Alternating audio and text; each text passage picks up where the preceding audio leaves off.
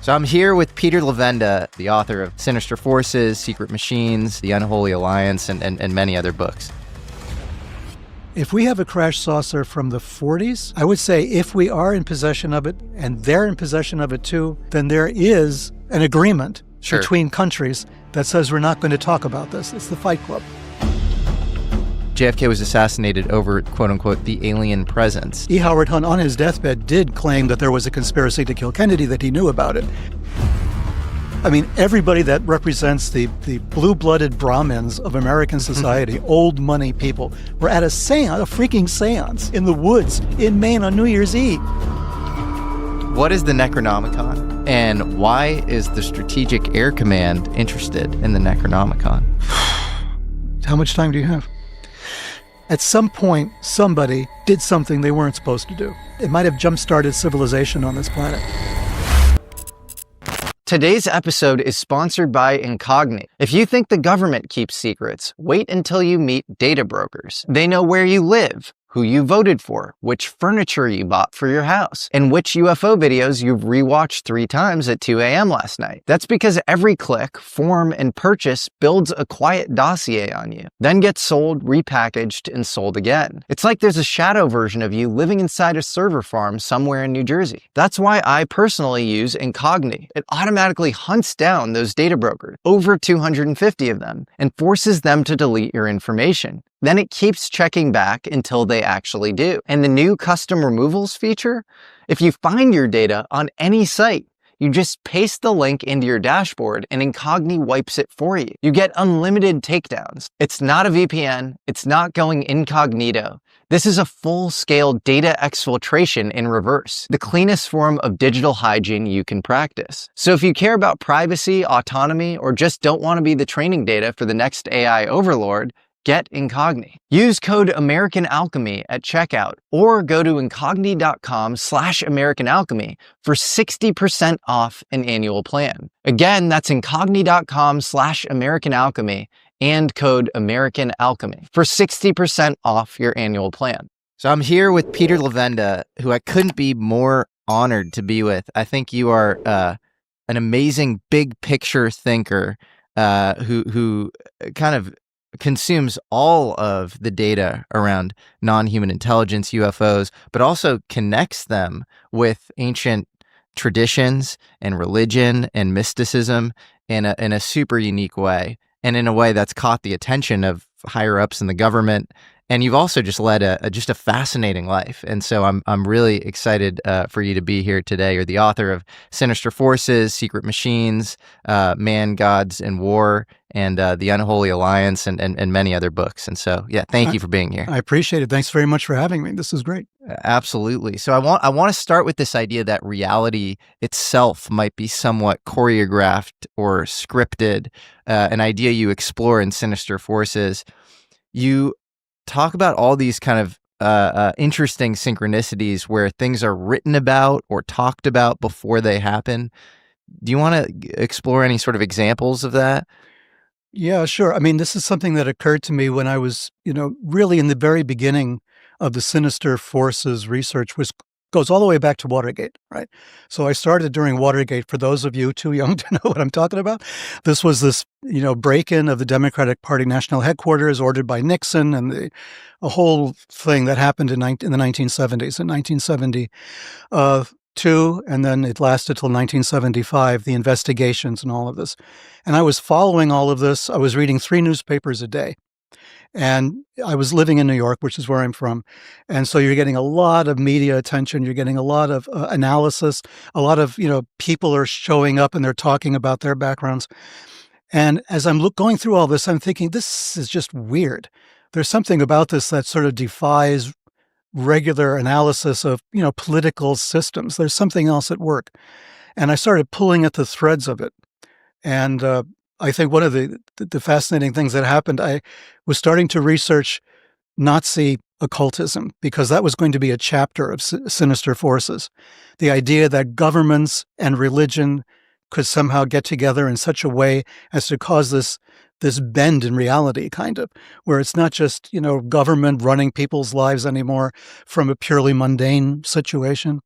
And it's not the churches from a purely spiritual one. It's like this weird mix of both of them, and what kind of trouble could you possibly get into doing that?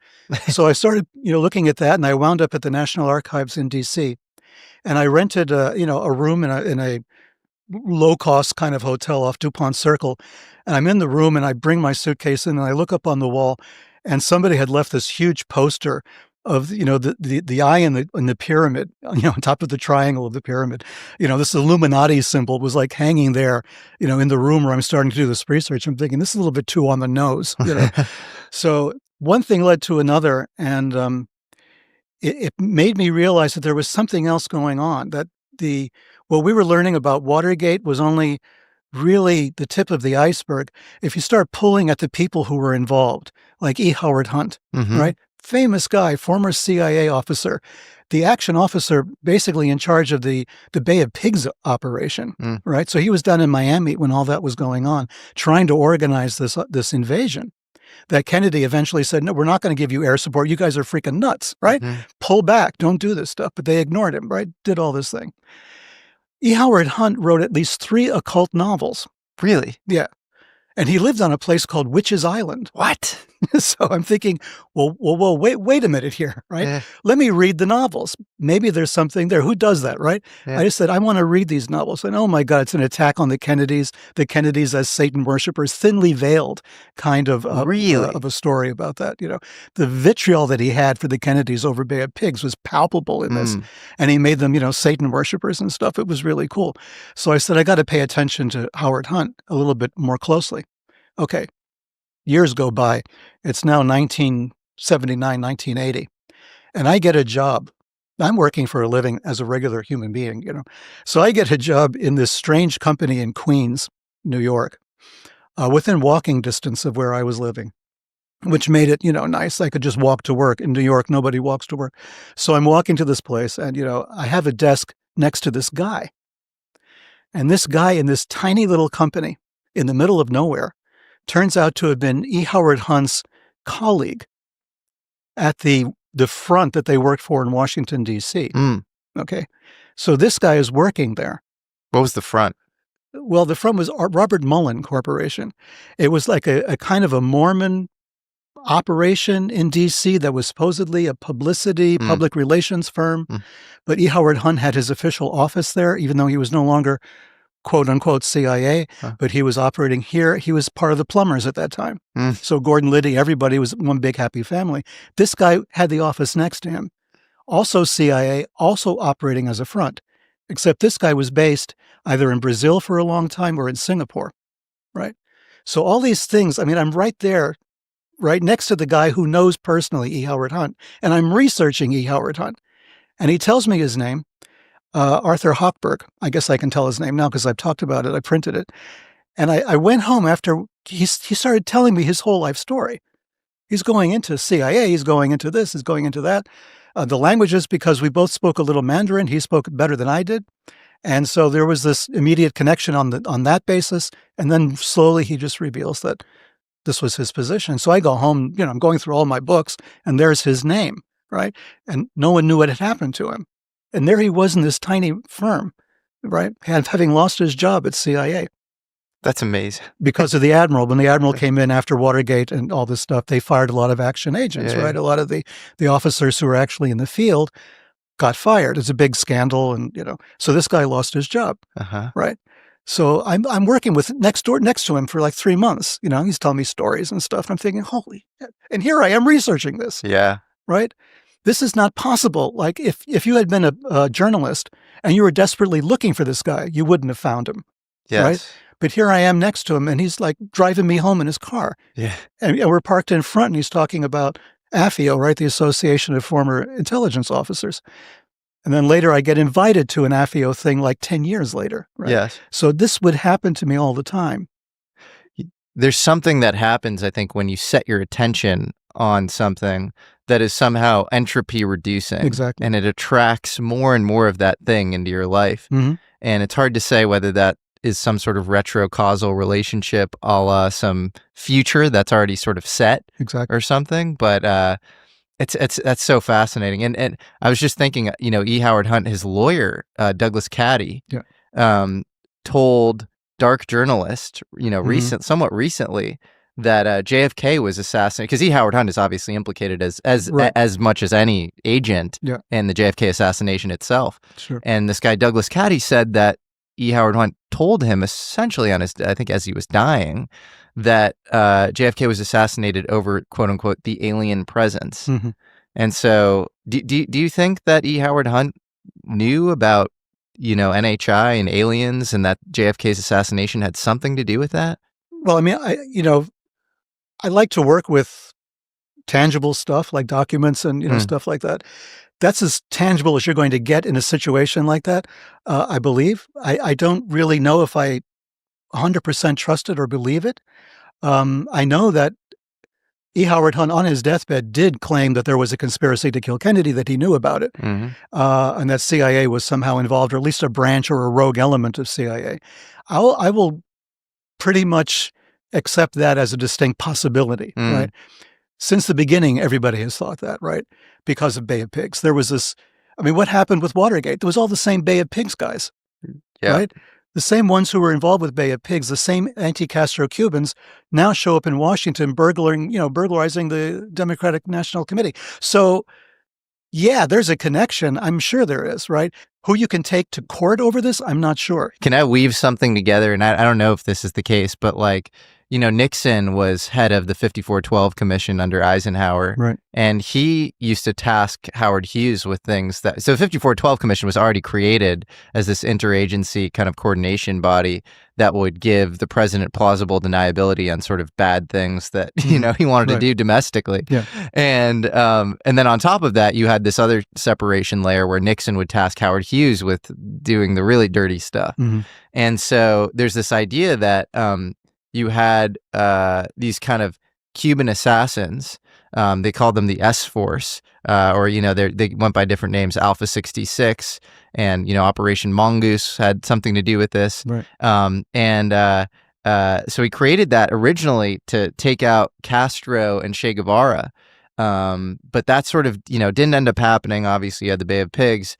JFK takes over from Eisenhower, and the narrative I've heard is that JFK, fires Dulles. Dulles is sort of licking his wounds and really angry at JFK and the Brown Brothers Harriman, and reoperationalizes this S-Force to then take out JFK himself. Mm-hmm. And what's really crazy is this connects to Watergate, because Howard Hughes' longtime lawyer, or I think general counsel, or kind of right-hand guy, was a guy named Larry O'Brien.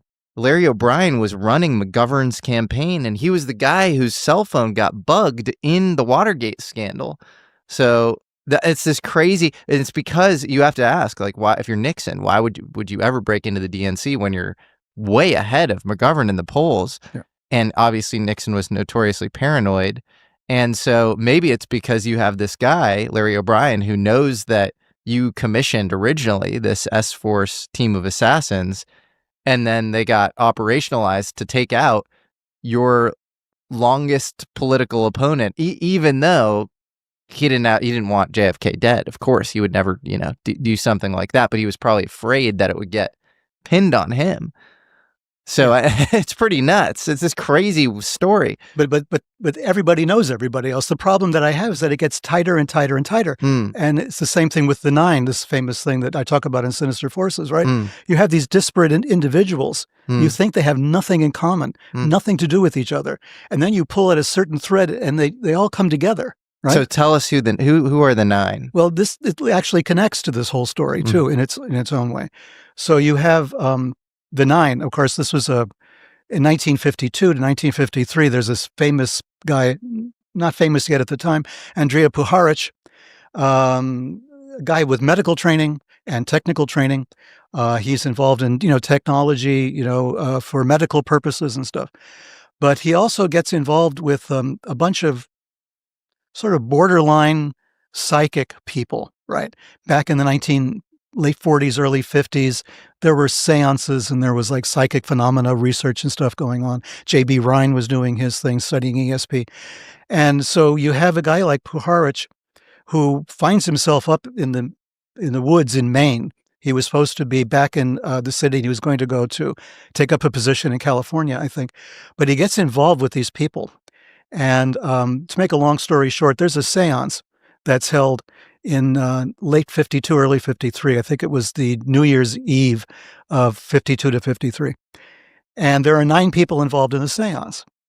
Now, these are not just some casual 9 people you pick up like, your neighbors or something, right? This was a DuPont and an Astor and a Forbes. I mean, everybody that represents the blue-blooded Brahmins of American society, old money people, were at a seance, a freaking seance, right? In the woods in Maine on New Year's Eve.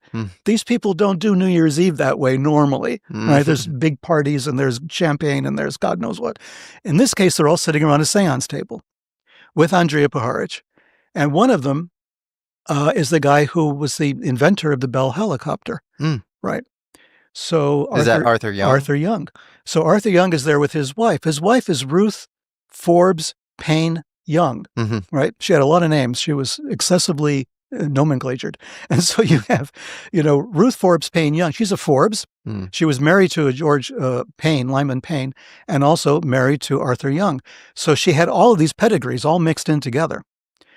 And she was the best friend of, I think her name was Mary Douglas, if I'm not mistaken, who was the paramour of Allen Dulles. So Allen Dulles, which keeps coming up in these conversations, his girlfriend is the best friend of Ruth Young, married to Arthur Young. So already there's this weird connection, right? And when I say best friends, I mean they told each other everything. That kind of, it wasn't like a casual, thing. So they were best friends.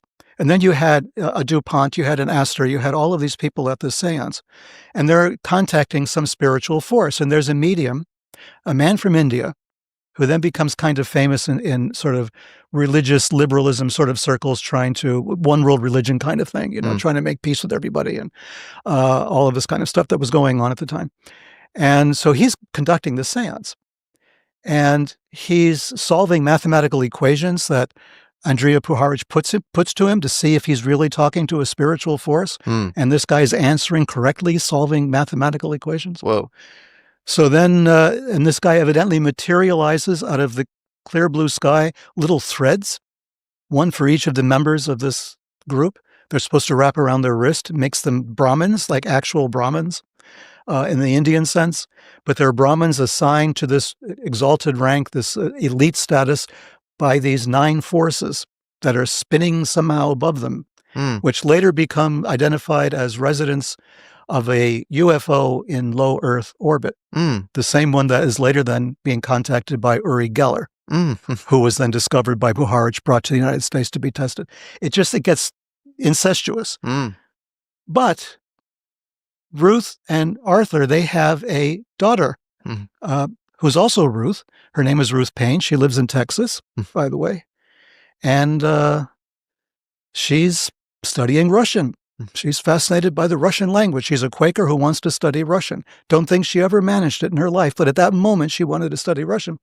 And in her home, she opens her door to some refugees, people who are recent immigrants from Russia. Lee Harvey Oswald and his wife, Marina, and their kids. Whoa. So they're living with Ruth Payne in this house in Texas. She gets him the job at the Texas School Book Depository.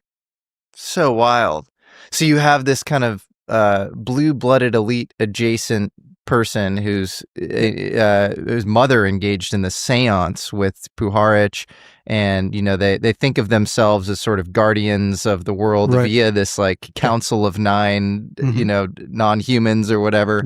And she is somehow housing Lee Harvey Oswald, where if you were to think of like an actor in history or agent who fundamentally shifts timelines in this dramatic way, I mean, he's got to be it. He's got to be it. Yeah. So it's so wild. So and the thing is, she knows him. She goes on vacation a few months before the assassination and visits her in-laws. Wow. Visits Arthur Young and his wife. Obviously, she discusses the fact that she has this Russian defector in her house, right? Yeah. We don't know all that was discussed, but we do know now we have scraps of correspondence that have survived between them after the assassination. And Arthur Young's wife is telling Ruth, her daughter-in-law, ixnay on the Oswald gate, right? Do not talk about this, anybody. Do not, get involved in this thing. You don't know how bad that's going to be for you. Distance yourself as much as possible. Don't give interviews, et cetera, right? So we know that there was a big discussion about this going on. So how is it that this happens? How is it, right, that this bunch of people having a seance in Maine in 1952 are 10 years later implicated in the assassination of the 20th century? Seems like a level of coordination that is above the heads of all of the participants. Another example of that possibly is you talk about some of, kind of people who are interested in UFOs or involved directly in UFOs in the government, also being related to the JFK assassination, showing up in those two places. Do you want to talk about that? Well, that's what happened. That's when, going back to the original question you asked me, I realize I go around in circles. But, as Matthew McConaughey says, time is a spiral. So what we have is what got me involved in this, really involved in the UFO thing, because I really wasn't, from the beginning. I mean, I was kind of interested, like anybody would be interested, but not, to the extent that I would study it. Yeah. I'm going through the Warren Commission reports, the entire thing, not the summary, but all of the volumes. Wow. And I'm going through the Ruth Paine, the lady in Texas, the Quaker, studying Russian, and she's talking to the commission, and she's going how she met Lee Oswald and Marina and everything else.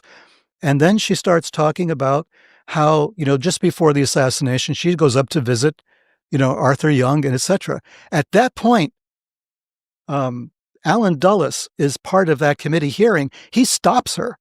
He totally derails that story. And he makes a joke about something else completely unrelated and buries it. She was about to say that she was visiting Arthur Young and Ruth Forbes Payne Young, right, up there in Pennsylvania, and was going to, talk about this. And he cuts her off. You just read it and you say, what happened? It's like Kevin Costner reading the thing saying, ask the next question, right? Ask the question. Nobody ever asked the question. They don't follow up with her at all. This would have been a major story. Right? Yeah. But there's also, don't you connect the Maury Island incident? I'm getting there. Okay, cool. So that's what happened. I read that and I'm thinking, what the hell was that all about? Right? So I pull on that thread. So I pull on the thread of Ruth Paine and I get to, Arthur Young and I get to the 9. I'm thinking, what the hell is this? And then, and then I'm looking at the report of Jim Garrison in New Orleans, right? And all that he's doing, and he's investigating these people. And one of the people he investigates is Fred Krisman. I'm thinking, wait a minute, I've heard that name before, right? Who the hell is Fred Krisman? And so I pull on that thread. It's Fred Krisman from Maury Island from 1947. And I pull on that and I come up with Guy Bannister, the same Guy Bannister who had an office in New Orleans that Lee Harvey Oswald worked out of, passing out those, Fair Play for Cuba leaflets. Right? So it was all in this one office. David Ferry, Jack Martin, all these psychos were in this one building with Guy Bannister. And Guy Bannister was the guy. He was the guy in the Pacific Northwest during 1947. During the whole UFO flap with Kenneth Arnold and Maury Island and all the rest of it. So he's up there, Guy Bannister. He's a member of the FBI, special agent. He's reporting back directly to Hoover by telex, which was a form of telegram, which was a form of email in those days, right? And they were mentioned, the designation was a special operation or special mission -X. It was the X-Files, right? The actual X-Files. And he's reporting on UFO sightings. That's his job. Guy Bannister's job is reporting on UFO sightings back to Hoover. That's so fascinating. And I believe people think that Fred Krisman was one of, there were these 3 quote unquote hobos that were arrested. Right. And they think Fred Krisman was one of those hobos. I don't know if you corroborated that at all. But I can't corroborate. In fact, he wasn't the only one. I mean, E. Howard Hunt might have been one of them as well. That was also a rumor that he was there in Dallas that day. And Fred Krisman what is the Maury Island incident for people that aren't aware that there was actually more than one UFO incident in 1947. Right. We always think of Roswell when we think of 47, but Roswell happened just slightly later. Initially, it was Kenneth Arnold. He was a pilot. I think he was with the Civil Air Patrol at the time, and he was flying some mission out in the Pacific Northwest in the Rockies, and he sees a flight of weird craft going at impossible speeds, and he describes them like saucers flying, dipping over skimming over the water, which gave rise into the flying saucer scenario. But his description of it was sort of a wing-shaped craft with a sort of a bite out of the end of it, the way he drew it, which is closer to the Horton design, which is a whole other story we can get into. Yeah. But anyway, so he came up with the idea of the flying saucer. He was the person who started the terminology inadvertently.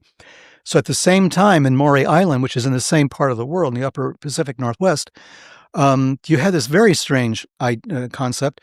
There's a guy sitting in a boat in Puget Sound, and what appear to be UFOs of some kind are flying overhead, and one of them appears to be in distress. And it rains like shards of metal or slag or something all over his boat, a small boat, killing his dog, wounding his kid. His son is in the ship and putting a hole in the ship. So he gets back and he talks to supposedly his boss.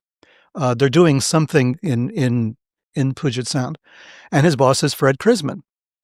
Now, Fred Krisman, it's really hard to find out his background. He's one of these guys with a very murky background.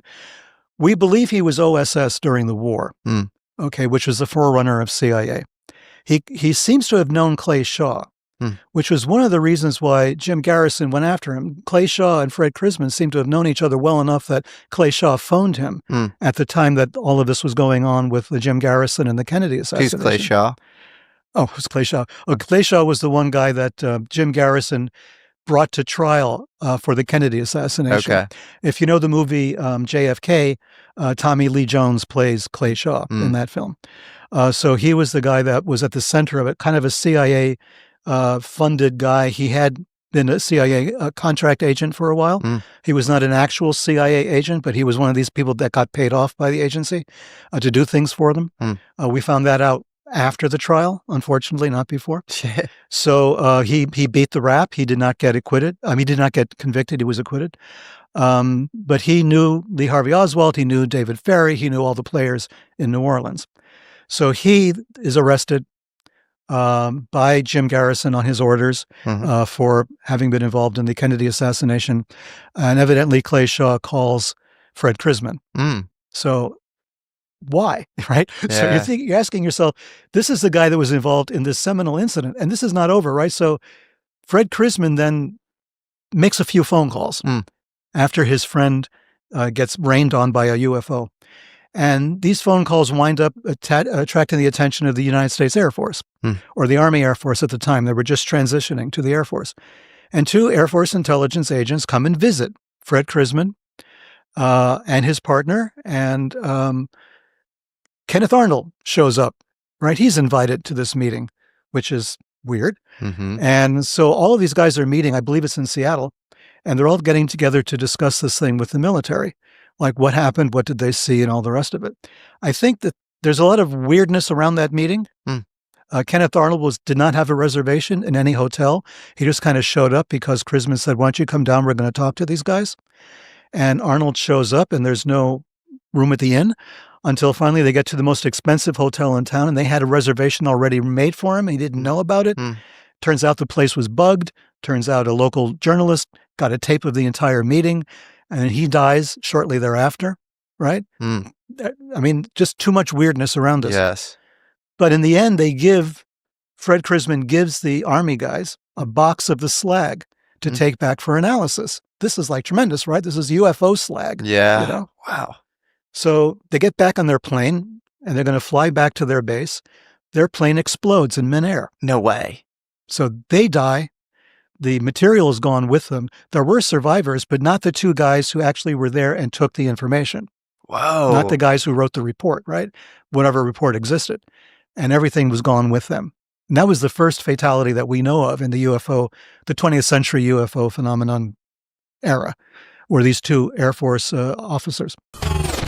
Alchemists, did you enjoy that? If you want the full picture, head over to the American Alchemy magazine we just launched on Substack. That's where we deep dive into all sorts of crazy topics that we don't have time to fit into every video, with weekly articles exploring all of the strange, forgotten, and conspiratorial corners of space, history, and high weirdness. So join up today at our free or paid tiers on Substack. I am including the full link in the description of this video. Such a wild story, and then such a weird connection that you have Fred Chrisman, who's reporting to Guy Bannister. They're running the X-Files and doing all UFO investigations, and then seems like Fred Chrisman has something to do with the JFK assassination. Just so weird. At least we know the Clay Shaw connection, and then maybe he was a hobo who was arrested on the scene. Right. It's just so strange. And then like you said, you have, I think the address was like 544 Camp Street in New Orleans, where you had all these guys kind of working together. And they were bishops in a crazy church. Well, so tell me about that. Do you have time? Oh, yeah. We got all the time in the world. All right. So there's a crazy church. Uh-huh. David Ferry and Jack Martin belong to this crazy church. Okay. Jim Garrison could not figure out what the hell was the purpose of this church. Like, how did it fit into this whole thing? He knew that they were, ex-agents. They were running ops. They were white supremacists in many cases. David Ferry certainly was. Guy Bannister certainly was. There was this whole white supremacist thing that was going through the assassination, starting with an attempt at the assassination in Florida by a white supremacist group. And then there was this group in New Orleans, right? And Guy Bannister was like this rabid anti-communist, as was David Ferry. And so the rabid anti-communism got mixed up with all kinds of other stuff, right? So there was a church was headquartered in the Bronx, of all places, the American Orthodox Catholic Church, which was a big name for a very small church. The church was mostly clergy and no parishioners. There was actually no followers. Nobody actually went to these churches, right? It was just priests and bishops for the most part, mostly bishops, only a handful of priests. So it was a front. It was a front for something. And when the assassination took place, another bishop in Kentucky, a guy called Carl Stanley, calls the FBI directly and says, you got to look at David Ferry and very important name, Jack Martin, although it's probably not his real name, as we turned out eventually. So you have these two guys, right? And they were both bishops under Carl Stanley, who was a renegade bishop who has a rap sheet a mile long and everything else, but he's running a church out of Kentucky. So Carl Stanley tells the FBI, look at these two guys in New Orleans. They're involved in the assassination. So the FBI then gets alerted, and they kind of look at these guys. They talk to them. These people are really crazy. We can't make heads or tails of this. We're dropping it. And then later, it gets picked up in New Orleans by the DA, right? So the district attorney, Jim Garrison, says, we're going to now investigate these guys because there is something fishy, because Guy Bannister was very fishy. Former FBI guy, long history in the FBI, retires from the FBI, opens up this operation on Camp Street in New Orleans. The building isn't there anymore. I checked a little while ago, unfortunately. But he was operating out of this building. And the Fair Play for Cuba leaflets that Lee Harvey Oswald was passing out had the address of Camp Street, the same address. So they're trying to figure out what the connection is here with all these guys, right? And Guy Bannister died in 1964, so he died before Garrison could interview him.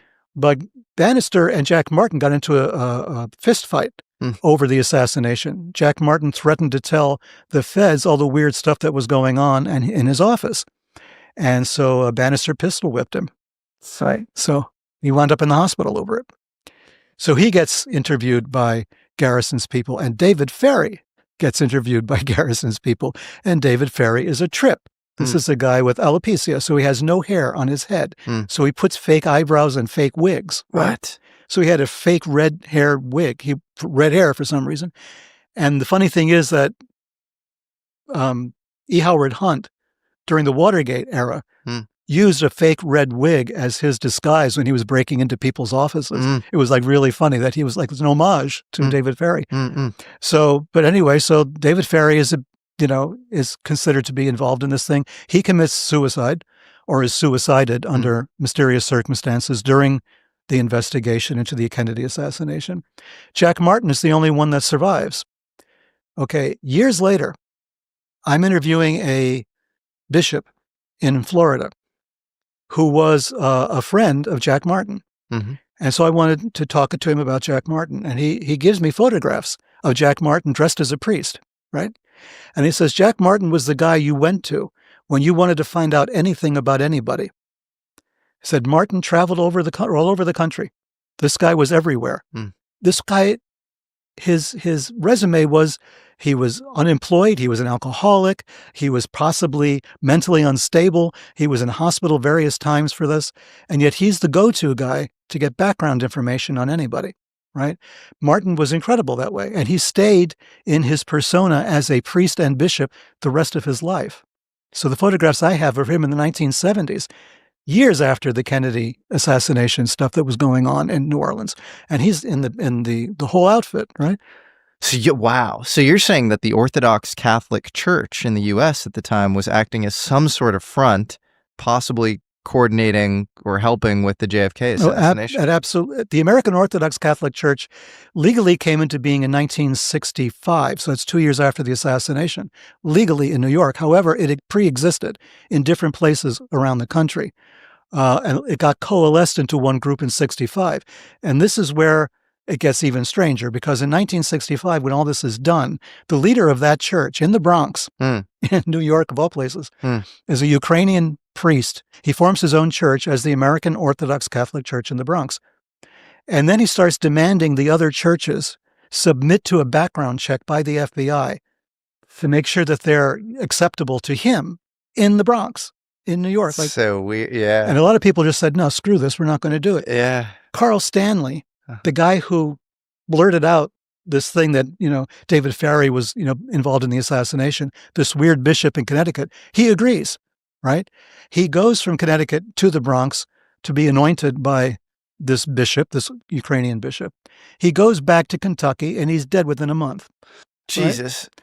So I did more digging from a very personal reason, because I knew this church intimately. I was involved with that church in 1968 to 69. How are you involved? Yeah, well, that's a story. I want to hear it. You know what they say, the first rule of Fight Club. Well, this is the story that opens up everything for me, that makes me suddenly find out that reality is not what we think it is. Okay. To get back to, again, your original question. This is how long we go on one original question. And to get back to that question, reality isn't. Reality is really, really strange. Yeah. And in 1968, I was still in high school. I was a senior in high school in the Bronx. And I had no intention of going to Vietnam.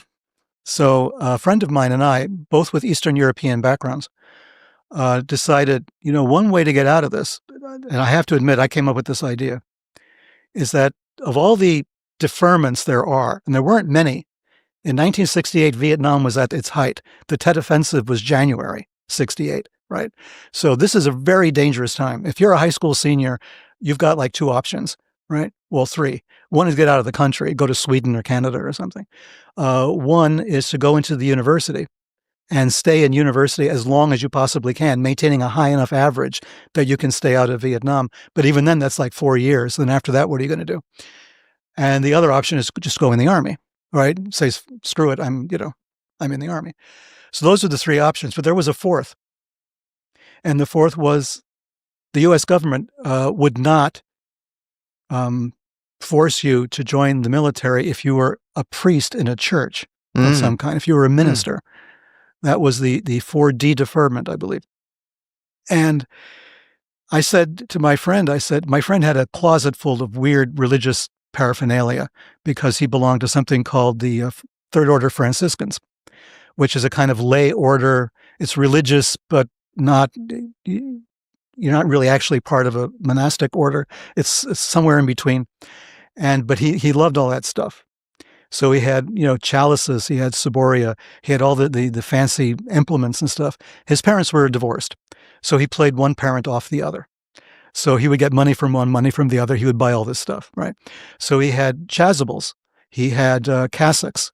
He had all the stuff that you really needed as a Catholic priest. He could have opened a Catholic church with all the stuff he had without exaggeration. So I said, you have all this stuff. all we have to do is incorporate as a church and we're home free. That's all we have to do. Then we're priests and screw it, right? Mm-hmm. So we said, what? That sounds doable, right? The problem was we were under 18 at the time. We couldn't sign legal documents and we couldn't sign a corporation document. I think in New York, you had to be 21. So we had to find people to sign for us, but we eventually did. And we incorporated the Autocephalous Slavonic Orthodox Church of North and South America, Incorporated, which was just him and me. Mm-hmm. And one guy that we knew, an older guy that we claimed was our archbishop, right? So we became like priests in this church, and that was going to be our function. So we decided, in order to make this even realer, if that's a word, we would get dressed in all this weird stuff, Orthodox stuff. See, Catholic stuff, the Catholics had a stranglehold on being Catholic. But in the Orthodox world, there's just hundreds of Orthodox churches because they're national churches. So you have Greek Orthodox churches, Russian Orthodox, Serbian, et cetera, et cetera. There was no Czechoslovak Orthodox church. So, and that was our background. So I said, this is cool. We'll make a Czechoslovak Orthodox. It just fell into place. Yeah. So we do all this. It falls into place. We're done. We got it. We have the weird hats with the veils. We have crosses and stuff, and and we look genuine, right? I mean, for two 17-year-olds, we did, which is like a Halloween costume, right? But we kind of pulled it off. Yeah. And then we decided we were going to gate crash the funeral for Bobby Kennedy. Bobby Kennedy had just been assassinated. It was June 68. It was a big blow to me. I thought Bobby was going to be our way of getting out of Vietnam, the end of some of the racial stuff that was going on. So this was like a major blow, another Kennedy assassinated, right? My friend had different ideas. To him, this was an opportunity. He says, they're going to have the funeral in New York City at St. Patrick's Cathedral. We know the people at St. Patrick's. Why don't we just go down there during the funeral and just gate crash it, And I said, they're going to have the tightest security New York has ever known, if not the country. Another Kennedy assassinated, and the president's going to be there, and the senators and the congressmen and the cabinet and God knows who else. They're all going to be in this room? No, I don't think so. He says, no, let's just try it. So we got on the subway the night before, and we go down, and we talk to some guy in there, and we're in our full regalia, and he says, okay, I don't know. You're not on the list, but, come by, and then if we can get you in, we'll get you in, something like that. So we say, okay, cool. We're two 17-year-olds. Does this make any freaking sense at all? No, it doesn't. At all. Yeah. Right? No. So they say, okay. So we say, fine, we're doing it, right? So we go into the church proper. The casket is already there. Bobby is in St. Patrick's Saturday night. So we go up to it and, do appropriately religious things. And in the pew, the only people in the church at the time is Rose Kennedy and Jackie Onassis. So they're there praying. And we're looking at them, and and they're looking at us like, who the hell are these people, right? Whoa. So we do this, thing, and we just quietly leave. So the next day, Sunday, my friend says, we're going to do this, right? I said, we can give it a shot. We rent a limo. And we rent this limo, and we take it from the Bronx to St. Patrick's. It's really weird what you can get away with in a limo, right? The limo pulls up to the side entrance of the church where all the celebrities are getting out. And we're in the limo, so we must belong, right? The driver opens up the door, we get out in all this stuff that we're wearing, and the Secret Service runs right up to us. And we had made a decision, my friend and I, that he would not speak because he's like a foreign speaking person, and I would do all the talking because I'm a fast talker, as you can possibly realize now. But I had to do it in a foreign accent, right? Because we had to be foreign dignitaries. So the Secret Service agent walks up to us and he says, Russian Orthodox representatives? And I say, no, Slavonic Orthodox representatives. And he says, oh, okay, follow me. And he leads us into the church, leads us into the sanctuary, where all the other religious dignitaries are sitting on the other side of the communion rail. If you're Catholics, any of you listening, you don't go on the other side of the communion rail unless you're a priest or an altar boy or something. You have some particular religious sacerdotal reason to be there. But we're stuck right in the front, right? My friend on one side and me on the other. We're just staring at each other. We're in there, and all these bishops and clergy and other Orthodox bishops are there. So it's freaking us out, right? But we're brassing it out. We think, well, we're here. No one's going to believe this story. And if I had been anybody else, if I had been a different person, I could have walked in there with a device. You know what I mean? I would have taken out the American leadership was in that room, not just the religious leadership. It's an incredible failure of security that this was allowed to happen. I mean, it's incredibly wrong. And yet we just brassed it out like we belonged there. So we did do that. You know, we were there for the whole service. And then because we're the last ones in, we were the first ones out. So we were supposed to lead the procession out of the cathedral. Lead it. No one knew who the hell we were. The TV cameras are pointed at us. The Klieg lights are all over us. No one knows how to identify us. So there's probably video of you leading a funeral procession for Bobby Kennedy. I've been looking at this for a long time. There's a very bad, very blurry video. That's wild. You would think there would be some perfect video of that, but there isn't. That's a Forrest Gump moment, if I've ever... Absolutely. A Zelig moment. Zelig. Wild. Yeah. But there is, and I just got, just a couple of days ago, a still that somebody got of the procession, and the two of us are there. So I know now, you know, this tangible evidence that exists. It's blurry, but it's us. I mean, you could look and you can see these guys don't belong where they are. So we led the procession out. It's another story. But how great was that? Because I had Andy Williams behind me singing the Battle Hymn of the Republic. I had Leonard Bernstein conducting the Hallelujah chorus from Handel's Messiah, right, as the doors open on Rockefeller Center and Atlas holding up the world. And this is in June 68. I'm supposed to graduate high school that month, right? And it's like, who needs graduation, man? This is cool. This is it, you know? But we also know we're in deep shit. If somebody stops us, you know, it's all over. So we know how to get out of the church. There's an underground kind of a passageway. It's not really that secret, but unless you know, you won't know it. So we decided to go out that way. And as we're going out that way, of course, we run into Rose Kennedy and Jackie again, who are also trying to go out that same way. So we get out, but we take the subway back. We didn't keep the limo, too expensive. And then we got back to the Bronx and went back to school the next day, you know, with teachers and students looking at us and, you know, saying, nah, can't be, right? So we managed this. But the thing is, the reason I'm telling you this story is because on our way out, we bump into guys from the American Orthodox Catholic Church. The intelligence front. The intelligence front. They're outside. They couldn't get in. We did. That's wild. They couldn't. Yeah. They're handing us this sort of brochure. They're saying, come and see us, right? And so we're looking at each other and we said, why not? We never heard of this place. It's near the Bronx Zoo, if that means anything. So let's go and take a look. And we took a look and we wound up joining, right? Because we were two 17-year-olds, you know. My friend turned 18 that month. So we needed to know that we're going to get out of the selective service thing, out of the draft. And so one thing led to another, and we did. But there was a quid pro quo for this. So I turned 18 at a different time than my friend did. So he got his clearance before I did. So I was brought to the Selective Service Board, the headquarters in New York City, to talk to the head of Selective Service. He was a really strange guy. I'll never forget him.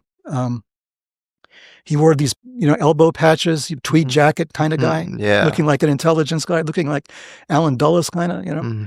And he said, okay, no problem, you know. We're going to give you the thing. Unless you want to be a chaplain in Vietnam, we can arrange that. Making a little joke. You know, yeah. Very funny. Yeah. He says, this is the thing, though. He says, the Russians have been moving agents into the United States through the Orthodox churches. Keep an eye out. You let us know when you see one coming through, because you know who's real and who isn't, right? You keep an eye out and just let us know. That's all. And you're cool. So they were trying to basically operationalize you somewhat, like... Well, the church itself, as I found out later, I found out years and years later. I mean, I always suspected, because I saw weird shit going on in that church from the beginning.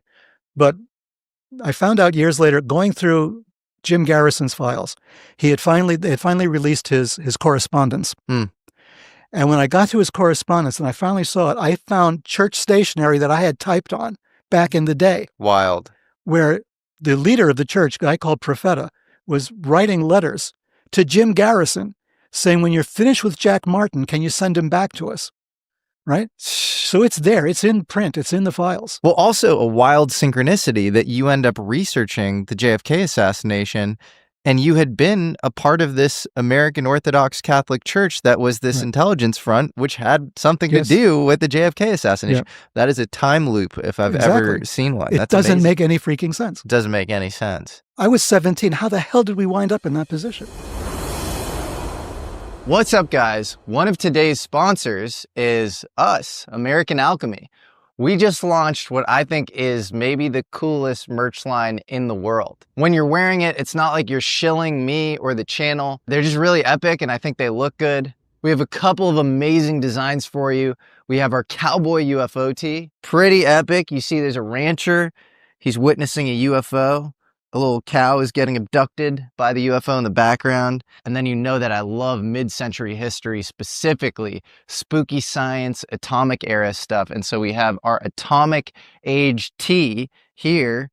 Pretty cool vibe. You got a robot serving this guy a little martini and then a UFO off to the side. Go to AmericanAlchemyMerch.com. American Alchemy, MERCH.com to check out all of this amazing new apparel. The cowboy tee that I'm wearing is 100% cotton, super relaxed fit. We went for quality on these, so check them out. So they say when you're, getting briefed, like, hey, just look out for Russian spies. Yeah. How much more involvement do you have with the church itself, and do you see them do anything else that's kind of suspicious or interesting on the intelligence front? When we were researching for our cover story as Orthodox priests, we had a lot of friends in two different Orthodox churches. One was the Russian Orthodox Church outside Russia. This is important because it shows up again in New Orleans, because all those Russians around Lee Oswald and Marina, all the people he was being introduced to, were members of the Russian Orthodox Church outside Russia. These were the Russian Orthodox who were anti-communist. They fled Moscow during the revolution, the Russian Revolution in 1917. They fled to Paris first, and then they opened up this operation in New York. So these are Romanovs, right? And they brought all their treasure with them, and they brought a lot of priests and bishops and stuff, and they established this church on the Upper East Side in Manhattan on Park Avenue and 93rd Street. And we would go in there all the time, right? This was like Dr. Zhivago territory. It was pure Russia. I mean, you were in Russia when you're in those premises, right? So there was a high school there. We befriended the principal of the high school. So we would know a lot of background stuff of what was going on, until the other Russians found out that he was talking to us, in which case they pushed him down an elevator shaft and broke his legs. We visited him in the hospital, and he says, "Don't come back again." That was Brother Victor, another whole story.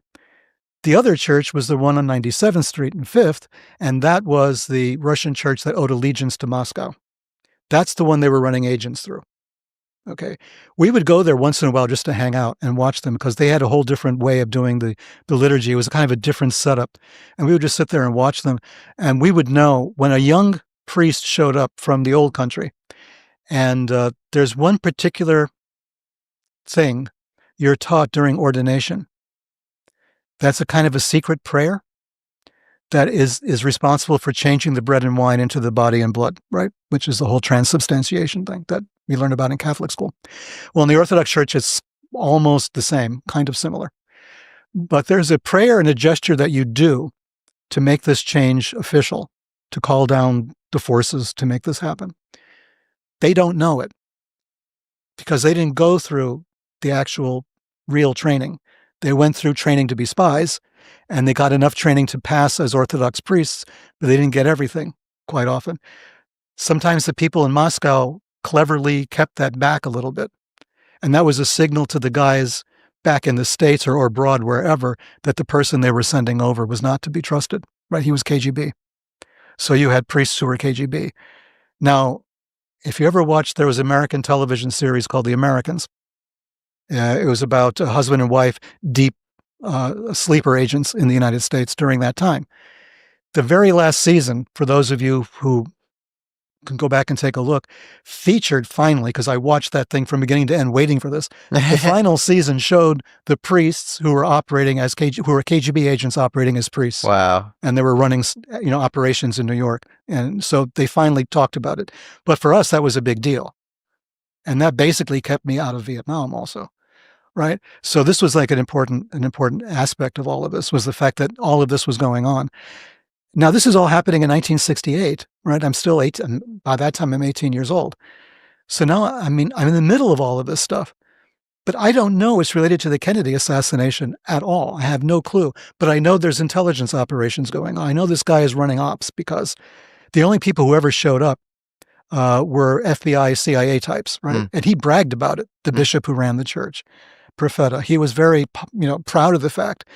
And he constantly said that his people were vetted by J. Edgar Hoover himself. That's how the vetting was going on. That's why he called people back to have them vetted. Hoover himself would approve or disapprove his selection of priests and bishops. So this was obviously for what reason, right? It had to be for an intelligence operation. So we had strange guys coming in from all over the world to become bishops. People didn't even know how to genuflect or make the sign of the cross, right? And we're making these guys bishops, giving them papers and sending them back, photographing the ritual so it looks legit. So this was happening all the time. So we had guys from Italy at one point. So the Italian consulate sent people to observe this one guy becoming a bishop, and we're sending him back. But the weirdest one was during the Biafra crisis in Nigeria. Also in the 60s, there was a civil war going on in Nigeria. So you had the Biafrans, who were like the Christian element, fighting against a Muslim group in Nigeria. So they were looking for independence from Nigeria. So the Nigerians sent us this guy. I'll never forget him because I had to go to the airport to pick him up. His name was the Holy Prophet Aluya. That was his name. HP Aluya. Holy Prophet HP. I picked him up at the airport in all kinds of African garb, right? So as he would be as an African. So I pick him up at the airport. We take the limo, I guess, back to the Bronx. And he's going on about, how happy he is and all the rest of it to be, a member of this organization. And we consecrate him a bishop. He's now Bishop Holy Prophet Aluya. And the Nigerian embassy is there. No, the Nigerian consulate, rather, in New York is there. It's the Nigerian side, not the Biafran side, not the Christian side. It's the other side, the nationalist side, the federal side, that want him as a bishop, as a Christian bishop, to convince other Nigerians in the Christian side to stay with Nigeria as against Biafra. This was a ploy in the Civil War. The Civil War was raging when we did this. And we put him back on the plane the next day. He goes back to Nigeria. God knows what happened to him after that. We don't know. Never heard from him again. This is fascinating, and it's just touching off a whole life for you of catching the attention of intelligence agencies by accident. It's through pure serendipity, and I want to make that clear to any conspiratorial audience members, because I think that is emblematic, actually, of your life. It seems like you kind of you seek kind of sacred truth, and I think at times that sacred truth is incidental to knowledge that might be held by, government organizations, and then they get very interested in you. Right. You started this story off by saying first rule of Fight Club. Yeah. And then you also said that this story was sort of indicative for you of just how trippy reality is, how there's something else going on. Why is that for you? And how do you think the Fight Club analogy relates to this? Yeah, good question, because I'm glad you picked up on that. I barely graduated high school. I came from a kind of a broken home situation. So there's a lot of weirdness in my family. We had traveled around a lot here and there. Strange things happened to us. And for a while in 1965, 66, I was fascinated with occultism in general, at least what we knew of it at the time, which was not much. And so Ouija board stuff, seances, that kind of thing. So I was like totally into it. Right? And it was a source of paranormal phenomenon. We actually had paranormal phenomenon. We were kids. I was 15 years old. I had a brother and sister who were younger. What would happen? Table levitation, that kind of the table rising, table tapping phenomenon that the Victorians were so proud of. Right? Yeah. So we had that. We had tables rising in the air, slamming down. We had knocks on the table, Yeah. all of that stuff. And I'm going to high school Huh. in the Bronx, taking science classes. And I know that I can't talk about this to anybody, right? Yeah. Because this is against they would tell me I was crazy or imagining it and, questioning my sanity or whatever. But I know what I saw, right? So these things would happen, but only in the beginning. And this is like a key element of how this works, right? This weird stuff will happen in the beginning because that sucks you right in. Mm. And once that happens, you cannot deny the evidence of your senses. There's nobody playing a hoax in that room because it's just your family. They don't have, believe me, the wherewithal to carry out a hoax like that. It was a little too, elaborate. And that happens. And what happened after that was members of my family became sort of entranced with this process to the point where the phenomenon never really mattered much anymore. It was the contact with spirits. It was the contact with the other side. That became an overriding thing, and that drained me completely. That was completely something that really bothered me a great deal because it was going nowhere. It was nonsense. At one point, we were told there was going to be an Aboriginal uprising in Australia outside of Perth. It was very specific. Mm-hmm. And we thought, oh my God, this is going to happen. People are going to die. So my mother and I. You were told by the spirits. By the spirits, in detail. In sort of a download or auditory, did you hear it there? Ouija board. Ouija board, whoa. Letter by letter. This is how draining this is, right? So we have all this information, my mother and I, and we go to the consulate, the Australian consulate in New York, to warn them of this. That's how off the charts insane it becomes, because they're looking at us like, don't think so. Yeah. I really don't think so. But thanks for coming in. Uh-huh. So I knew pretty much at that moment, and if not before, really, because I was hesitant to do all this, that there was something totally wrong that was taking place here, right? That the phenomenon in the beginning is the hook, right? And the hook is real. But then you make a lot of assumptions about what's behind the curtain, right? And so you follow that, and wherever they lead, you follow. And that's a serious mistake. Yes. Right? But pay attention to it anyway. If you're there, pay attention to it. Make note, because this may come in handy later, if nothing else, to reassure you that you're not going crazy, that this stuff does happen, but that it means something else. It doesn't mean what you think it is. Right? That you're putting a lot into this more than you're getting. You're putting a lot of attention. You're giving it information. You're feeding it, and you're getting a feedback from what you're feeding it. Right. This is a dangerous field for some people. You can go off the deep end if you're already weak, if you're already you don't have critical thinking ability. You don't have a lot of psychological strength. Let's say, from that point of view, this can lead you astray easily. Yeah. It leads people astray a lot. These are fantasies, right? And the fantasies are really powerful and really dangerous. And fantasies can sometimes become ideologies. And when they become ideologies, they take on another power because they seem like they're real too, more real than the fantasy, because they involve real people, real events, real resources. So then you're involved in this thing that I became fascinated with when I started writing Sinister Forces. How do these fantasies influence our actual everyday lives, even if we don't believe in the fantastic? But we swim in a sea of fantasies, of ideologies, of people insisting certain things are true when they're not, so, and you believe and trust these people, right? For whatever reason. And this is what is really dangerous. So when I started to shift my studies away from sort of Ouija board style occultism, I wanted to know there was something darker, there's something deeper. Is there a way to exert control and not be controlled? Because being controlled to me was a disaster that I witnessed. So how can I then exert control over this phenomenon? Is it possible? And that sort of led me down this path that I've been on since that time, since 1965 roughly, until this time, was to find out how do you exert control over it. And exerting control does not always mean what you think it means, like the Sorcerer's Apprentice, Mickey Mouse with the mops and the buckets. If you remember the first opening scene of Fantasia, which why would you? But anyway, this is a famous it's a famous trope, right? The Sorcerer's Apprentice. The Sorcerer's Apprentice is out of touch, really, thinks they understand how it works because they've watched the sorcerer, and now they're doing the same thing and they cannot control it. It goes out of control completely. So the sorcerer has to come in and fix it, right? So this is the problem that we face. The idea of control is not always what we think it is. The control sometimes starts internally. You have to build up an internal system of control first, right? And that can only happen when you have an internal system of understanding, when you really know what's going on, when you know yourself.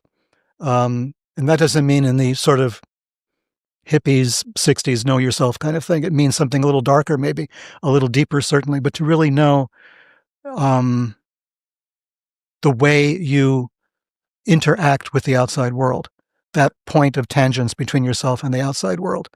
That's where the sort of matrix is. Talking about reality, to go back to your, again, original question, the idea of reality, what is it? As Robin Williams said, reality, what a concept. Yeah. It is a malleable concept for sure. And we all have different versions of it. You have to figure out what your version of it is and kind of go from there slowly, step by step. I almost think control is almost a misnomer too. Like having some sort of deliberate intention feels like of utmost importance, but there are all these paradoxes, like probably in order to quote unquote control, you need to like be okay losing control at the same time having faith in something higher.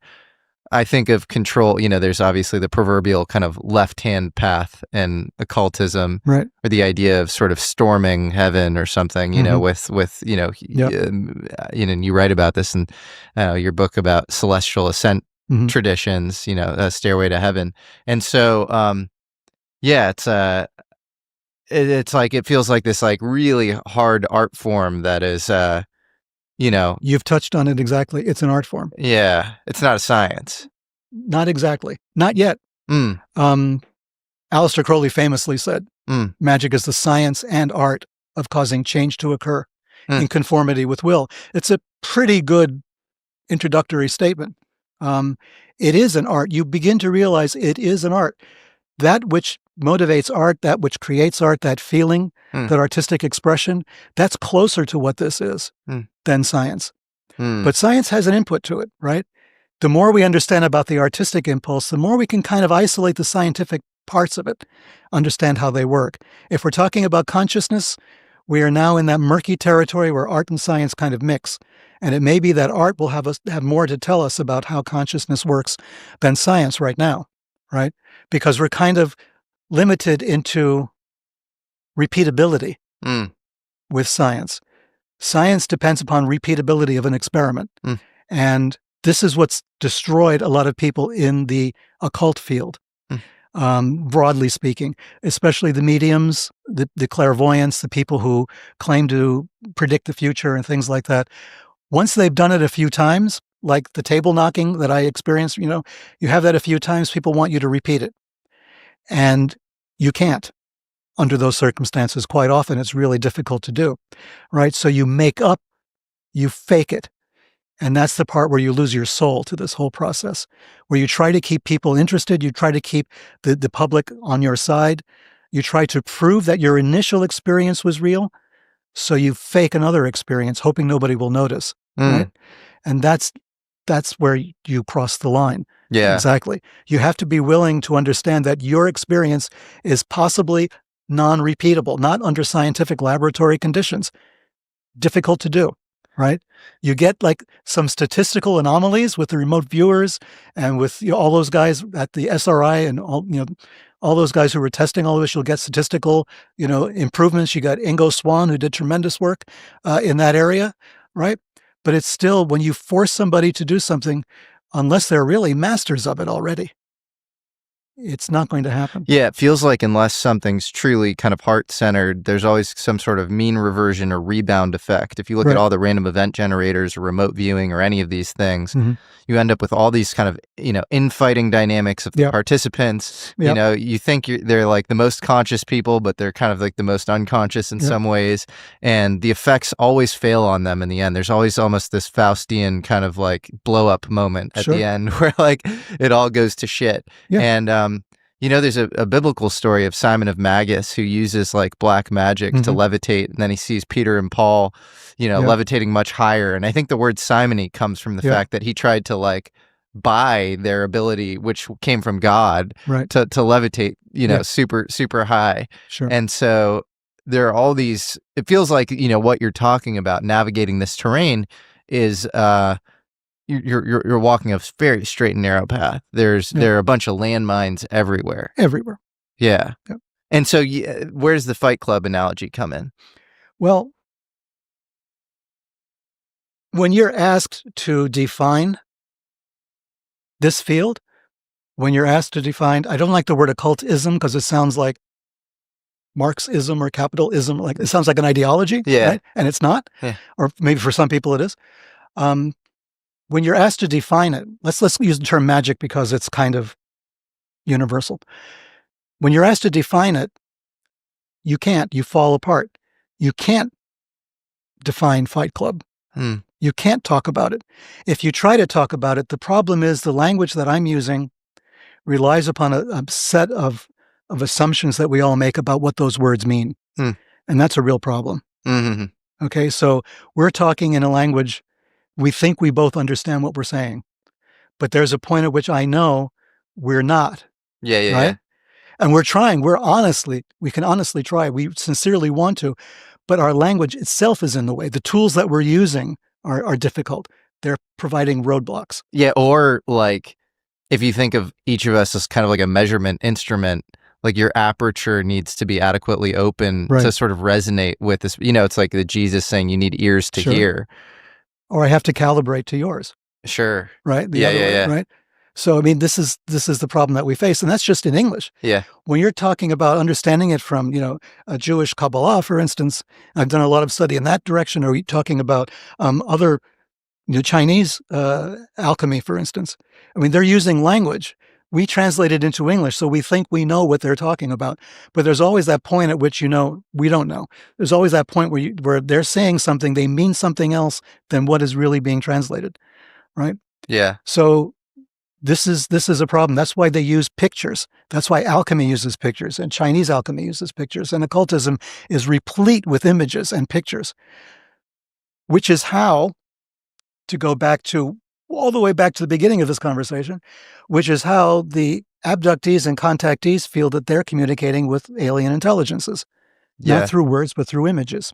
Yeah, it feels like a mimetic layer that is sort of sublinguistic or something. One of my favorite Terence McKenna quotes is, "A secret is not something that isn't told, it's something that cannot be told." Right. So to your point, it's like sort of inherently locked in. Right. And, if you were a true secret society, not one of these sort of things that like, I don't know, they wear the sort of fake garb or whatever, then it would be sort of inherently impenetrable, and it would like sort of act on some like truly hermetically sealed layer that like even certain participants in it wouldn't even know they were a part of it. Right.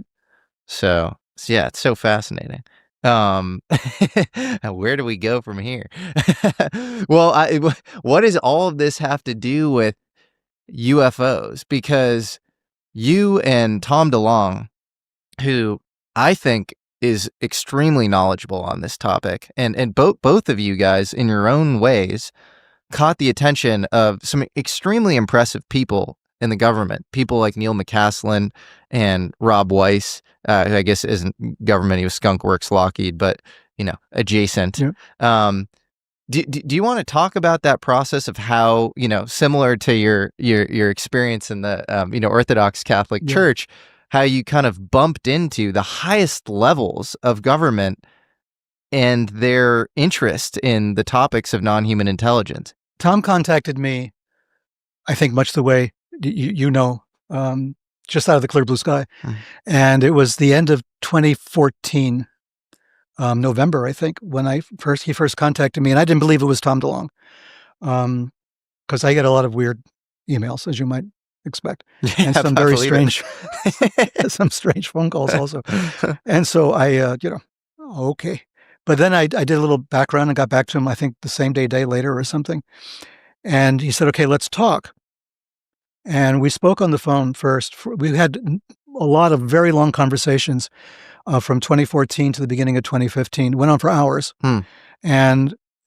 But basically his pitch was, I want to knock on doors. I want to go to their offices. I want to find out what's going on with the UFO phenomenon. Once and for all, I think this is the time we're going to go and we're just going to do what we can to do it. Whatever resources I have, due to my celebrity, due to whatever other resources I might have, contacts in government and in the military and all the rest of it, we're going to exploit these as much as we can to get to the bottom of this. And why is he reaching out to you to say this? You know, he'd never actually told me point blank why. He never came out and said this was the moment why.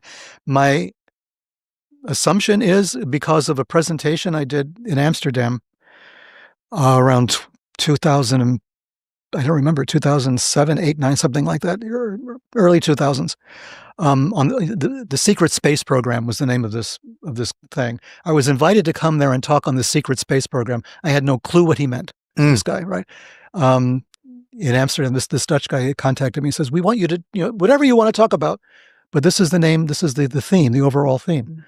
And so I said, "Okay, I'll talk about we've just talked about the UFO situation, the connection to the Kennedy assassination. We'll do that, right?" So I did that. And it was at that symposium that I met like everybody. I met Richard Dolan was there. Timothy Good was there. In fact, we split a bottle of scotch. Wow. We had nothing else to do. After the whole thing was over, we were in a part of Amsterdam. It was kind of remote from any place else. So we just sat there and drank. I met a lot of people from the industry, I guess you'd call it, the community, who were there giving various speeches about various things. But I made this one speech about this. And yeah, it was weird because I was slides and I had pictures of everybody and, I showed them who they were, like in the movie JFK, here's Jack Martin, here he is in real life wearing the real stuff. And here's, back and forth, and went through the whole thing and talked about secrecy, government secrecy, where the UFO project was concerned. And I said, this is the problem. There's a lot of weird stuff here. You're not being told the weird stuff. I only happen to know it from an accident. I happen to have been there and seen some of the weird stuff. I said, the weird stuff is there, but it's all considered classified. However, I said, our information is not considered classified.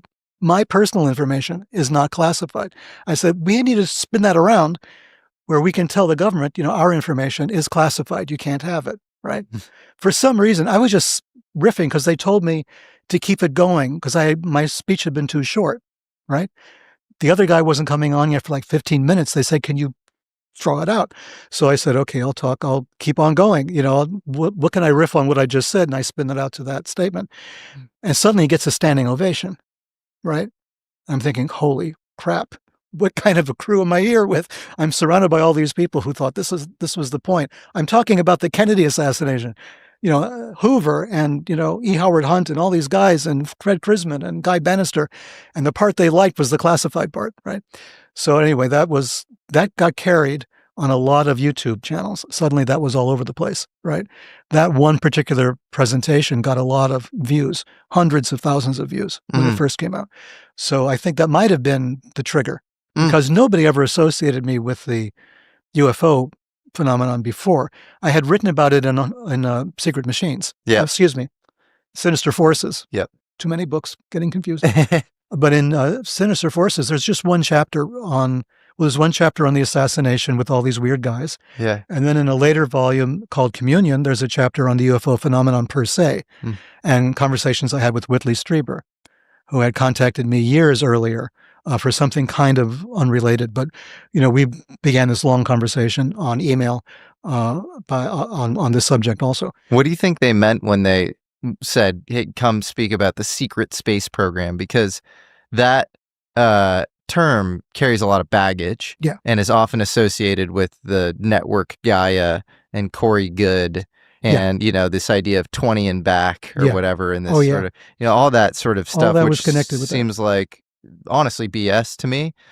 And yet you write about celestial ascent and, the idea that, you can ascend through 7 levels, and that there's Sure. sort of this map, and that maps to Right. the Big Dipper and Sure. and the North Star. Yeah. And so does that somehow have to do with some sort of secret space program? That concept, the like Kabbalistic That would be so cool, wouldn't it? concept, it would be interesting. It would be Yeah. really cool. I don't think so. No, what you're talking about, the 20 and back and all this other stuff, that's supposed to be literal. Mm, That's supposed to be, you get into a spaceship and you go. And mm. we have technology to do that. And I've heard, I was on a panel with guys, who insisted that we have trade agreements with other planets and stuff, and we're trading back and forth. Do you believe any of that? Or? Absolutely not. Okay. Not any of it. Yeah, I don't really either. I'm not part of the Corey Good crowd or the Yeah. Stephen Wilcock, if I can drop other names. And Same. just But then sometimes I think about those guys and I'm like, if you wanted to stigmatize a thing, you'd put out a thing that's adjacent to the truth Right. and ridiculous sounding, and nobody would ever look at that thing again. Right.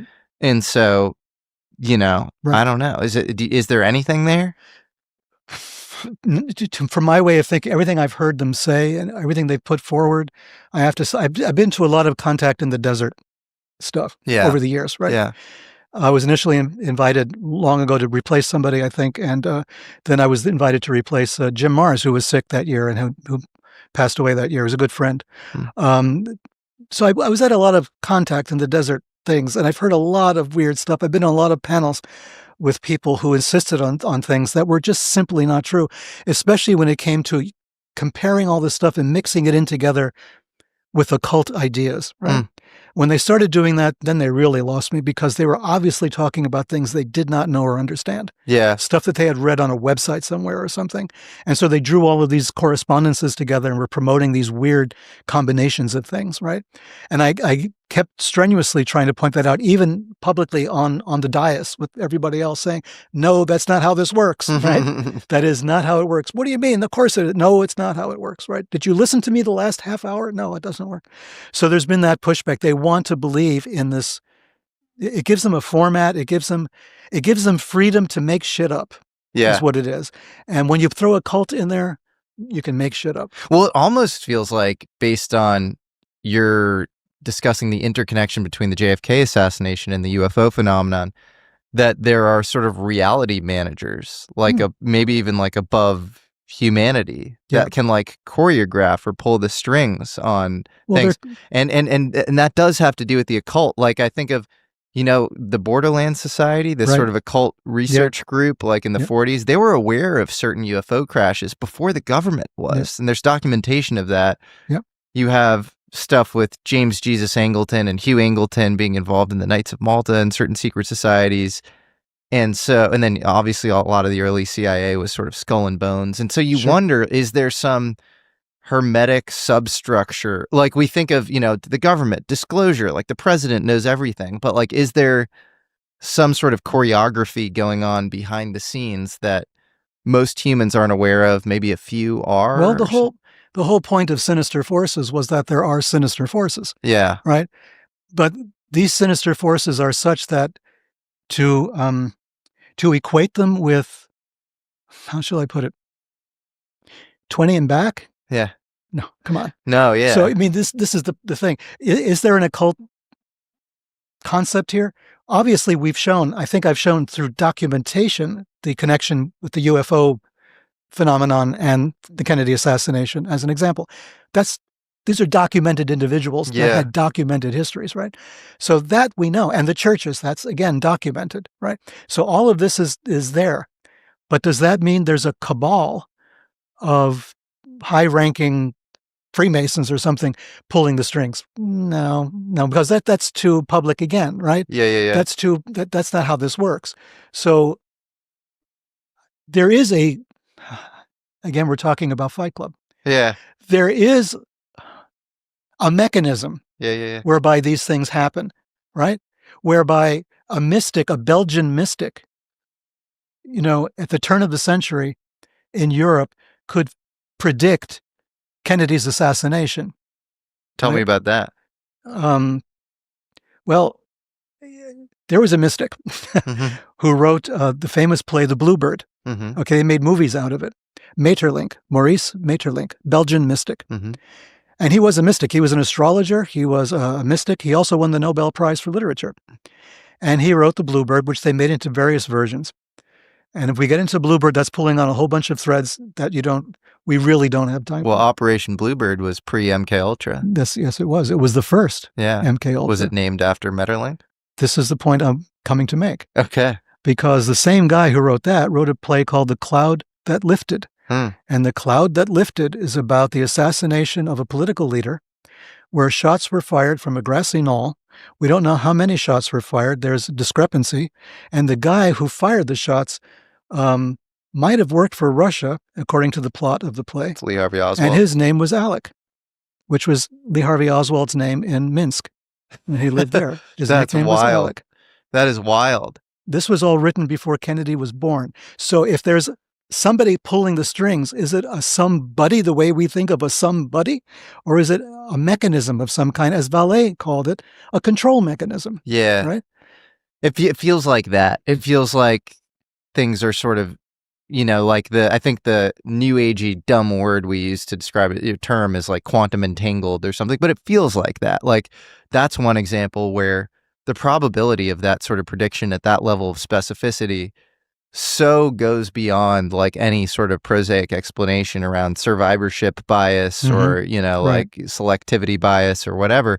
And there are tons of other examples if you look for this sort of thing. There's this book written by Morgan Robertson in 1898 called Wreck of the Titan, or Futility, Wreck of the Titan. Right. And this ship is called the Titan, and it crashes in the middle of the Atlantic at night. And it hits an iceberg, and it's the largest, liner of its time, and it's in April, and it's the same size as the Titanic. And so you get down to like levels of specificity that are insane, and it's like basically a decade before the Titanic. I think some blue-blooded elites were on board. The Astros were on board the actual Titanic. Right. So, and you have a lot of these examples. There's a sci-fi author, Dean Koontz, who predicted COVID, the Wuhan lab. Yep. You have this kind of modern, self-proclaimed prophet talking about Trump getting shot in the ear that he was shot in. Right.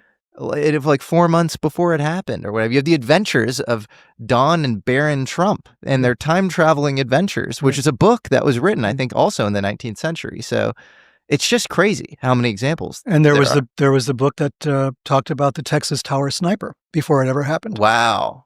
With specificity, even to the name of the police chief, who was not the police chief at the time, even to the name of the police chief, who was the police chief eventually, the one who solved the case, who got the sniper.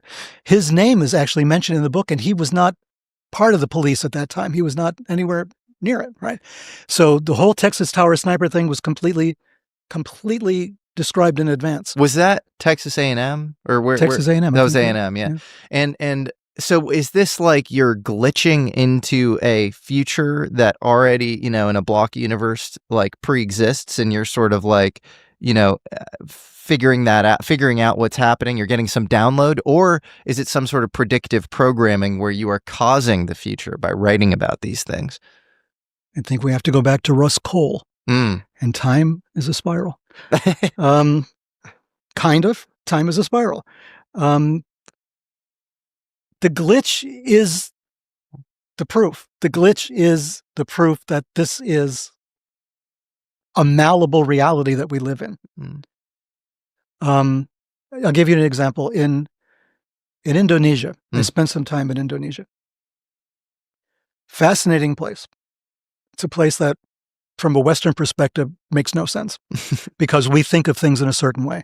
And when you go to a country like Indonesia, which is a majority Muslim country, over 250 million people, Muslims, the fourth largest country in the world. And you think of it as a Muslim, it is a Muslim primarily country, but it's replete with Hindu and Buddhist statuary, archaeological sites going back hundreds and hundreds of years, right? Which are maintained and kept. And sometimes you'll find incense burning and flowers brought and all the rest of it, right? In this impossible place. They have a series of calendars, right? They don't use just one calendar, right? So they use our calendar like for business purposes and general international purposes. Then there's the Muslim calendar, which is a lunar calendar. Okay, All Muslim countries do that. But then they have a bunch of other calendars, right? There's a 5-day week calendar, for instance, and they calculate special days, special ritual days based on these things. And the whole point is, it's a civilization very aware, very conscious of coincidence. Coincidence is like the thing that shows you there's a force in the universe. When these calendars start to coincide at specific places, that's like the coincidence that starts something off, right? So they don't measure time the same way. They're measuring it by solar and lunar and a bunch of other systems, right? And they interlock, kind of. And so they publish books called a primbon, which is like an almanac, right? To tell the future, to decide when you're born, things about your life, what dreams mean and all the rest of it. But then there's the calendars that are very important. So if you're conducting rituals, you have to follow not the regular calendar. You have to follow one of these ritual calendars, which are 5-day week calendars, as an example, right? So you have those that you have to follow. So then you're building up a mindset that's based on the idea of synchronicity and coincidence and different levels of reality operating at different times, right? Or operating at the same time, but different levels of reality. So fascinating. So you can be in one or the other. Yes. Right? So which enables them basically to be Muslim and, in my case of living there, Javanese, right? People from the island of Java, they have their own traditions, their own ways of doing things. They visit graves, right? Which you're not supposed to do if you're Islamic. And they have other practices that we would find really strange, and which Muslims find very strange also. But they're protected by their Islamic faith and by the imams and everybody else. And they're doing things that we would consider perhaps a little questionable, right? Like what? I know you were going to ask me that. So my psychic powers are working. Well, for instance, I was fascinated by this one thing that I had heard about and I could not believe, but it's true. There is a cemetery. There's a number of cemeteries in Java that do this. There's one in particular that I visited that in this cemetery, if you're a Muslim and you're a devout Muslim, this is only for devout Muslims. This is not for tourists. You go to this particular spot. There is the grave of a famous prince who had died on that spot, and his grave is there. But a lot of other graves as well. It's a cemetery, an Islamic cemetery. And you go there because you need something. Like Catholics have novenas, right? Those who are Catholic know what a novena is. It's like every Good Friday, every first Friday is 9 in a row or something. You perform a ritual. You pray for something to happen, some good thing to happen. Somebody is sick, you want them healed, or you need success in business, or whatever it happens to be. You pray a novena for it. Well, this is something similar, again, using that calendar. So on a particular day every month, you go to this site and you have sex with a stranger. Jesus. Not necessarily Jesus, but a stranger. And at a burial, at a grave? Yeah. Okay. Let me back up a little bit. Okay. You have to be married first because Islam does not approve of extramarital relationships. So there's an imam there who will perform the marriage ceremony. So you marry this stranger in a regular ceremony. Then you have sex in the cemetery, either on the ground, on a grave, or they've been building little shacks, little huts for this purpose as well. And that takes place. And then in the morning, you go to the imam and you get divorced. What? It's legal. And then the next month you come back, the same thing happens again. And you do that for a specified number of times. Depends on the purpose. It depends on what book you're reading, I guess. But that's what's done. And it's done. I was there and I didn't witness the act, but I witnessed. What's the symbolic purpose of that? This is where Indian and Javanese things start to combine, start to come together, right? The kings of Java, of Indonesia in general, before the rise of Islam, were considered tantric kings. Borobudur is a beautiful example. Prambanan also, which is Hindu and Buddhist. They were very involved in the tantric interpretation of Indian religion. In fact, even the Dalai Lama came to bless the Borobudur monument as saying this was a representative of Vajrayana Buddhism. This was their system, their Tibetan system. The guy who brought Buddhism to Tibet, Atisha, studied in Indonesia before he left and went to India, and then brought somehow the teachings were brought to Tibet. So there's a Tibet-India-Indonesia connection that's very strong. So we don't know all the details on this very well, but there's a story about the prince and a lost love, and the love of his life died, and then he committed suicide or something. So you go and you reenact this wedding night at his grave to get his attention, so that he bestows upon you these whatever it is that you're looking for. Wow, that is crazy. But it's fascinating that you have whole groups of people. There's studies that like the language you have determines your outlook on life and Yes. your kind of perceptive epistemology itself. Sure. So like Germans are more pessimistic because like they speak more in past tense or something. I've heard that, yeah. botching that slightly, but like something like that. And so if you have a kind of a whole epistemology that is more based on meaning than time, Right. and connections between events versus just some like flowing of time that Right. is sort of permanent. You have the proverbial kind of river of time that you get out. You never get out in the same place twice. Right. That will probably beget a whole different epistemology in life that you would lead, and society and culture, if you extrapolate that out. So it's fascinating. Time is the most used noun in the English language, and it's completely undefinable. It's definable only with respect to the movement of bodies, or even, in science, it's sort of, oscillations on an electromagnetic wave or something. Sure. But it's so weird, and it's weird scientifically too. It's taken as this kind of classical axiom in quantum mechanics. But you have time uncertainty with level of energy. Just like you have position and momentum uncertainty. And then obviously you have time dilation and kind of a general relativity context. And then gravity kind of makes sense and, doesn't make sense, in the quantum context. And then gravity and time are obviously extremely interlinked and related. Like time slows the closer you get to like a black hole, for example. So time itself is just so weird. It's so weird. It's more of an experience than anything else. It's experience itself.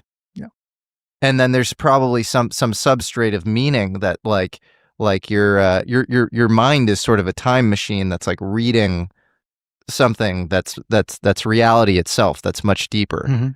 It's like a punch card or something, and your mind is doing the punching. Right. But it's like that's not the substrate, like whatever that sort of paper is, and you can maybe move the cursor along different tracks to kind of switch analogies there, but like. It's very strange. Yeah, it is. It's Fight Club. It's Fight Club, yeah. It's hard to sort of talk about these things. So how specifically? So you do this speech about the secret space program or whatever, Right. In Amsterdam, and then how do you catch the eye of? Because Neil McCaslin is like doing foreign material exploitation at Wright-Patterson, which if you know anything about Roswell, like the material ends up in foreign material exploitation at, Wright-Patterson, at least according to the Philip J. Corso account and like a lot of UFO lore. Yeah. So if there was ever a guy to like really know what the quote unquote UFO program is and holds knowledge-wise, it would be this guy, and he's reaching out to you? Well, we reached out. I mean, I don't know how Tom does what Tom does. Okay. But what did happen that I'm reasonably sure was part of this? Tom asked me to write something that he could show people about what we were up to, what we were trying to do. And that became the very first opening pages of Secret Machines, Gods. And that's the cargo cult chapter. Yeah. Kind of a prologue to this.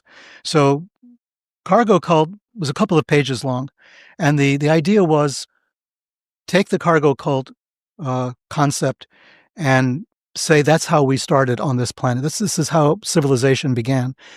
That we, as the 21st century civilization that we are, our origins are as a cargo cult. Now, if you know what a cargo cult is, I'm assuming that you do. It's in the South Pacific Islands in the early 20th century.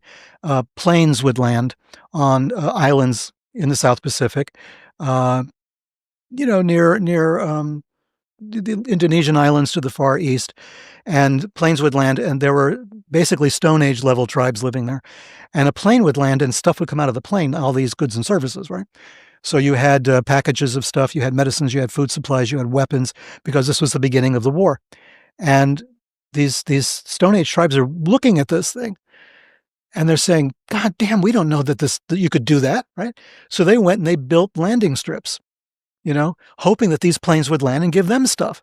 They said, that's all you really need to do. You build a landing strip, you get like a conning tower or something, and you imitate what we're seeing, and maybe planes will land and give us all this good stuff also. That was the concept.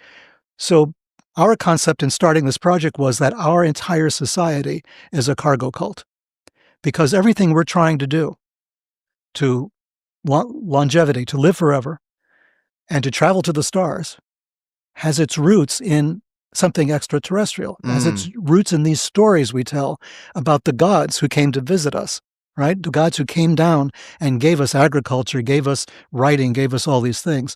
It's always some supernatural being.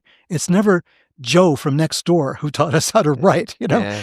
It's always this creature that comes down, usually from space. What are examples in kind of mythology? Well, the famous one, I guess, is Oannes in the Sumerian myths, right?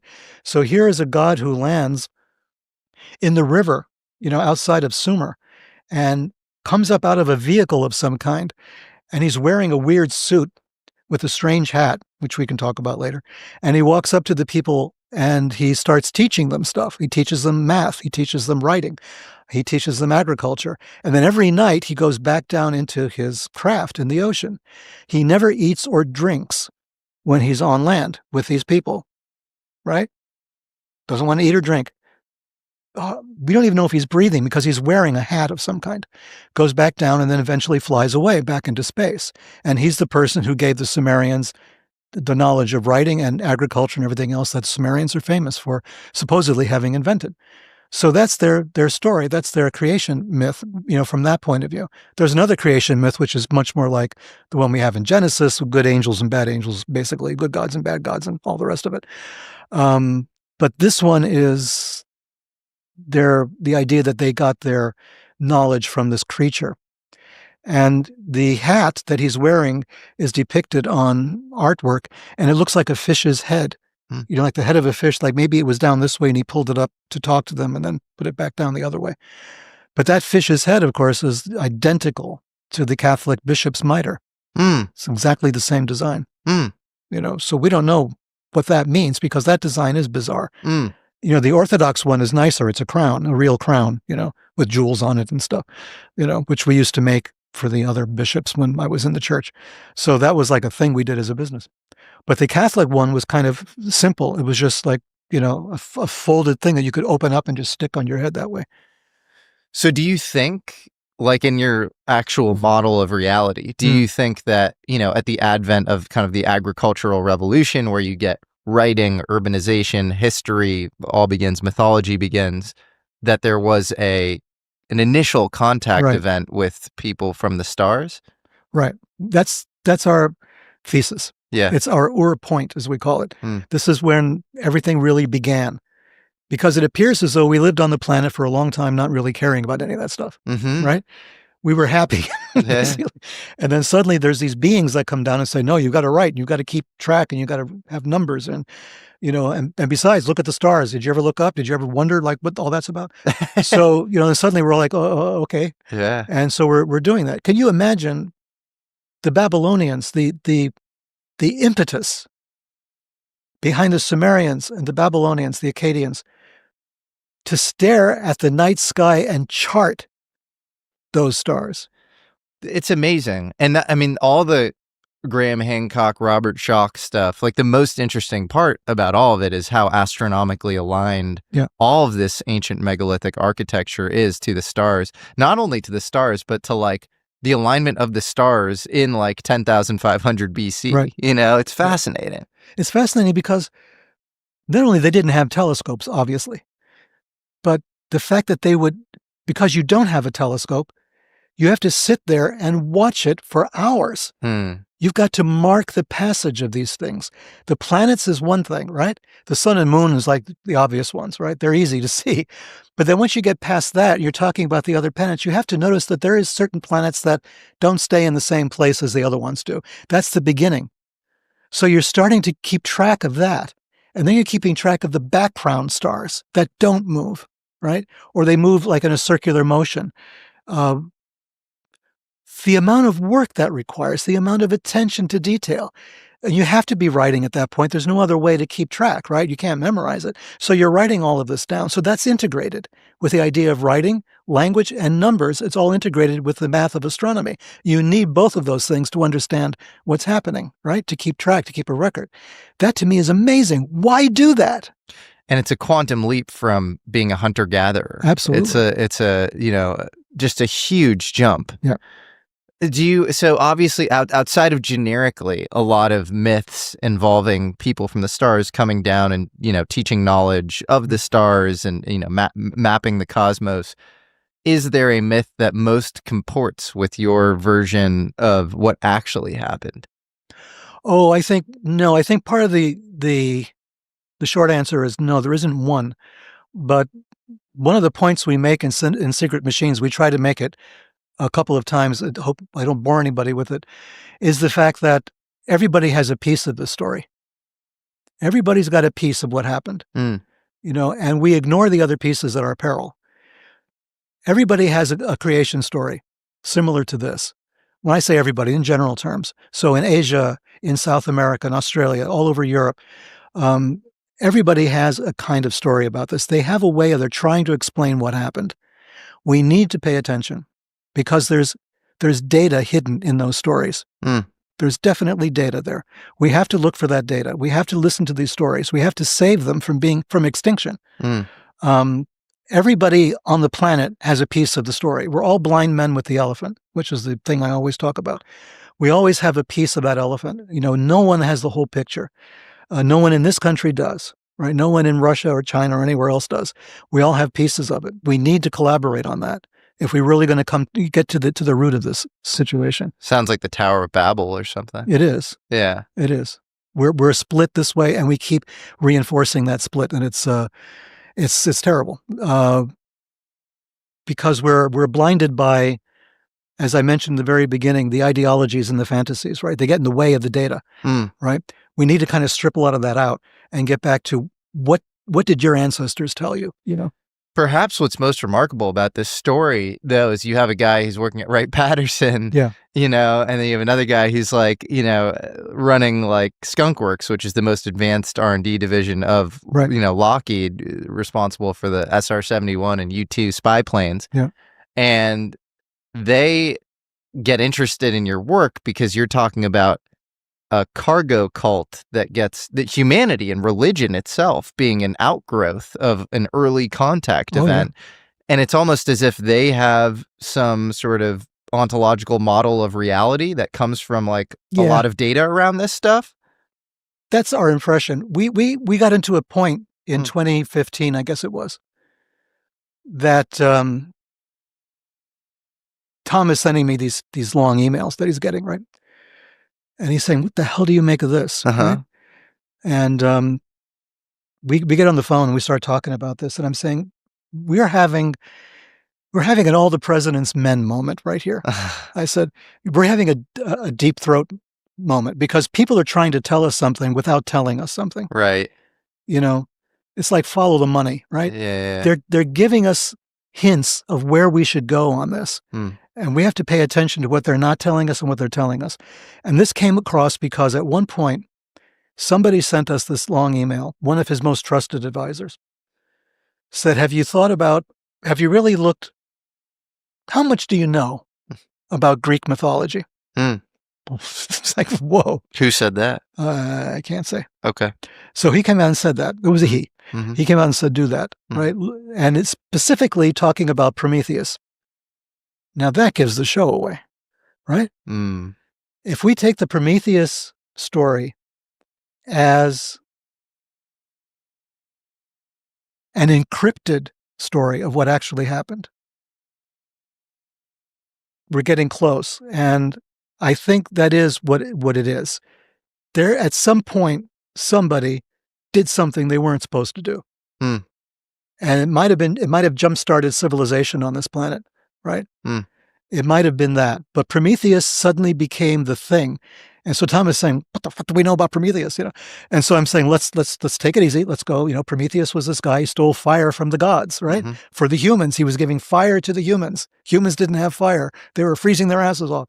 Prometheus came down and said, here's fire, get warm, and the gods didn't like that. So they punished Prometheus. You're going to get chained to a rock, you're going to be punished for the rest of your existence for this thing. So I said, let's go back and look at this. This is what they're trying to tell. They're trying to tell us something. And what is Prometheus about? It's about contact between the humans and the gods. And the one who made the contact was a god, not one of the humans. That's right. And it was a god who was transgressing on behalf of humans against the gods themselves, sort of a rebel, right? Sleeper cell god. Yeah. Which the Gnostics believed was the serpent in the Garden of Eden, that the serpent was God, that the God that we know of from the Bible was the imposter, the interloper, the guy who was not really God. So I got breakfast with Tom DeLonge once, who I love, by the way. I think he's a great guy. He's the best. Yeah. And he actually referenced Gnostic thought at the time. He was talking about the archons, who were considered kind of almost imprisoners of the kind of lower material world and like Gnostic ideology. And you hear Gnostic thought, run across a lot of ufology. Like it seems like Jacques Vallée is roughly kind of Gnostic in his orientation. So do you think that we're living in some sort of lower prison planet and, our senses are all there to sort of mislead us and we need to somehow escape in some sort of disembodied way? Or what's your sort of, take on that? You're talking about Fight Club again. Some of us are in prison, right? Some of us have seen The Exit. There was a famous author, Wilhelm Reich, the inventor of the orgone box and orgone therapy and all of that. But he was very well known. He was anti-communist and anti-fascist both at a time when that position was untenable in this country anyway. So he was against authoritarianism in general. And he wrote a book about that.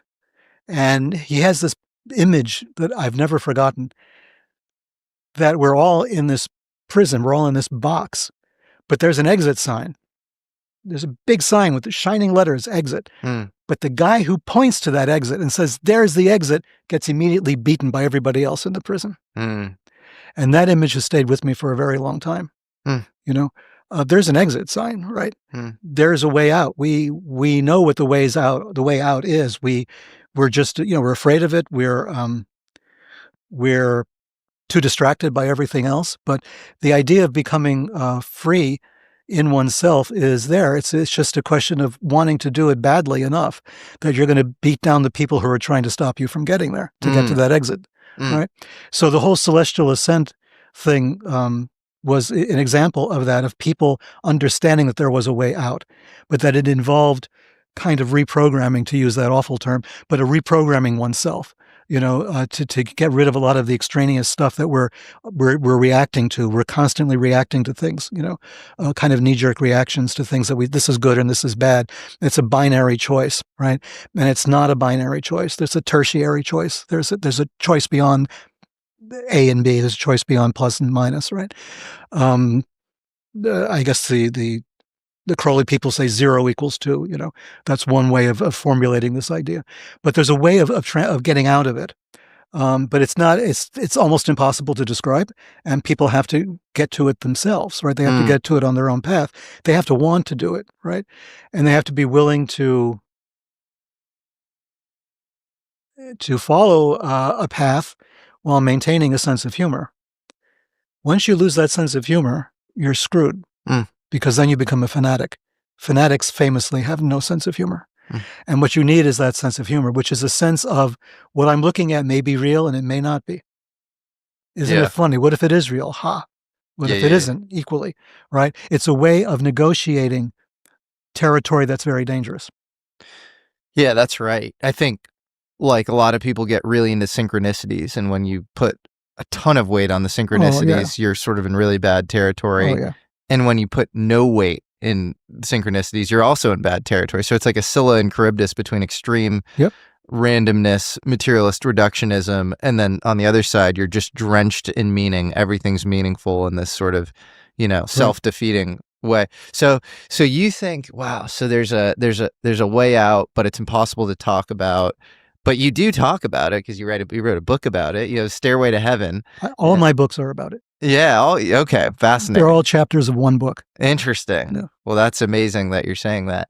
Well, what do you mean when you say that exactly? You think secret machines, Sure.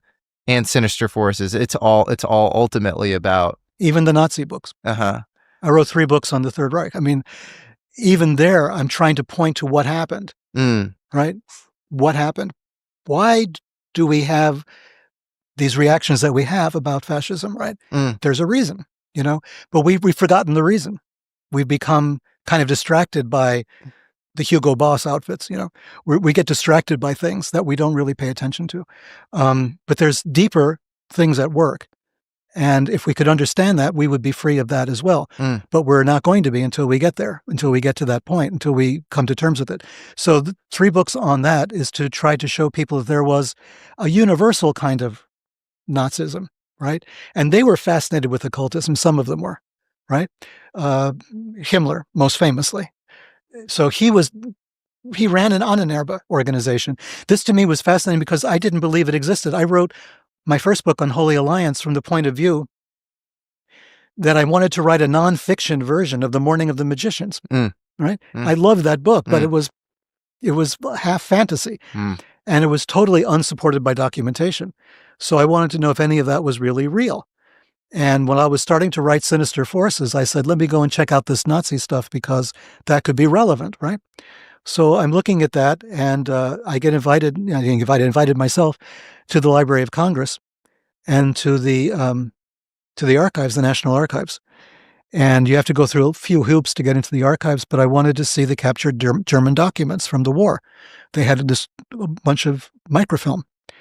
And I walked in there, and I told the archivist, a very well-known guy at the time, I asked him, I said, I'm looking for documents about this and about that, trying to word it gently so I didn't sound like a total kook. And the guy said, oh, you mean the SS Ahnenerbe? We have them all over here. So I said, cool, right? So I'm now scrolling through microfilm, and I'm looking at the Tibet expedition of 1938, the SS Tibet expedition of 1938. I'm looking at, how do we do yoga postures in the shape of runes, of Nordic runes? How do we develop a Kabbalah that's not Jewish? And on and on. I'm looking at all this stuff, and it's just masses of documentation. That's wild. A lot of them signed by Heil Hitler, by Heinrich Himmler, right? And I'm staring at this, and I'm thinking, how come nobody's writing about this? All these books on Nazi occultism, and nobody's looking at the real documents, the original papers. Didn't they go to Mount Kailash looking for some underground civilization there? Among other things, yeah. But they went all the way into Tibet, right? And they're measuring skulls with calipers, right? I have photographs of that. So wild. And their fascination with Antarctica, right, came from Hyperborea, which was the first root race, if you look at kind of theosophy and Madame Blavatsky and stuff. Wasn't theosophy, like the swastika kind of came from theosophy, right? That they took on the Nazis? Now you're back in my territory again. Okay. Yeah. As Unholy Alliance pointed out, the swastika was famously imprinted on Blavatsky's original books as the symbol of the Aryans. And the whole idea of the Aryans being the current spiritually advanced race, right, came from Blavatsky. And there was a group of militia in 1919. The war ended in 1918, World War I. There was the Russian Revolution, and then there was an almost communist takeover of Germany at the time. There was a lot of socialism, a lot of communism, different parties fighting each other. But the right-wing types were army veterans, right, who had fought against Russia during the First World War. So they formed independent militias, Freikorps, they call them. And one of them was the Stahlhelm and the steel helmet, and on their helmets were emblazoned the swastikas. This was as early as 1918 and 1919. So there was an assassination of members of the Thule Gesellschaft on April 30th in 1919. Now, the Thule Gesellschaft was a German secret society, like we've been talking about, and they had the swastika as their symbol, right? This was long before Hitler showed up. So the swastika was their symbol, and it was a symbol of the Aryans, and they got that again from the Theosophical writings and pseudo-Theosophical writings, people copying Blavatsky. And so that was like, this was it. This is our symbol, the symbol of the Aryans. We're Aryans, you know. A lot of them would not have passed the blood test at the time, but they considered themselves Aryans.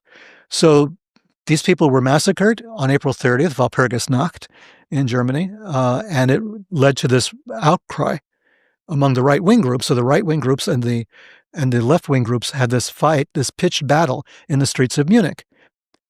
These were occultists fighting on the streets of Munich, right? It was bizarre, as if you had given the Golden Dawn machine guns and said, have at it, you know. It was just so strange, and that fascinated me. I said, this is weird. And what do we know about the Thule Gesellschaft? Not much. But the Library of Congress had a lot of information on it, as it turned out. So not just the archives, but the Library of Congress. So I had access to that information. And I'm going, oh my God, this was all going on. This was not made up, right? Powles and Bergier, who wrote Morning of the Magicians, they were kind of winging it a little bit. But it was based on something kind of real, you know, and this is, nobody was writing the truth about it. And I thought that was my job now. I've got access to this. And then I went to South America. That's another story. But this whole thing was, I wanted to put this out there as there is something. Yes, Virginia, there is, you know, a Nazi occult thing. There is a thing that Himmler was in charge of. Yeah. And the Antarctica expedition was very real. Right. Well, and, you know, there's, I mean, the whole, if you look at like all the SS patches, they're all, you know, it's like right. Black Sun. It's all this sort of occult symbology. So I think it's sort of hidden in plain sight and was clearly, you know, I mean, the Indiana Jones narrative of, you know, them looking right. for the Ark of the Covenant maybe isn't so off. I guess the follow-up question to that, though, is like, what are the implications? Because there's some Occam's razor explanation that this is just, you know, the fascinations of you know, the ultimate hubris of this kind of, you know, Napoleon, Alexander the Great type, right. the machinations of this sort of ridiculous, you know, mind of Hitler. And then there's some other explanation, which is maybe this conferred some sort of local power that would then blow up in the faces of the Nazis, because it was this Faustian bargain, but you know, they were drawing from some sort of non-human intelligence or something else. What do you think? Well, yeah, all those points have been made, and I understand them, and I understand the resistance of academia to embrace this story, as they have reacted to it. But the documents don't lie. It's just a question: do you interpret them the same way? The Ahnenerbe was a real organization, and it was called Ancestral Heritage, because what Himmler was trying to do was completely remove Christianity and Judaism from the German people and replace it with a Nordic version, which meant a pagan version, which in the context of 1930s Germany meant basically an occult version, right? So they replaced the rituals of baptism, for instance, with a Nordic-style christening. They replaced the marriage rites with a Nordic-style marriage rite. They were deliberately trying to do this. So, and wasn't Hitler writing poetry to the Nordic gods yes, as a soldier in World War I? Yes, he was. He wrote it. They're reprinted in, I think it's Toland's biography of Hitler. So the poems are there. He was writing to Odin and Thor, right? So, and then this is where things get very speculative and weird. But I mean, one of the constant sort of tropes in UFO stories, UFO abduction cases is the Nordics. It's always the Nordics, the Greys, or the reptilians. Right. The Nordics seem particularly interesting, powerful, like these sort of perfect humans or whatever. So do you think there was any sort of Nordic Nazi relationship? Okay, we have to define our terms. There's so many terms in that sentence. I don't know where to start. Nordic, Nazi, and relationship. That goes beyond the Nazi fascination with Nordic understand. mythology. You know what I mean? I understand. Yeah. Okay, my short answer is no, Okay. but let me qualify what I'm Mm. saying. They were fascinated by it. Mm. Himmler was fascinated by this. Mm. In fact, they tried to prove there was an Aryan race all over the globe. They sent archaeologists looking everywhere for traces of swastikas wherever they could find them, thinking that was the key, Mm. right? And that comes from Blavatsky. I mean, give me a break, right? But it got lost in the sauce there as they went off on this tangent. Mm. So now they're saying, okay, this is we find the swastika in India. There must be an Aryan relationship there. We find it in China. It must be there.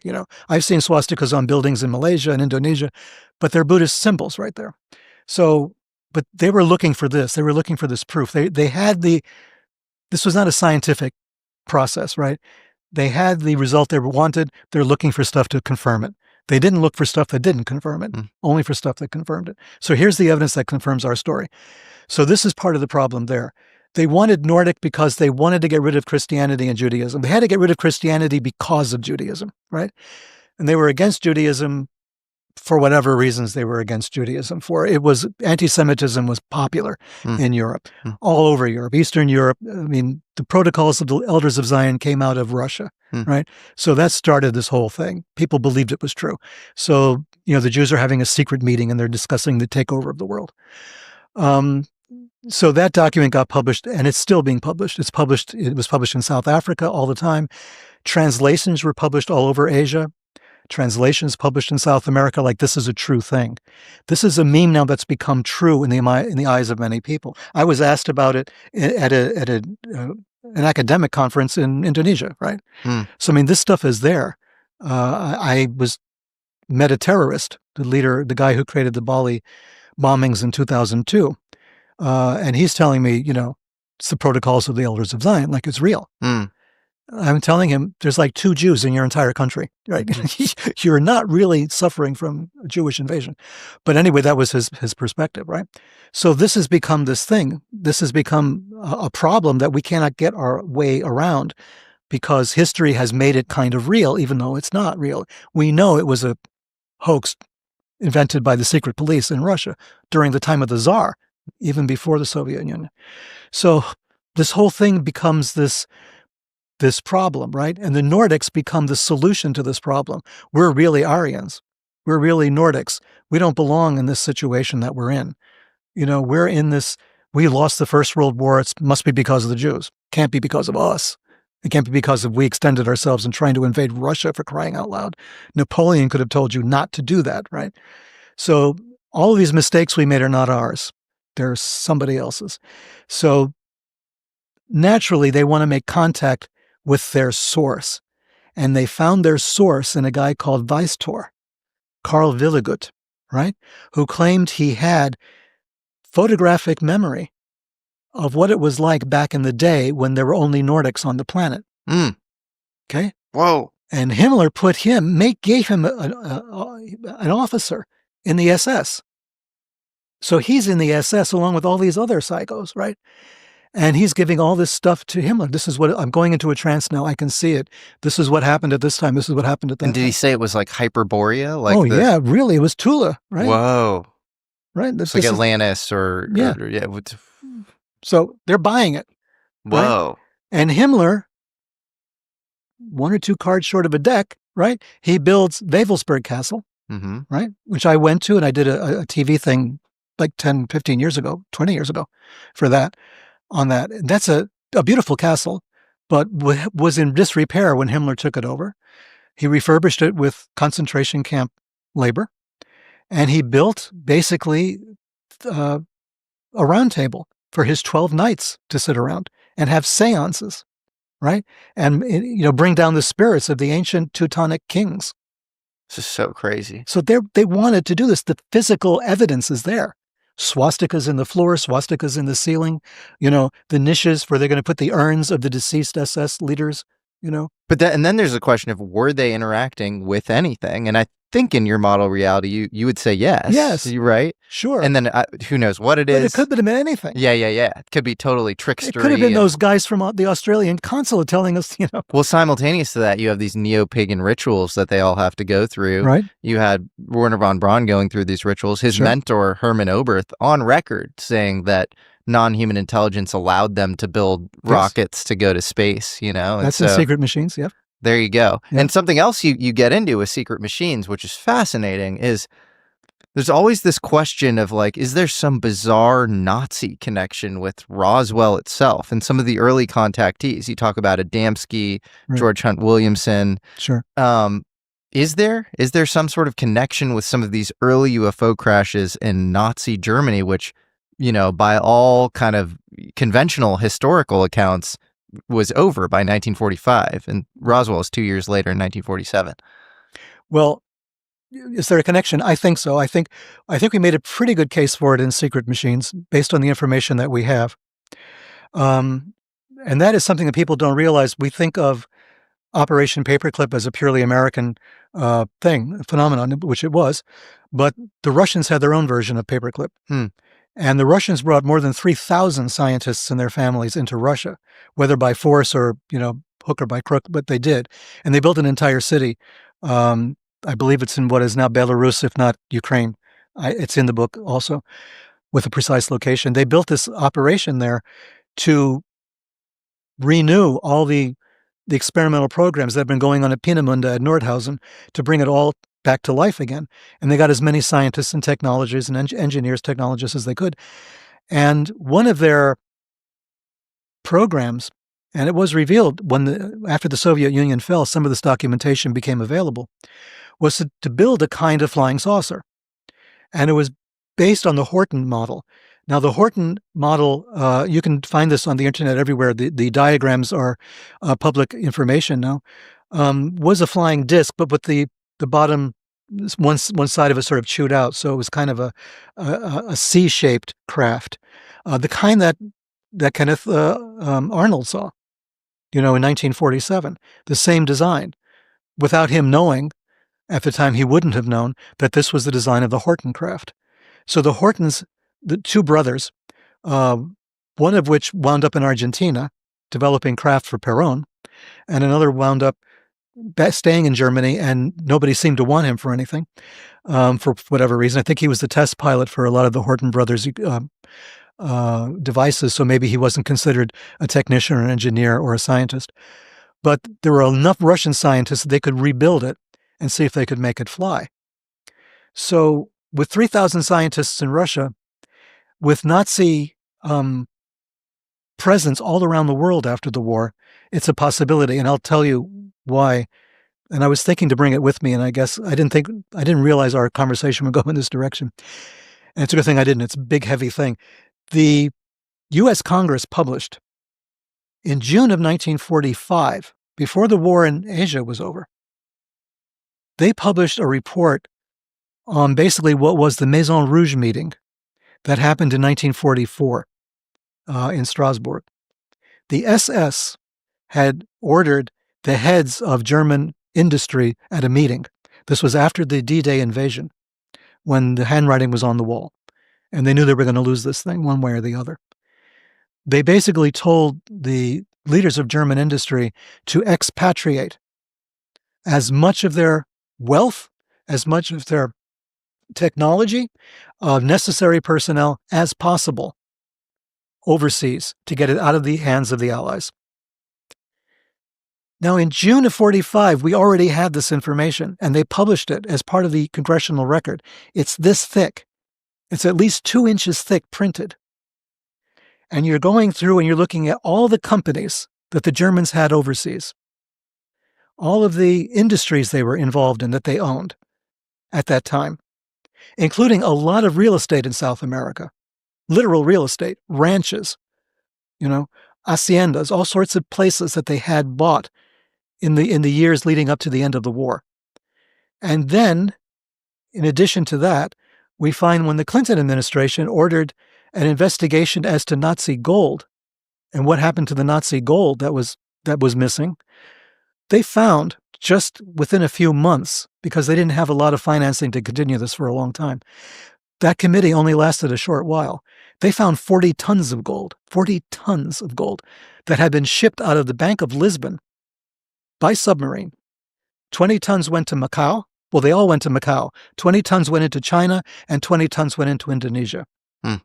That 20 tons of gold probably jump-started what Sukarno used to call the Revolutionary Fund, which was going to be an anti-IMF, anti-World Bank that he had planned for, that Hjalmar Schacht, Hitler's former finance minister, had asked Sukarno to do. Whoa. Okay, he had met Sukarno. He had been denazified, Schacht, and had wound up in Indonesia visiting Sukarno, saying you have to build an Islamic crescent to defend against Chinese communism. Right? And the best way to do that is start up your own fund, get all these other countries that are non-aligned with either China, Russia, or the United States, and have it based here in Jakarta. Wow. So is the implication that Roswell was Horton Brothers technology that might have gotten into Soviet hands? It could be Soviet hands. It could have been somebody else's hands, because the Nazis had assets everywhere. Now, they didn't have assets to the kind you would think would develop, what we think was the prototypical flying saucer. The amount of, the problem is we don't know what a real flying saucer is, right? Yeah. All the reports that we have say there's no instrumentation, there's nothing in there. It's really tricky because you do have real documented evidence that Hans Kammler was running this thing called Skoda Works from 1942 to 45 in Breslau and Pilsen, modern Czechoslovakia and Poland, and they were building what seemed to be saucers. Rudolf Schreiber, who was a technician there, said that one climbed to 40,000 feet in a few seconds. Richard Mita had all these plans for saucers. You had Victor Schauberger, very famously, this naturalist who claimed he had zero-point energy machines, and they were sort of saucer-shaped. I think it was called an impeller because it was like the centripetal, not centrifugal force. So it wasn't outward moving; it was inward moving, and it would cause sort of thrust as a result.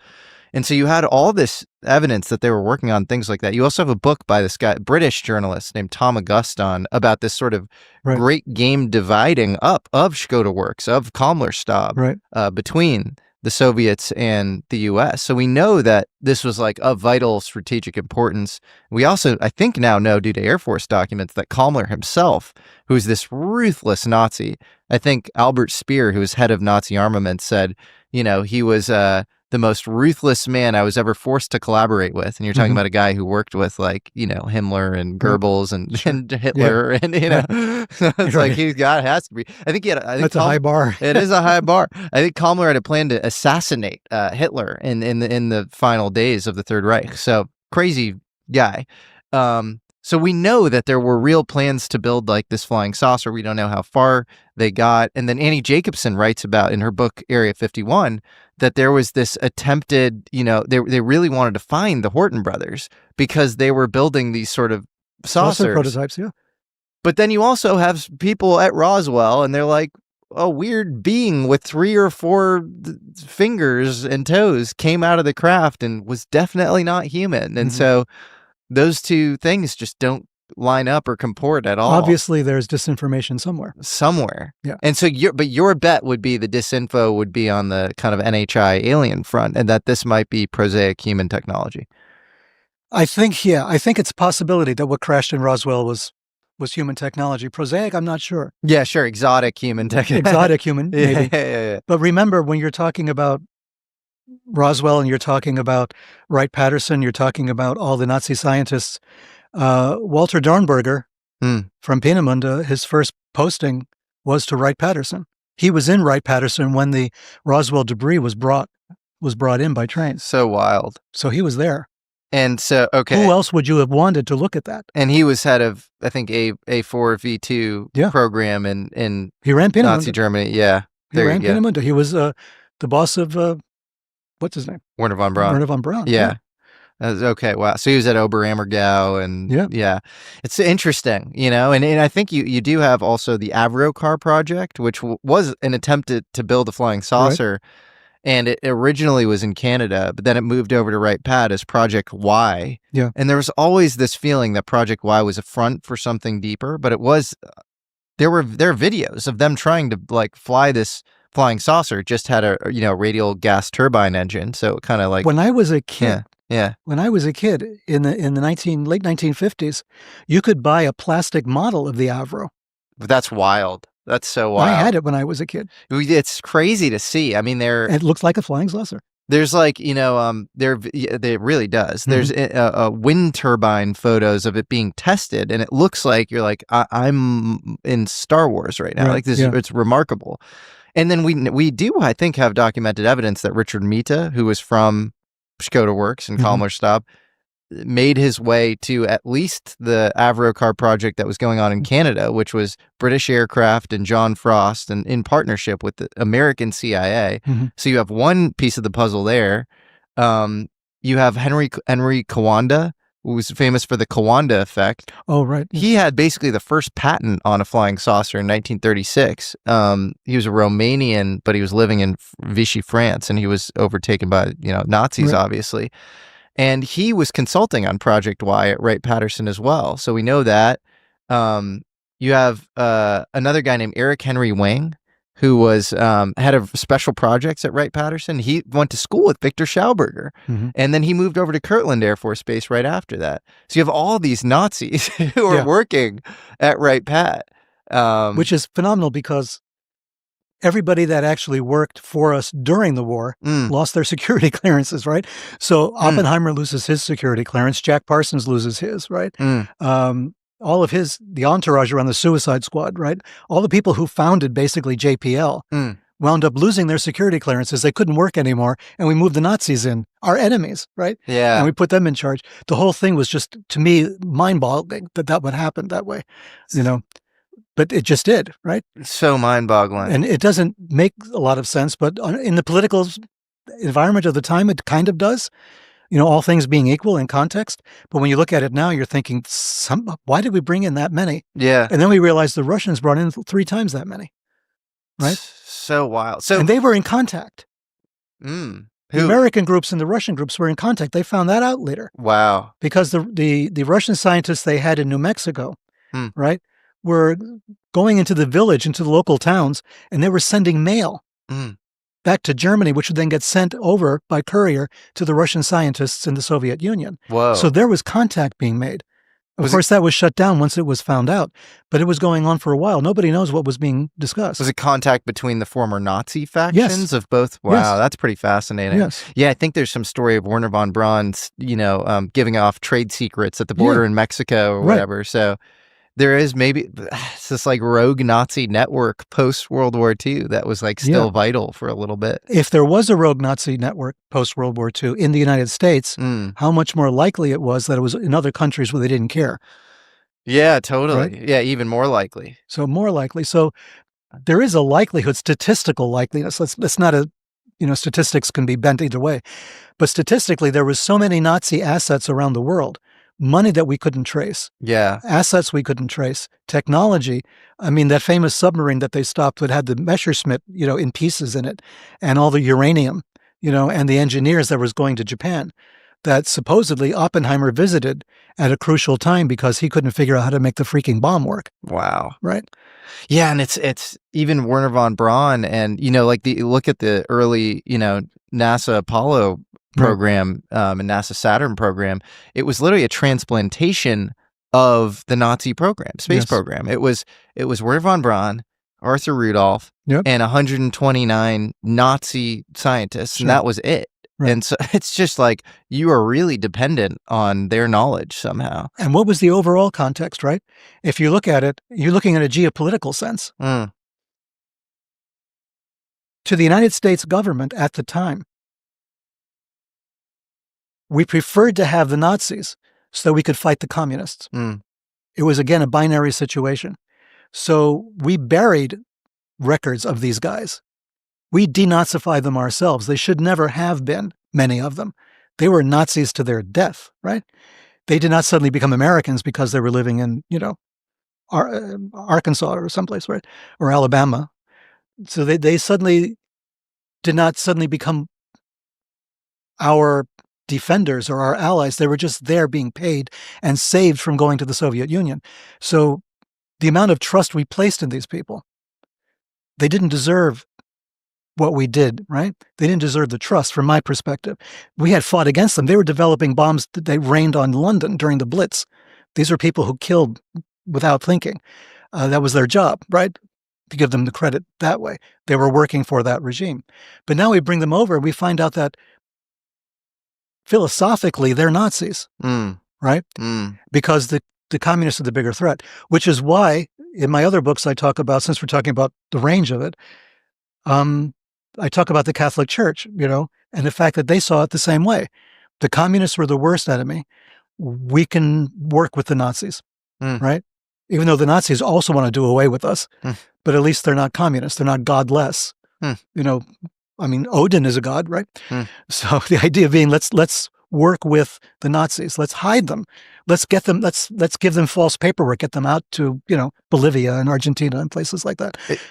Is there something about the kind of Norse mythology, other pagan mythology, that involves kind of the quote unquote old gods or little g gods, and you think about like ritual sacrifice or scapegoating cycles, somehow satiating those gods, and then Christianity being sort of inherently apocalyptic because it stops those cycles, because it takes the side of the scapegoat. Right. And I'm not necessarily biased towards any ideology here. I'm Jewish, but like, is there something somehow like very dangerous about the stopping of the scapegoating cycles, to the point where if there are sinister forces going on above our heads, they're going to move the fascist rogue elements around no matter who's in power in order to keep the cycle going? Like if we are in some sort of prison planet or something, that's how you'd keep the machine running. Yeah, maybe. It's possible we could look at it from that point of view. We don't have a lot of evidence to enlarge it, but we do have the idea that if you have a Catholic Church that's willing to make that choice to cut a deal with the people who really wanted to destroy them in the first place, because communism is the bigger threat. Why would communism be the bigger threat? Because communism is fundamentally anti-religious, right? Religion is the opiate of the people, famously. Misquotations, basically, but that's what it means. Religion is what people need as an opiate because they're living under very harsh conditions. So the idea was improve the conditions of the people, they won't need religion anymore. That's kind of not a very realistic point of view. I think religion is of one kind or another. Spirituality, anyway, is here to stay. It's part of our innate makeup. The race to religion as a way of finding succor or assistance at a time of emotional stress, that's something that people do. And what Marx was talking about, saying getting rid of that because it's not very useful. Just concentrate on things that you can fix here in the here and now. I understand the impetus of it, knowing how badly the church treated people for centuries. The Orthodox churches included, and the Catholic churches and all the churches, they had groups that they persecuted, Jews in particular, but a lot of other people too, other religions, heretics, witches, everybody else. So it was a machine to give emotional support and moral support towards eradicating your enemies. Right? At a moral level. It wasn't a practical thing, but it was a moral thing that said people, well, we have to get rid of these people. They're evil. So the church has that in its background, which is the fascist point of view also, right? Get rid of these people who are standing in our way. The Nazi ideal was get rid of all of these people because they're in our way. Okay, they're holding back the race. So do I think that it's a question of the sacrificial king as opposed to the kings who do the sacrifice? In the scenario I just gave you, it's difficult to make that case, I think. because the church represents the sacrificed king. Mm. But they were more than willing to work with the Nazis against the communists instead of the other way around. So I don't know. It's a thorny question because it requires a lot more thinking and a lot more context, I think, for what was going on. But in the United States, if we just poured it back over here, it was considered to be, weak-minded to be both anti-communist and anti-Nazi. There was a very strong Republican candidate. I write about it in, I'm not sure which book anymore, Secret Machines. Secret Machines War, I think. I wrote about it also in one of the Nazi books, I think in the Hitler Legacy. There was an American political Republican, very sort of a right-wing kind of guy, very conservative. But he got really angry when he found out that the Argentines were protecting Nazi war criminals. And he wanted to cut off any aid or assistance to Argentina. And another Republican said, "You're crazy. We can't do that. Leave them alone. Let them live there. Who cares, right? We're against anti-communists. Let's not muddy the waters." And the guy says, "I can do both, right? I can be anti-communist and anti-Nazi. I can do both things. We can do both things as a country." And they said, "No, you can't. It's going to be one or the other. We have all these Nazis working for us, with the space program. So we really don't want to piss off the Nazis that much, And we covered up war criminals that we knew existed in South America and stuff. Whereas we would go after the communists very aggressively. I'm not trying to say what's right or what's wrong. I'm trying to say what motivates it. What is the rationale behind this? Why is that okay? Right? Why are we okay with it? Are we okay with it? Or is this part of the problem? Is this part of the prison mentality that we have? That we have to pick a side? It's like the prison gangs, right? You got to be on this gang side or that gang side, right? Who are you going to be protected by? Which side? And I think that's the problem. We're looking at it that way.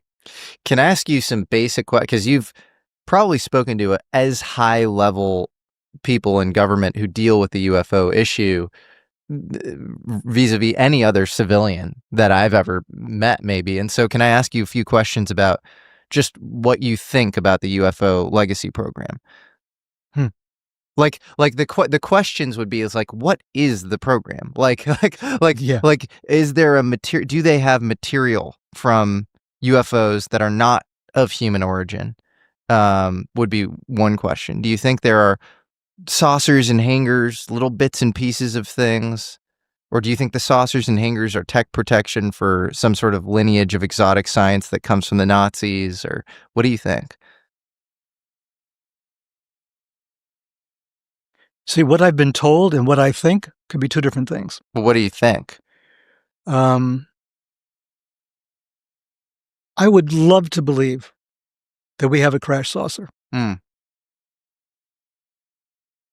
If we have a crash saucer from the 40s until now,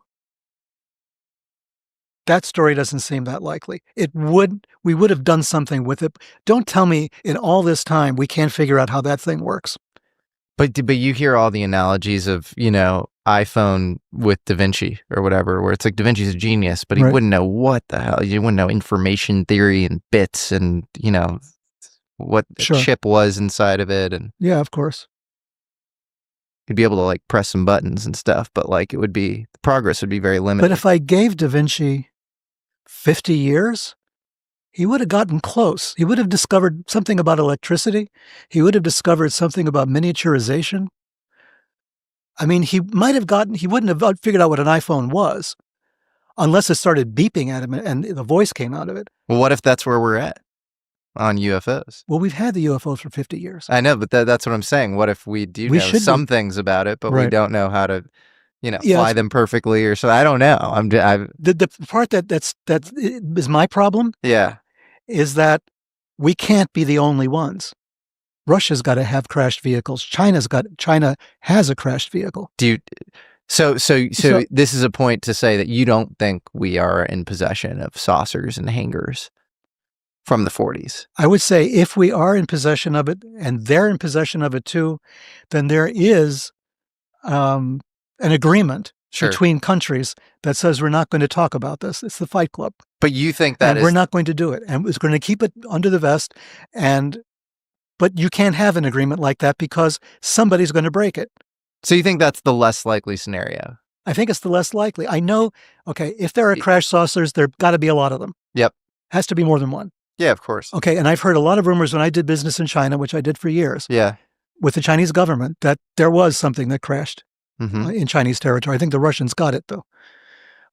So what is that thing that crashed in Chinese territory? It's to them, the scuttlebutt was, this is one of your flying saucers, they would say. But like of the Soviets or the Russians? Or a Horton, who knows? Okay.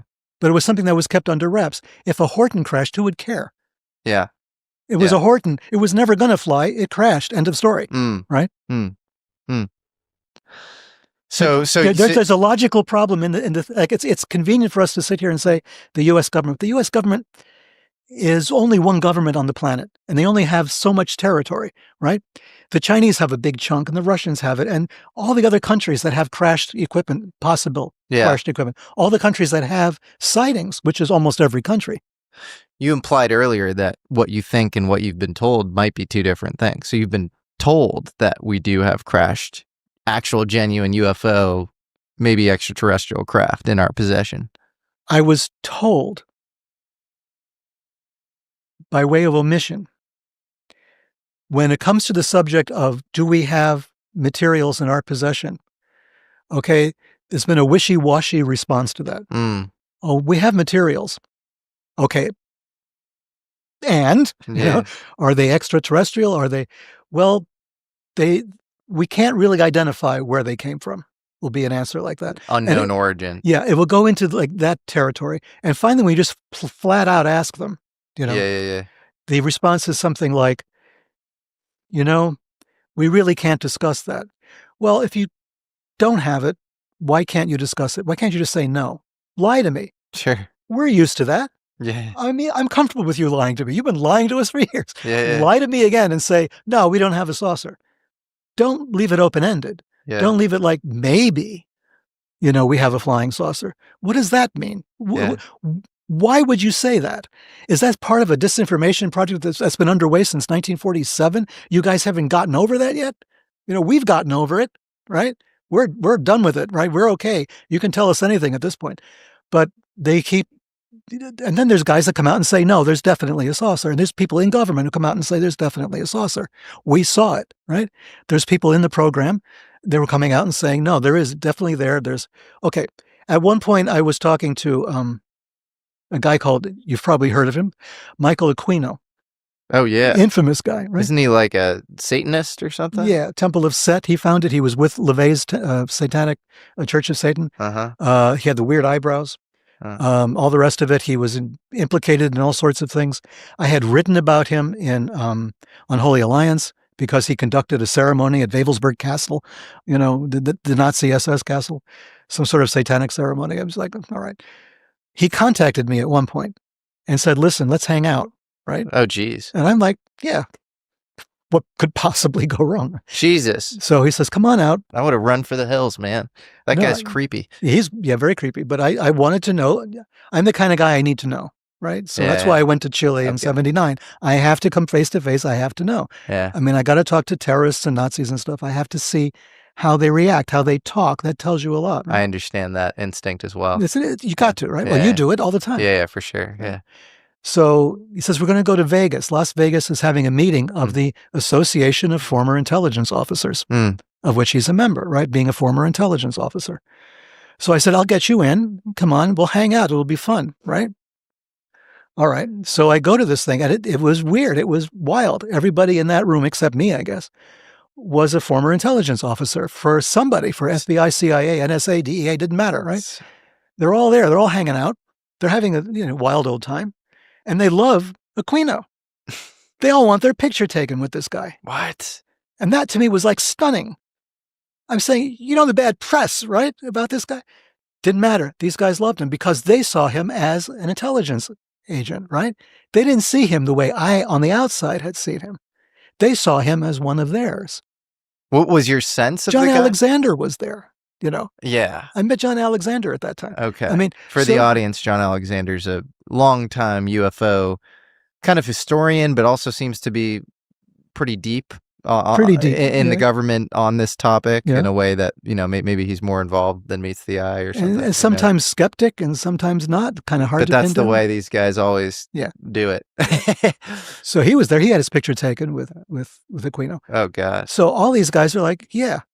And Aquino did get his commission. Everything else was reinstated when they said that the accusations against him could not have happened because of a number of things. What were the accusations? Child abuse. Jesus. Yeah. But it turns out he wasn't in town when this stuff happened. I mean, literally wasn't, because he was on some military mission somewhere. Is your sense that he's an evil, satanic guy who was capable of things like that? Or did you sense some goodness and, people just somehow misunderstand him? Or what was your sense? He was an intellectual guy, very, very intelligent guy, charming when he wanted to be charming, extremely cynical. I mean, didn't believe anything. I mean, here's a guy involved in 2 quote unquote churches, right? Or temples, the Church of Satan and then Temple of Set. But he didn't believe in paranormal anything. He didn't believe in UFOs, right?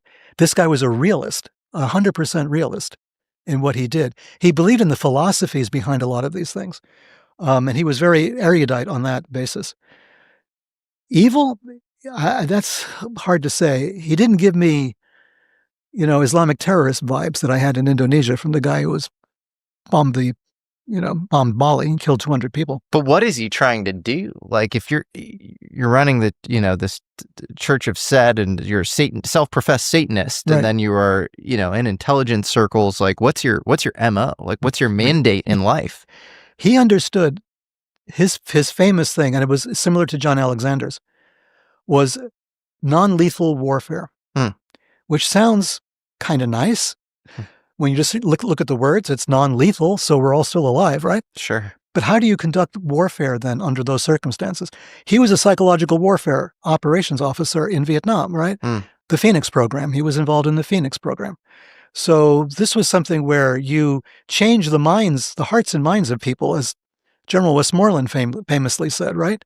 When you got them by the balls, their hearts and minds will follow. And that was their kind of modus operandi. Stay on top of them, feed them all sorts of weird shit. They believe in this, make ghosts. They believe in vampires, create vampires, right? Scare the shit out of the villagers and they'll come to you, right?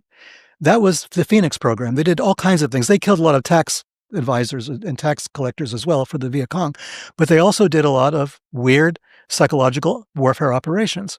That was their thing. Now, pump that up, right, to a national level. How would you use non-lethal warfare on your own citizens? How would you do that, right? How? Well, there's all different ways of doing it. The UFO phenomenon could be one. Do you think it's used in that capacity? Oh, it has been. We know that. Richard Doty did it. Right? Well, yeah, so he was obviously kind of psyoping and messing with Paul Benowitz. Do you think on a larger scale than that? He messed with everybody in the UFO community. Yeah, fair enough. He was a big problem. Yeah. And they're still talking to him. I don't get it why, but I know he still goes on Gaia and talks right. about 6 different races of aliens, and people are like, "Wow, an insider's telling us." It's like, you don't know the history. But do you think? I mean, there's it seems like there's something deeper and more nefarious about the way you're describing Aquino and what he's doing, and Doty, who's like, well, this is the point I want obviously to make. doing really bad stuff, but like messing with an individual in a way to like throw him off from like looking at Kirtland Air Force Base at like possibly like human tech. But it got him killed, right? No, Benowitz actually just obviously totally messed up and unacceptable, but he had a psychiatric break and was in the hospital and didn't die from that. No, but the pressure from Doty feeding him false information, somebody who's already in that state. To me, that's culpability. I think in a court of law, we could have made a case. I think he should be held responsible for doing horrible things to Benowitz, and I've covered it, and I think it's horrible. Right. But it still feels like of a different variety from what we're talking about. The Aquino thing feels like some weird. Even you said psychological warfare. Like, do you think there's a psychic component, like a psychic warfare component to any of that stuff? I think we're desperately trying to find it. I think if we haven't found it already, I think our intelligence communities, or at least the scientific divisions of them, are looking to see how they could do that. They did it during MK Ultra. They did it, during Bluebird, during Artichoke, Operation Often. They were looking at occult systems. How can we manipulate occultism? I mean, is there anything to that we can use? Yeah. So obviously it was on the books as early as the 1950s and 1960s. So, and how would UFOs be used in that context?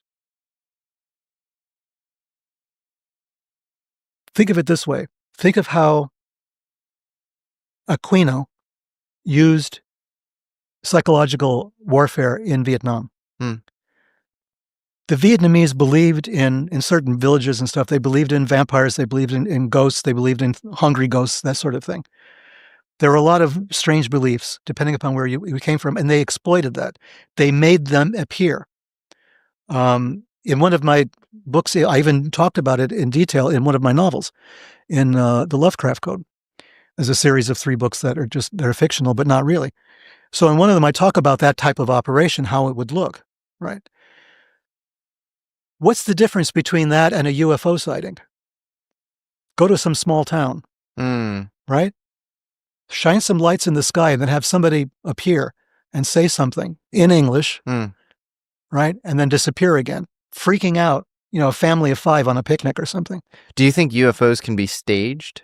We've tried it. Wow. Right?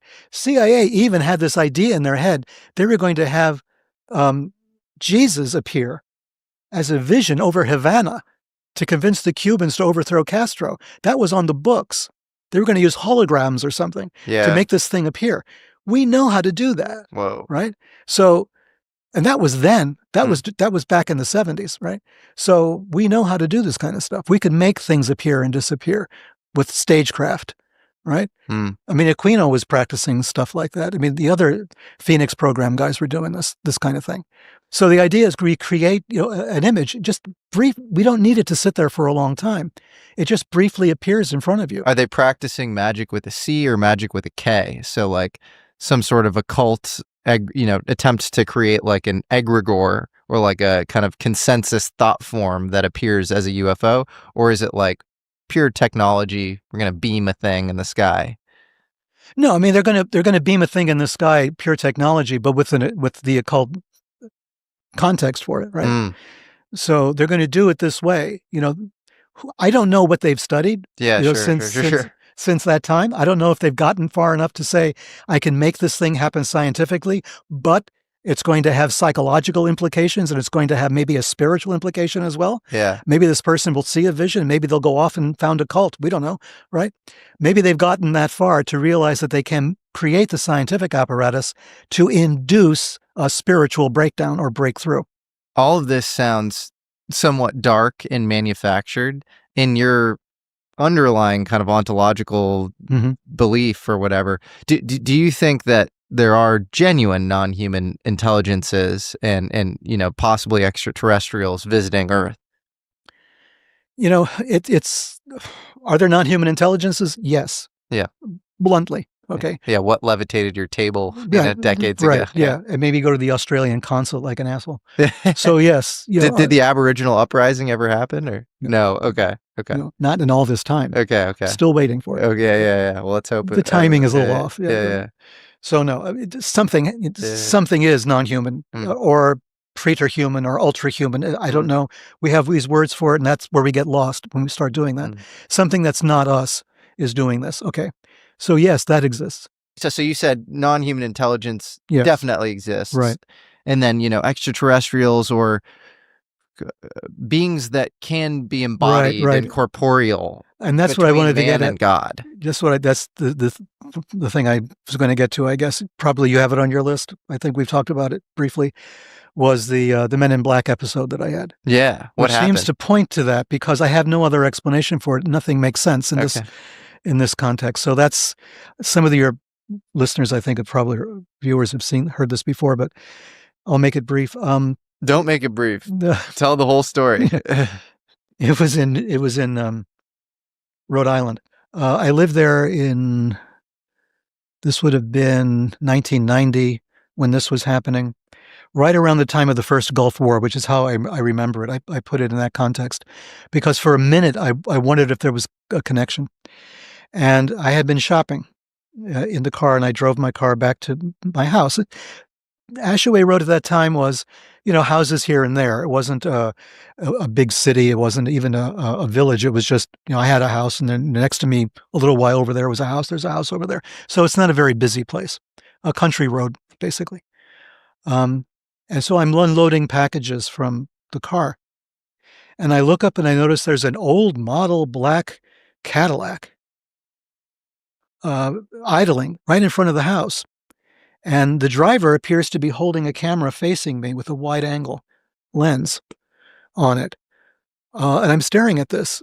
And that's happened to me once before in my life. That was during Vietnam era. When I was 19, 20 years old, I guess I signed a petition or something, and somebody was taking my picture. COINTELPRO or whatever the hell it was at the time. But so I know what that looks like, right? That camera facing at me. And so there it was again. And I looked at this thing and I thought, the hell is that? So I put down my groceries and I started walking over to the car to see, like, what the hell is this, right? And the car just takes off. I tried to get the license plate number. It was too fast for me to get a license plate number, but the license plate looked like the Rhode Island license plate, which was white, a white background with black lettering, but that's also the federal license plate, right? So I didn't know which it was. So I said, I'm going to follow them. I go back to my car. I'm going to pull out and follow the car. I just want to know what that is. I'm a little weirded out by this. And before I can do that, another car comes up, pulls into the driveway and blocks me. And it's an old model again, a station wagon, the kind with the wood trim, the old-fashioned wood trim, old-fashioned station wagons. So we're talking like a 1960s era station wagon.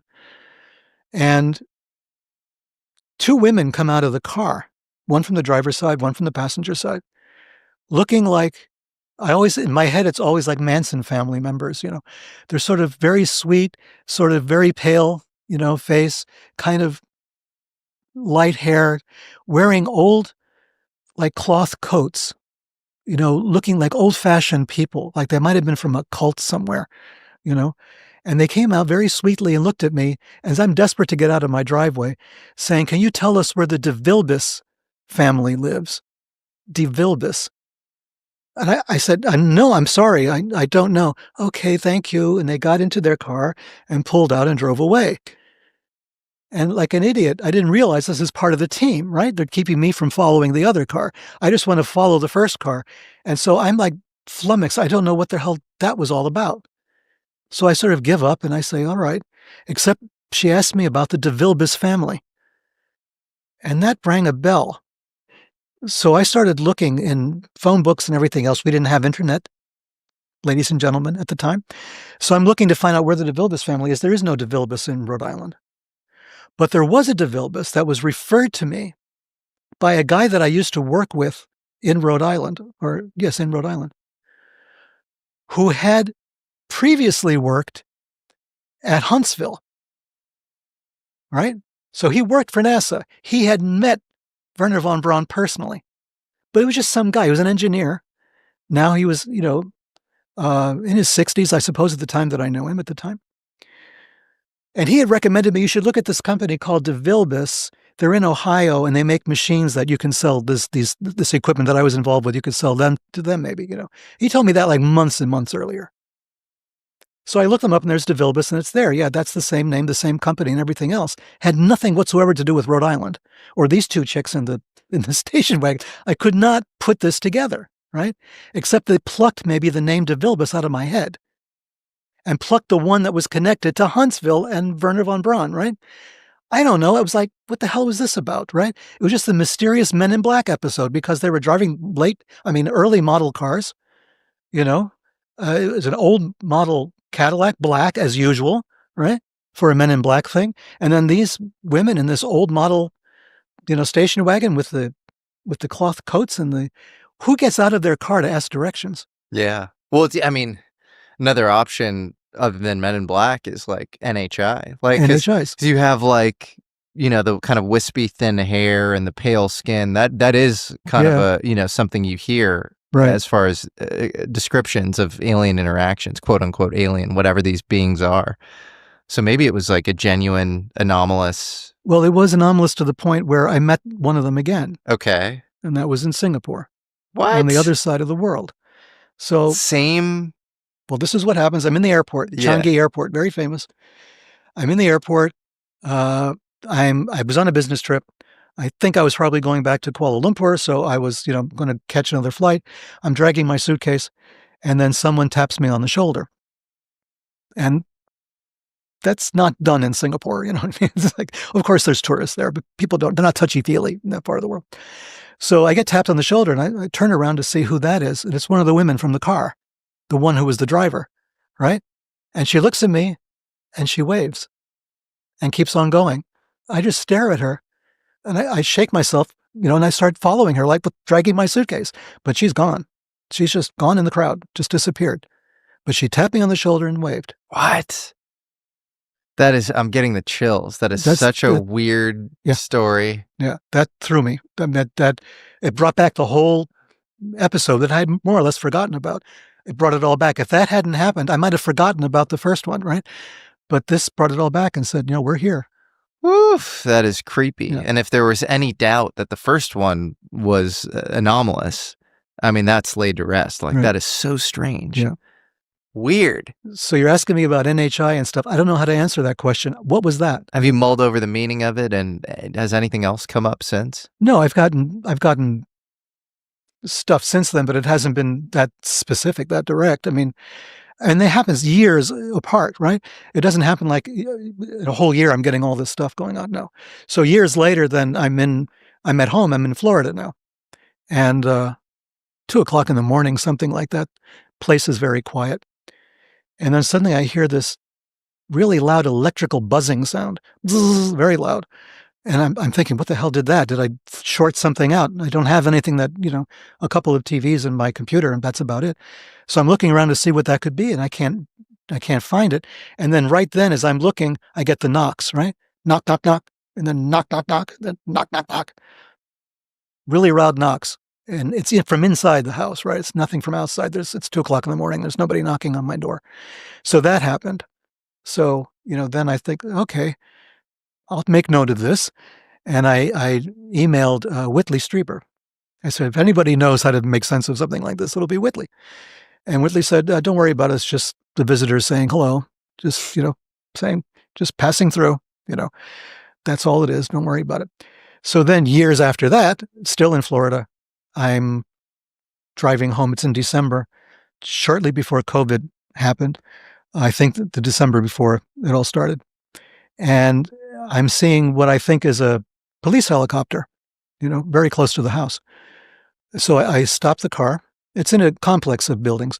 I stop the car and I think, that's really strange. It's a helicopter. It's really close. It's got a searchlight, but I don't see what it's looking at. There's no light on the ground, right? I'm looking at this thing and I stop the car and I'm expecting to hear, the really loud rotor blades. I hear nothing. So I open the car door and I stand up and look at it. I'm looking at a triangle with the lights. Whoa. And it's just sitting there and it's totally quiet. Not a sound, not a motion, nothing, just the lights. I'm looking at it, but my mind is going through all the alternatives, right? This isn't a helicopter. Is this a plane? I'm not getting to the obvious end result that this is not supposed to be here, right? I'm trying to think of a logical explanation for this thing. And as I'm thinking of that explanation and staring at it, it disappears and it reappears down a few feet down this way, and then it takes off. No acceleration. It didn't move. It just was here, and then it was over there. No sound, and then gone. And I said, holy shit, I just saw a UFO for the first time in my life. And I just published books about it, right? Yeah. And written about it. Never saw one. Yeah. But there it was for the first time. That's remarkable. I emailed that to Tom, and he said, damn it. He says, I wish it had happened to me. Right?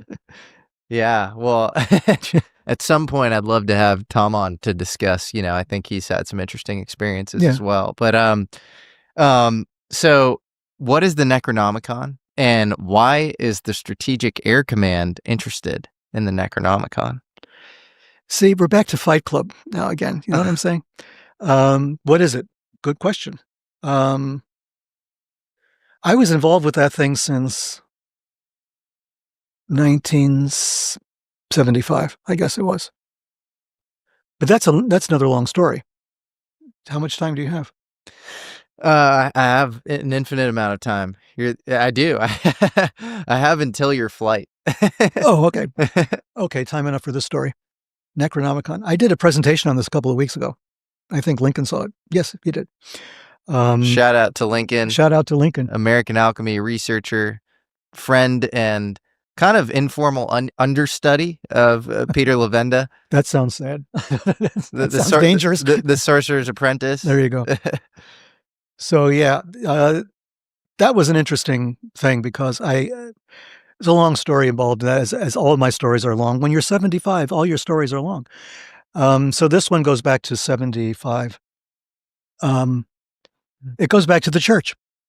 It's connected to the Orthodox Church, the one that we started, my friend and I. See, we started the church. And then in late 69, I guess it was, I got tired of the whole thing because it's just too weird for me. There was too much strange stuff going on. There was a CIA component to it, which shouldn't have been because domestic operations and all that stuff. I don't know if they were operating domestically, but I kept running into these guys. Wait, what?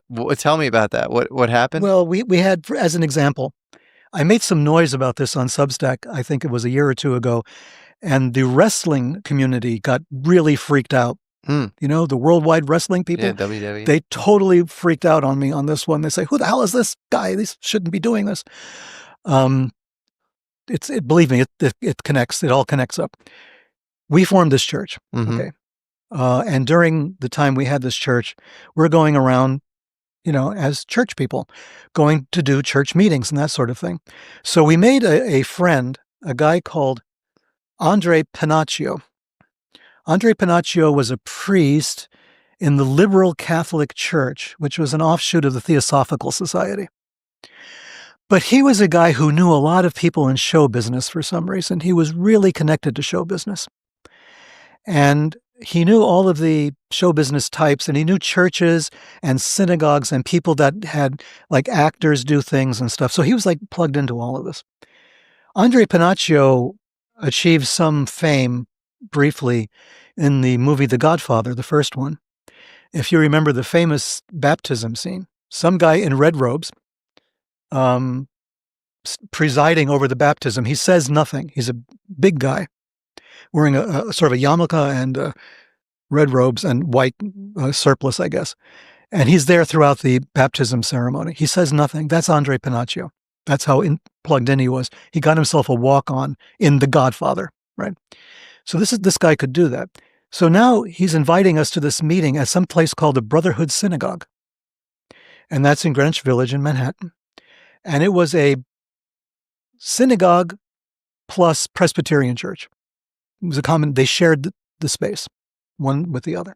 Very famous place at the time in the village. So we had a meeting there with the rabbi in charge of the synagogue operation. And ourselves, the two of us, Andre Panaccio as the third, and the fourth guy was a famous heavyweight champion. He had dropped out of sight for a long time. He was a mixed, like he was Italian, but he had Argentine roots or something. Very well-known guy, but he kind of dropped out of the scene for a while. He's there at this meeting. Now, I didn't know anything about boxing. I'm still only like 18 years old, I suppose, right? Again, no internet, boys and girls. So I knew nothing about this, right?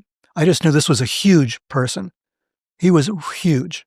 I mean, when he shook your hand, it was like your hand disappeared. He's talking to us about running operations for the CIA in Lebanon. He's just bluntly talking about it. He figures he's among friends. It's a synagogue, right? So he's saying, don't worry about what Congress does or doesn't do. It doesn't have any effect on our support. He says, I've been flying Phantom jets into Lebanon for onward flights into Israel, directly into Israel. I forget how he worded it. He says they box them up in crates. They ship them to Luxembourg, he mentioned for some reason. And we take them out of the crates in Luxembourg and we have pilots fly them down to Israel. They never show up on the manifest as our shipments to Israel. You've got the Phantom jets, no problem. He says, I've had a few guys killed from under me in Lebanon as well. He says, but we're on top of things there. You guys don't need to worry about anything. I'm listening to this and I'm thinking, should I be listening to this? Should I be in the room with this discussion? I don't know what the hell is going on with this, right? I come back and I just make a note of this. And then a couple of years later, just maybe, 3 or 4 years later, I suppose, there's this phone number you could call in New York City to find out the contact information for any celebrity. It didn't last very long, but it was there. And you could just dial them up and ask them. So I dialed up, you could ask for anybody, any famous actor, actress. It would give you some form of contact information. So I called up and asked for this guy. And I was put on hold. And then like a minute or two later, they got back and says, no, sorry, nothing. We have nothing on him. And they would just hang up like that, nothing happened. And again, he died a couple of years after that. There was a funeral. There was a big newspaper story on him. No mention, of course, of being involved in American intelligence of any kind, in any capacity. That's not there. So then about 2 years ago, I read an article. I have a Substack, which I haven't done anything with in about a year, but I have a Substack, and I wrote an article about this particular event. And I drew connections because this guy also acted as an actor briefly in Brooke Shields' very first movie, the one filmed in Paterson, New Jersey. And it was a horror movie, sort of a supernatural horror movie. And this guy shows up as the Undertaker, right? So he has this little bit part in this thing. And then I wrote this whole story about Brooke Shields, this first movie, Paterson. One of the people involved in the film was married to the guy who plays the priest in The Exorcist, right? So there's all these weird satanic kind of undercurrents and connections. And it was like a satanic sort of serial killer movie with ritual overtones that took place in a Catholic church during Holy Communion and everything. So it was all this, spooky stuff all layered in there. And so I just mentioned this, and then the wrestling people, somebody found it, and they went nuts. They said, how the hell? We didn't know what happened to this guy. Now this guy knows. How does this guy know? He's a nobody. And somebody said, well, we shouldn't say he's a nobody. He's a nobody in our world, but maybe, in some other world, he's somebody. So there was this big discussion over this, like, this is what happened to him. This was part of what goes on and part of what happened as us being involved in intelligence stuff, not wanting to be involved in intelligence stuff with the churches at the time, right? So this happened. And that same church then went on. I broke up with them after this. I didn't want to be associated with them. I didn't know what was going on because they kept having these parties where there were, TV types were there or Broadway types were there. Not the stuff you're hearing about these days of the Hollywood, satanic stuff that's always, on the internet for some reason. It was nothing like that, but it was just people attending these parties. But they were making connections. These were people just connecting with each other. And they might be in business, they might be in government, they might be in Hollywood. These connections are made. So that was fine. That's what I knew, and I was uncomfortable with my position in all of this. I didn't feel that secure.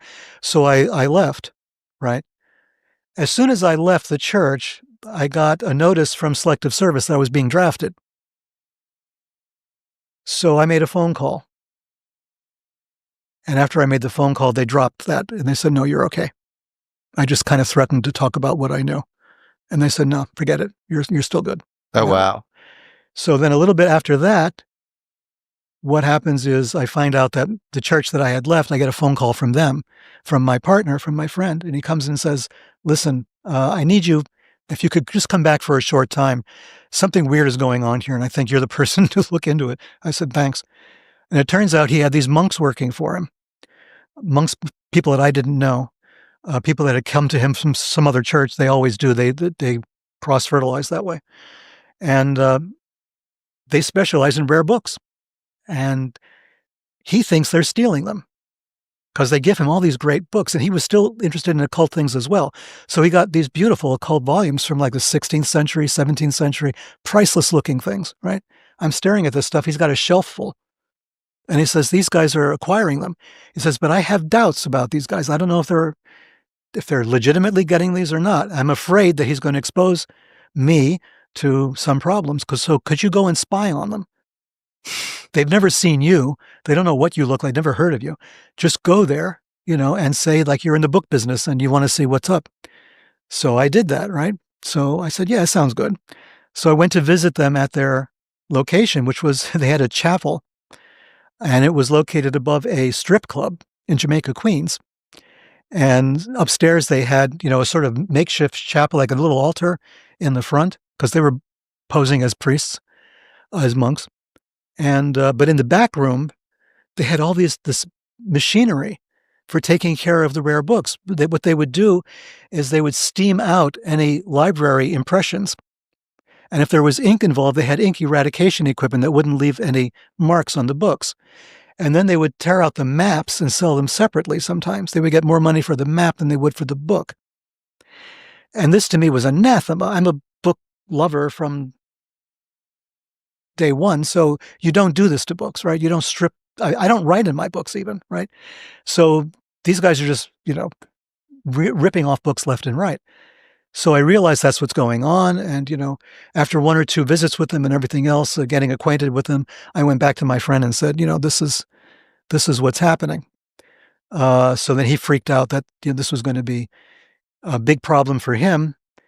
So he had all of these priceless books in his possession, and he destroyed them. He burned them. Whoa. So that he wouldn't get caught. But in the process, I snagged one or two things that I thought should be saved from the fire that I would take responsibility for. I don't know where he got them, if he got them from these monks or got them from somebody else, but a box of a manuscript, right, which looked cool to me. And I said, this looks pretty cool. I'm going to keep this and see what I can do with it. And so then I brought it to a friend of mine who ran an occult bookstore in Brooklyn Heights, the Warlock Shop, a guy called Herman Slater. And I bring the box over to him, and he says, oh, this looks great. What is it? And I show him the page on the front. It's like a lot of writing, but there's a heavy writing in Greek letters in the front. And in my basic rusty Greek, which I only know the Greek alphabet because I studied the Russian, the Cyrillic alphabet, I said, this looks like it says Necronomicon. And and Herman Slater has a heart attack on the spot. He says, no, you can't be serious. I said, I don't know. I'm serious about what? I never read occult fiction, so Lovecraft meant nothing to me. It's a word that was in the background somewhere, but I never read any short stories by Lovecraft. It was not my thing. I gravitated more towards nonfiction. For magic and occult stuff, I wanted the nonfiction, or the closest I came were the Dennis Wheatley novels, 3 novels that he wrote on occultism, because they talked about Crowley and they talked about Thelema and stuff like that from like another perspective. So I thought that was cool, and I read those. But that was it, So now he said, no, you have to translate this. You have to see what this is, because this looks cool. This, find somebody and do it. So that started this whole odyssey of figuring out what this book is. Is it something that Lovecraft talked about? Is it just a name? It has no relationship at all to Lovecraft. I had to learn about Lovecraft. I knew nothing about it. So I had to learn about it. And I talked to my friend at the church guy who was burning all the books, and he didn't have a clue. He didn't want to know at this point, because now these guys are getting arrested. And they were arrested for committing the largest rare book theft in America's history. Turns out they had stolen hundreds, if not thousands, of books and sold them all over the place, coast to coast, and in Canada and Mexico as well. The Mounties were brought in as part of the investigation. So this was a major operation that they were running. What they did with the money, I don't know. But they did get sent to prison. They served time for it in federal facilities. So, my friend was wise to get as far away from it as possible. But still, he was the church they belonged to at the time. They were officially part of his operation. So it led to a lot of paranoia on my part, on his part, on the part of everybody involved in this thing. But eventually, by 1975, October 12th, as it turned out, it was just serendipitous. All of the translation work had been compiled, basically, that we knew what was in the book. And that was the date that we said, okay, we're finished. This is it. Now what do we do with it? Right? So Herman Slater held on to it for a while. The only copy of it and the only translation was his. Okay, you do something with this, right?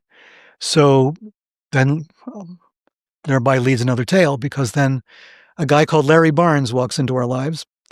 And Larry Barnes was one of the most incredible people I've met in my life, a very strange guy, but strange in a nice way. He walks into the the store, and he looks at all the weird stuff that's hanging. There's skulls, and there's daggers, and there's all these books, and there's herbs. There's whole bunches of herbs and roots and stuff. And he goes over to Herman Slater and he says, "You wouldn't happen to have a copy of the Necronomicon in here, would you?" And Herman Slater very victoriously pulls it from underneath the counter. Right? He says, "Here it is." And so Larry Barnes went absolutely nuts because he was a total cartoon freak and a Lovecraft freak and everything. From the art side, not from the occult side, just from the vibe side. So he was just totally into this, like big time. So he then wanted to publish the book, actually. Believe it or not, nobody wanted to publish it. Nobody was that interested in it at the time.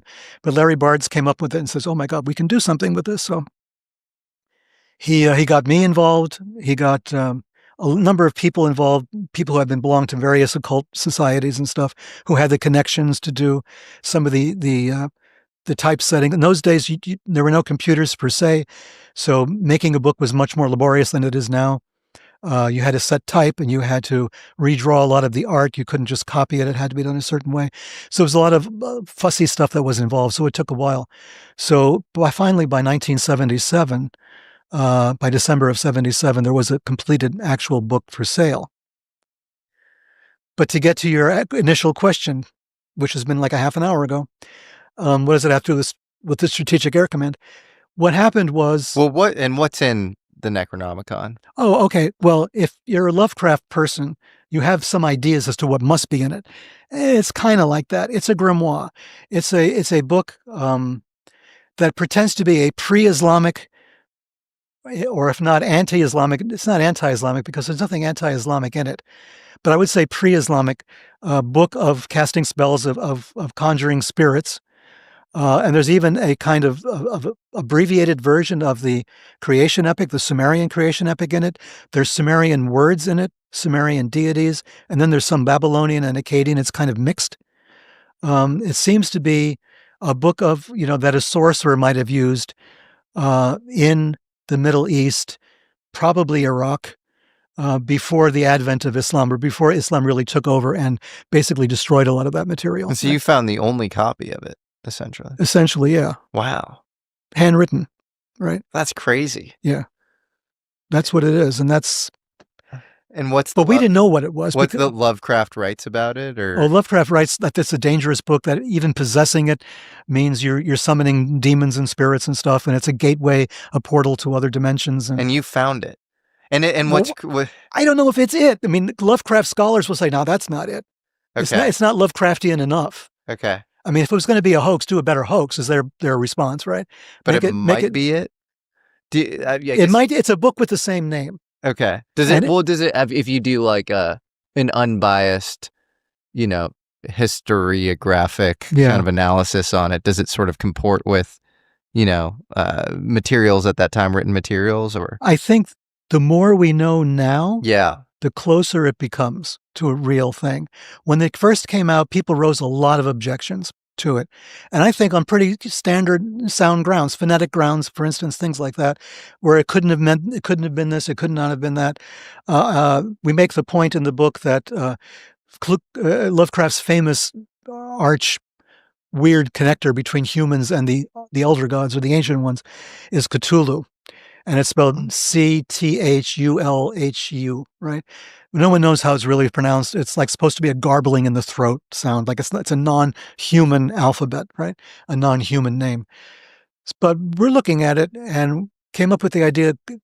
We talked to a scholar of Sumeriology. You have to have somebody who knows Sumerian. And he said, Cthulhu, I mean, that's a Sumerian form. It means a person from the underworld. Kutu is the underworld. And Lu means person. It means a human being or a man. So it's the man from the underworld. This Cthulhu that they're talking about in the book is the man from the underworld. And then, so that sent us off another wild goose chase. It's like, Kutu is the underworld. And we found out there is a place. The Sumeriologists would know. It was called Kuta, or Kutu, in Sumerian or Babylonian. And it was a place that was supposed to be the entrance to the underworld. It exists today in Iraq. It's south of Baghdad, southeast of Baghdad, and it's the place where Abraham is said to be buried. Tel Ibrahim is there. And if you look at pictures of it now, it's just a big empty wasteland. Nothing is built there, but that's supposed to be the entrance to the underworld. So fascinating. So things started to make sense later. Yeah. Right? And they found an Arabic rendering in the Quran of a being called Al-Khadulu, which is supposed to be a kind of quality of anti-something. It's like an adversary name, right? So there's like things started to make sense that didn't make sense back in 1975, but with the passage of time and, sober looking back at it, things kind of start connecting more than they used to. But from an unbiased perspective, I can't be unbiased. I was involved with it since like the beginning, but from my unbiased perspective, it's a book with the same name, and it's quite possible that somebody knew about it. Lovecraft heard the name, and crafted his idea of what the Necronomicon should be based on that, that he just simply heard the name and that the name was around. Because there isn't a lot in there that screams Lovecraft. But there are pieces that do, So... Well, and real quick before we get into the government's interest in this topic, which, is mind-blowing that the government Strategic Air Command might be interested in a book about the dead that references ancient, Sumerian myth and stuff. Right. I mean, that's fascinating. But truly, your life does resemble Johnny Depp's character in The Ninth Gate. This book collector's on this mission to find these like 3 like devil books or whatever. Right. And so I didn't realize this before doing this interview until Lincoln actually brought it up, but you are the inspiration for Johnny Depp's character in Roman Polanski's famous movie, The Ninth Gate, which is also, I think, Jacques Vallée's favorite movie. I didn't know that. Oh, yeah. Oh, boy. Okay. I'm in deep trouble now. Now Jacques' going to call me up and say, it was you. No. Okay. This is the thing. We have to pull back a little bit. The story is not based on me at all. The story was a Spanish novel, very well-known Spanish novel. So the story has nothing to do with me. The character of Johnny Depp, however, from what I've been told by the people who worked on the Polanski film when they were in New York, see, Polanski can't come to the States for reasons I think we all know. He was accused of sexual abuse of a minor. So he is now in France virtually forever. So he doesn't come to the United States. He's made movies in the United States, but he hasn't come himself. So he has scouts that do the B-roll stuff, and they look for the, location shots and stuff like that. And some of the movie takes place in New York. So there are people in New York working for Polanski, and they came across this story. They came across the story of myself and the book and all of this, and they got the physical description down, right? So I was even thinner then than I am now. I was like maybe 125. I always wore suits. That's a whole other story, but I always wore suits and tie constantly. I wore a black sort of trench coat, raincoat kind of thing. I had a beard, obviously. I always had a shoulder bag, glasses, the whole 9 yards. I mean, it's the Johnny Depp character, dark clothing, the whole thing. And the book business guy. I was always in and out of bookstores, right, in that outfit. And I was involved with Weiser's bookstore, which in New York City was the famous occult bookstore with a pedigree going back a long time. And you came upon maybe the occult book, which is the Necronomicon. Right. Which is like this, like the most forbidden book that you're not supposed to possess, which ends up kind of being true for Johnny Depp and his character as well, where you're really not supposed to possess all 3 books. See, but they had the story already, so I fit, unbeknownst to me, because I hadn't read the novel at that time, right? Mm-hmm. But I fit the whole thing. It was as though it was scripted. So the people around Depp are saying, this actually happened. This story actually happened to this guy, and we have all this information about him, and we talked to people who knew him and stuff. And so that kind of got into the film. From what I understand, I had forgotten all about this, to tell you the truth, until a few months ago. I was talking to a guy who makes a videographer. Actually, I think he's based in Florida as well. And he came down to meet me just a couple of months ago, and he says, do you remember that thing about Johnny Depp and the Ninth Gate? And I said, oh my God, I'd forgotten all about that. And he told me the story again. So it's been around. The story has been around. I don't know who's promulgated it, but it's been around. So yeah, that's kind of weird. But imagine me, but like 40 years ago. It's pretty much how I looked. So wild. So if I'm Strategic Air Command, why do I care at all Well, this is how that happened. Yeah. We're going to announce the book now. Larry Barnes is financing the publication of this book, and it's costing some money because he wants it bound in leather. He wants silver stamping. He wants really good quality paper. He wants silk ribbon, the whole 9 yards he wants with this thing. He's calling all the shots. He's paying for this. But it's not really his money. It's his father's money. They're part of the largest lithography press on the East Coast. His father owns it. So they're wealthy. They live, I think, in Fort Lee, New Jersey, across the bridge, and they have all this money. But his father doesn't follow his son's enthusiasms as much, and he wants to get his money back as quickly as possible to finance this thing. So they come up with this scheme, which I didn't know existed. It's called barter space. And in magazines at that time, these big glossy magazines like Omni, Psychology Today, you could run ads in those magazines without actually paying them up front the cost of the page. You could pay them in merchandise. So what we did, is we had barter space in the top magazines that were around at the time, including Omni, including Psychology Today. These were very important magazines. Omni was big time. I think High Times even, we were in that, which was the weed connoisseur's magazine of choice. We were in a lot of stuff. Very expensive space. We had full page ads in those magazines that we did by giving them, we're selling this book for, I forget how much they were selling it for.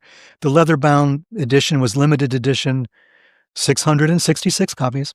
And I think it went for $150 or something. I forget how much it was. It was very expensive. And so we would give, like 10 copies or something to Omni or Psychology Today or High Times, whatever it was.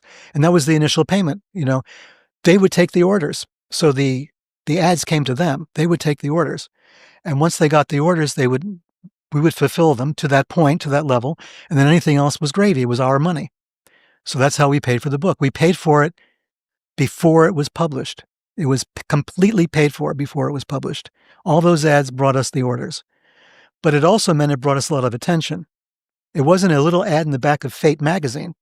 These were full-page ads in Omni. Omni was being read by the Pentagon. Really? Omni had really great articles in there about technology. It also had great design. Great design. Super cool. Yeah. Yeah. So there were people at the Pentagon, there were people in the intelligence and the, military-industrial complex who were aware of Omni very much so. And they read the articles. They knew what was being discussed because they discussed UFOs. They discussed space technology, artificial intelligence. It was all there in Omni in the 1970s. So, yeah, they were doing that. And eventually it got to the attention of people in the military. So we would get letters, and we would get letters from Fort this or Fort that saying, you guys doing a great job. Keep it up. What? You're in the Army. Yeah. You're what? Marine bases, Army bases. And then the Strategic Air Command, SAC, came in with a letter. Just a nice letter saying, oh, congratulations on your new publication. We didn't ask for them for a blurb. And it's like the organization itself, or it's a general? It's on their stationery, and I forget. Larry Barnes kept all of that, so I forget, who signed it, actually. I would love to know now because that would say something. Why do you think they were interested at all in the Necronomicon? It's evidence that they were interested in this material from the get-go. Yeah. Right? I think they were interested since the beginning. But what's the connection? How is that? Well, Operation Often, all the psychic research they were doing, the occult research CIA was doing. Tell us what Operation Often was. Yeah, Operation Often, among other things, there's different various descriptions of it that you'll find online. They mostly emphasize the drugs and LSD research of Operation Often, but some of the side operations involved studying witchcraft, studying occultism, studying magic, right? Sybil Leek was involved. No one knows anymore who Sybil Leek was, but she was a very famous English witch, stout lady, very famous for all of her jewels and stuff. She was on American talk TV back in the 60s and 70s a great deal. She published a lot of books on occultism, on magic, on witchcraft. She was very plugged in, though, with the whole Wiccan community, with Raymond Buckland and the Gardnerians. And if you know about Wicca and witchcraft, she was like one of the goats, right? She was there from the beginning, the OG. So she was like, Sybil Leek put her name on it, on witchcraft, and made it look kind of accessible because she was like the sweet lady type, with an acerbic wit, by the way. So she was openly involved with Operation Often, as we find out later. She was involved with a lot of these things. They wanted to test her. They wanted to see who she knew. They wanted to understand about magic. How does that work? Because they understood the quote-unquote brainwashing that had been going on in Korea during the Korean War by the Chinese and the Russians on American troops who would then come out and say they love the Soviet Union or they love communism. They understood this to be a kind of consciousness manipulation. And they said, wow, if we could only do that, right? That they're doing to our troops, we could do that to theirs. Or if we could do that to people in general, right? What can we do? How can we manage? How can we manipulate people, manipulate consciousness? And so Operation Often was just a side shoot of that. It was a sideshow, basically. The major show was the drugs and the hypnosis that was full bore going on. Massive psychological conditioning undergone in Montreal, Canada, for instance, at an institute there that was funded by CIA for a long time. The guy who ran that was the guy who, to go back again to our other subject, is the guy who had basically debriefed and analyzed Hermann Hesse, not the author, Rudolf Hess, the Nazi leader who was second in command to Hitler at the time. He flew to Great Britain to try to make a peace deal or something between England and Nazi Germany. He was promptly arrested and thrown in jail. But the British High Command had some doubts as to whether or not this was really Hermann Hesse or was a double. So they brought in the psychiatrist, whose name now escapes me, but it's in my books, from this institute in Montreal to go and investigate this guy, just talk to him. Ewan Cameron, maybe, or no? Cameron, yes, Ewan Cameron. That's it. Thank you. Yes, that's who it was.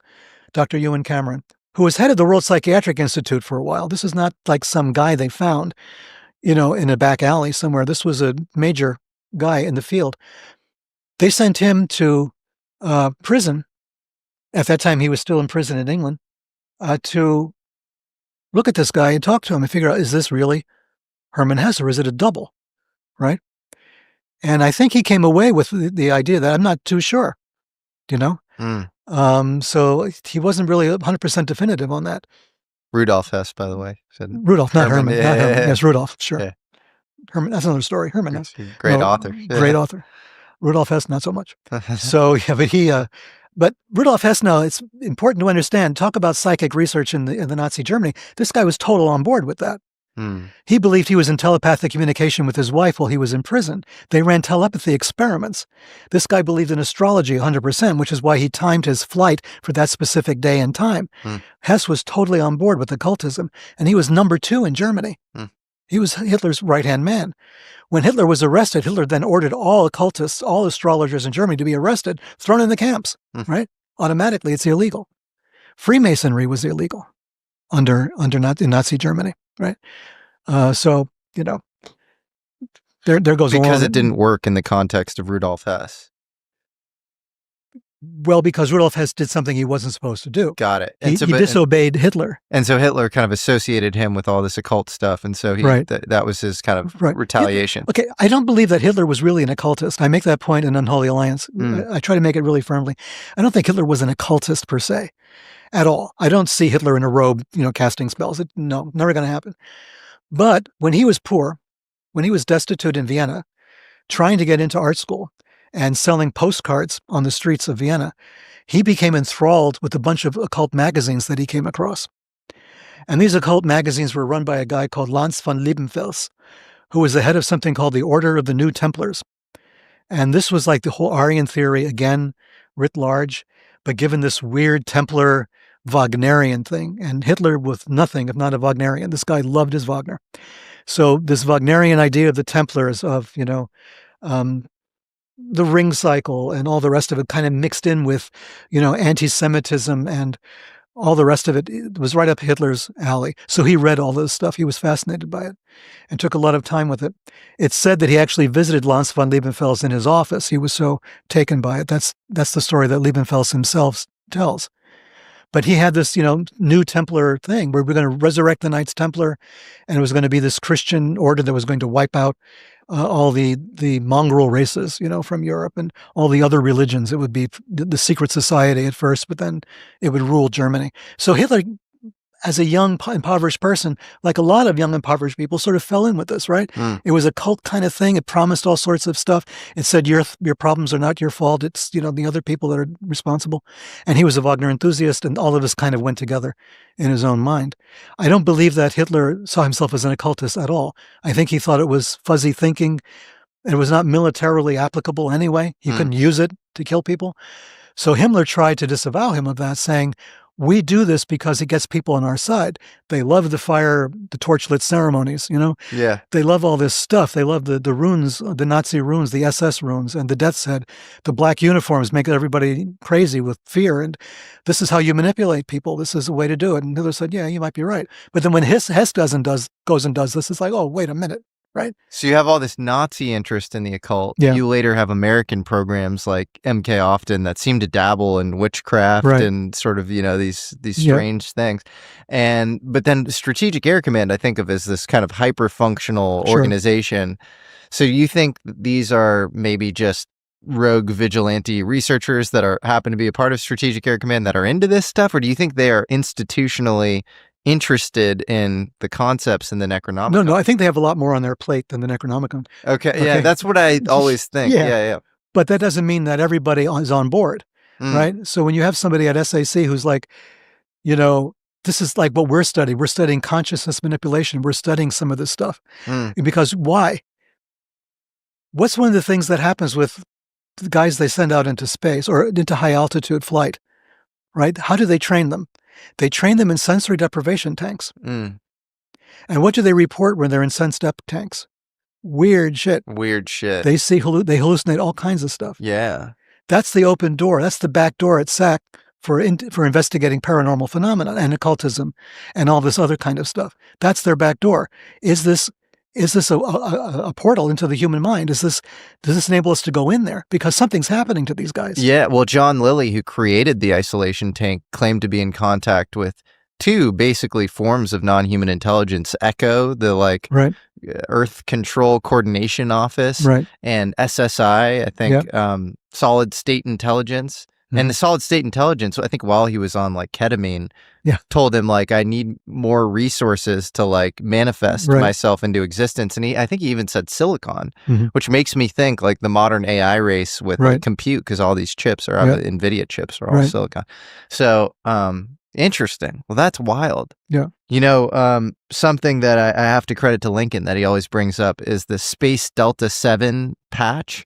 This is now connecting to your amazing book, Stairway to Heaven, which I love because it create, you know, if you're looking for this Joseph Campbell style kind of underpinning architecture behind all of the world's religions, you have to look to some of these more esoteric practices. And you have in Judaism, the Merkavah, which is, you know, the idea of Ezekiel going up on the chariot. But you have uncovered all this research around 7 levels being this recurring theme across Chinese Shinking Taoism, Islam, Rosicrucianism, like all these different, I mean, the ziggurats and Hecalod and Sumeria, Egypt, and then obviously Judaism. And it's really remarkable. It's almost like there's some underlying kind of objective fabric that then inspires all these other stories, but the stories are more incidental to some underlying architecture that involves literally ascending through, I guess, you know, what is it, Ursa Major, the Big Dipper. It's pretty remarkable. Well, and it goes back to the original point that we made with Secret Machines, and that is there's this point that we became a cargo cult, right? And it's possible that these 7 stars, the system of 7 layers, is a manifestation of that. It's that we have it imprinted somehow that this is the way to go. I talk about as well the idea of the double helix DNA, which we only discovered in 1960, right? Or in the 1950s anyway. We announced it in 1960. This double helix, the 2 strands of the DNA molecule. Double-stranded helixes don't exist in nature, except for the DNA molecule, but they don't exist in visible nature. They're not part of our world. Single helix does, right? A serpent will go like that, or we'll have examples of it in nature, but not 2 of them. And yet you find it everywhere in ancient art. right? I found a diagram from ancient China going back 600 years in China where the mother and the father that created the world are depicted as two serpents with tails twined about each other, but with human heads, a human male and a human female, but their tails are serpents twined around each other. And they're the parents of humans, right? Wow.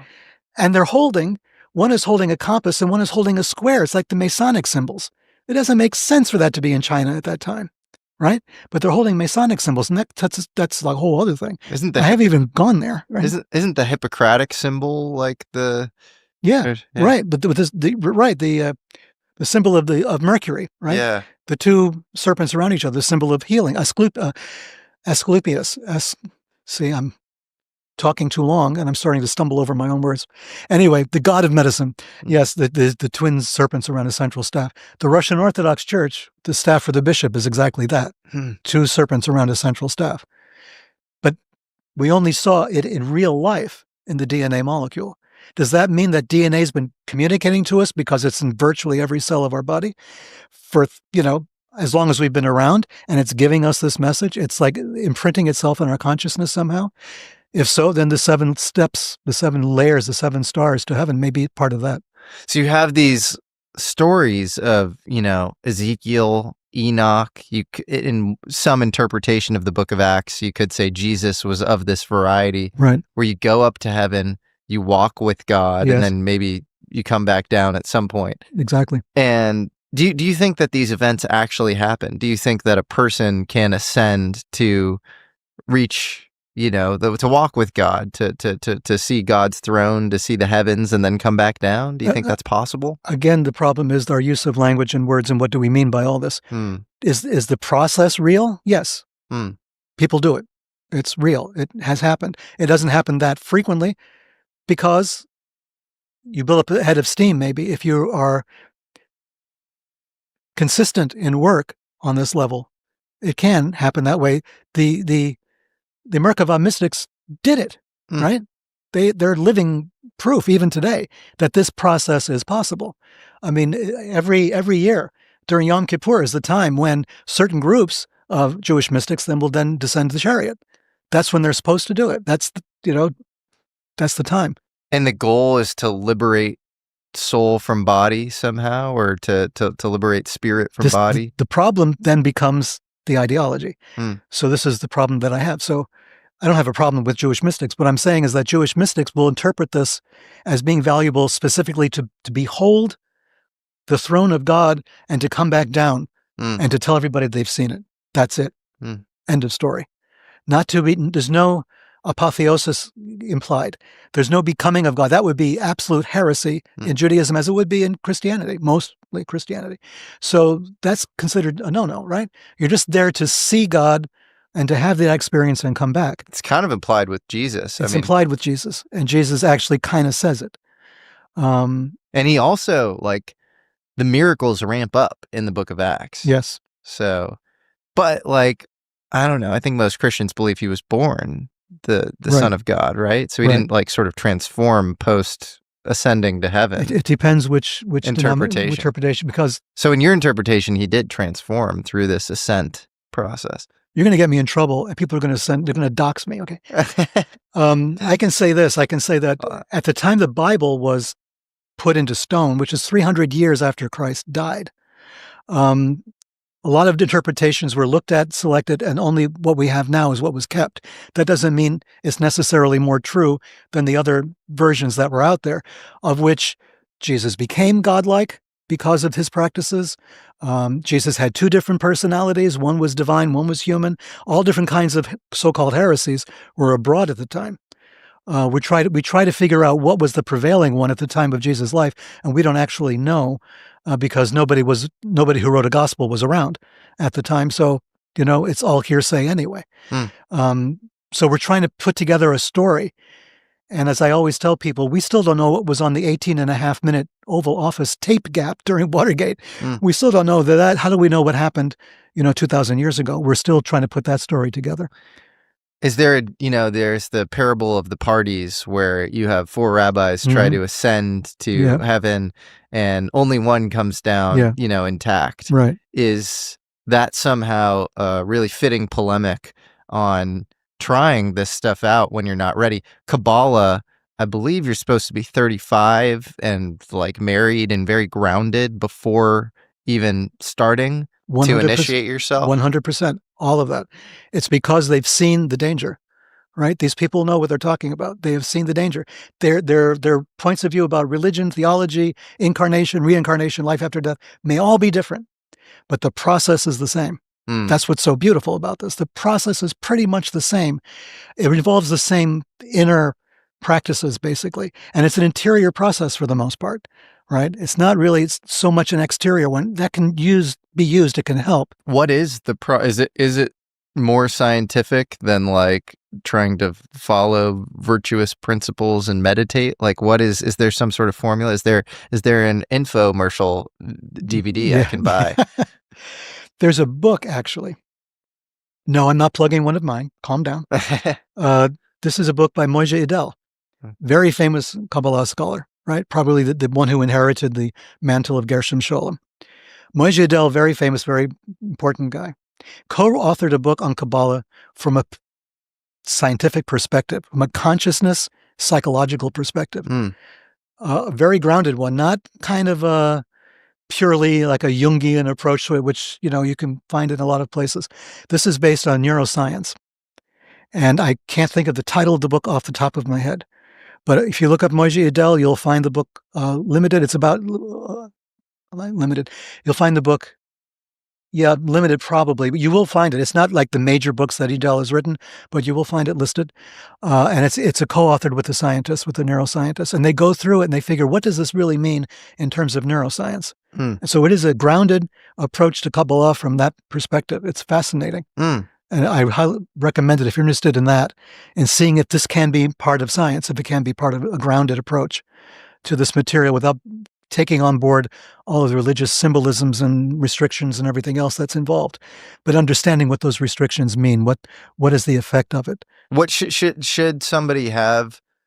What orientation should somebody have towards this? Because I think it's like staring at the sun a little bit, right? Like it can be really bad for you if you do too much of it. Like I think sometimes I think, just life has everything in it that you need, and trying to bust out of some sort of simulation and look for some sort of forbidden esoteric knowledge usually doesn't end well, right? So like, what's the right I agree path? Completely with what you just said.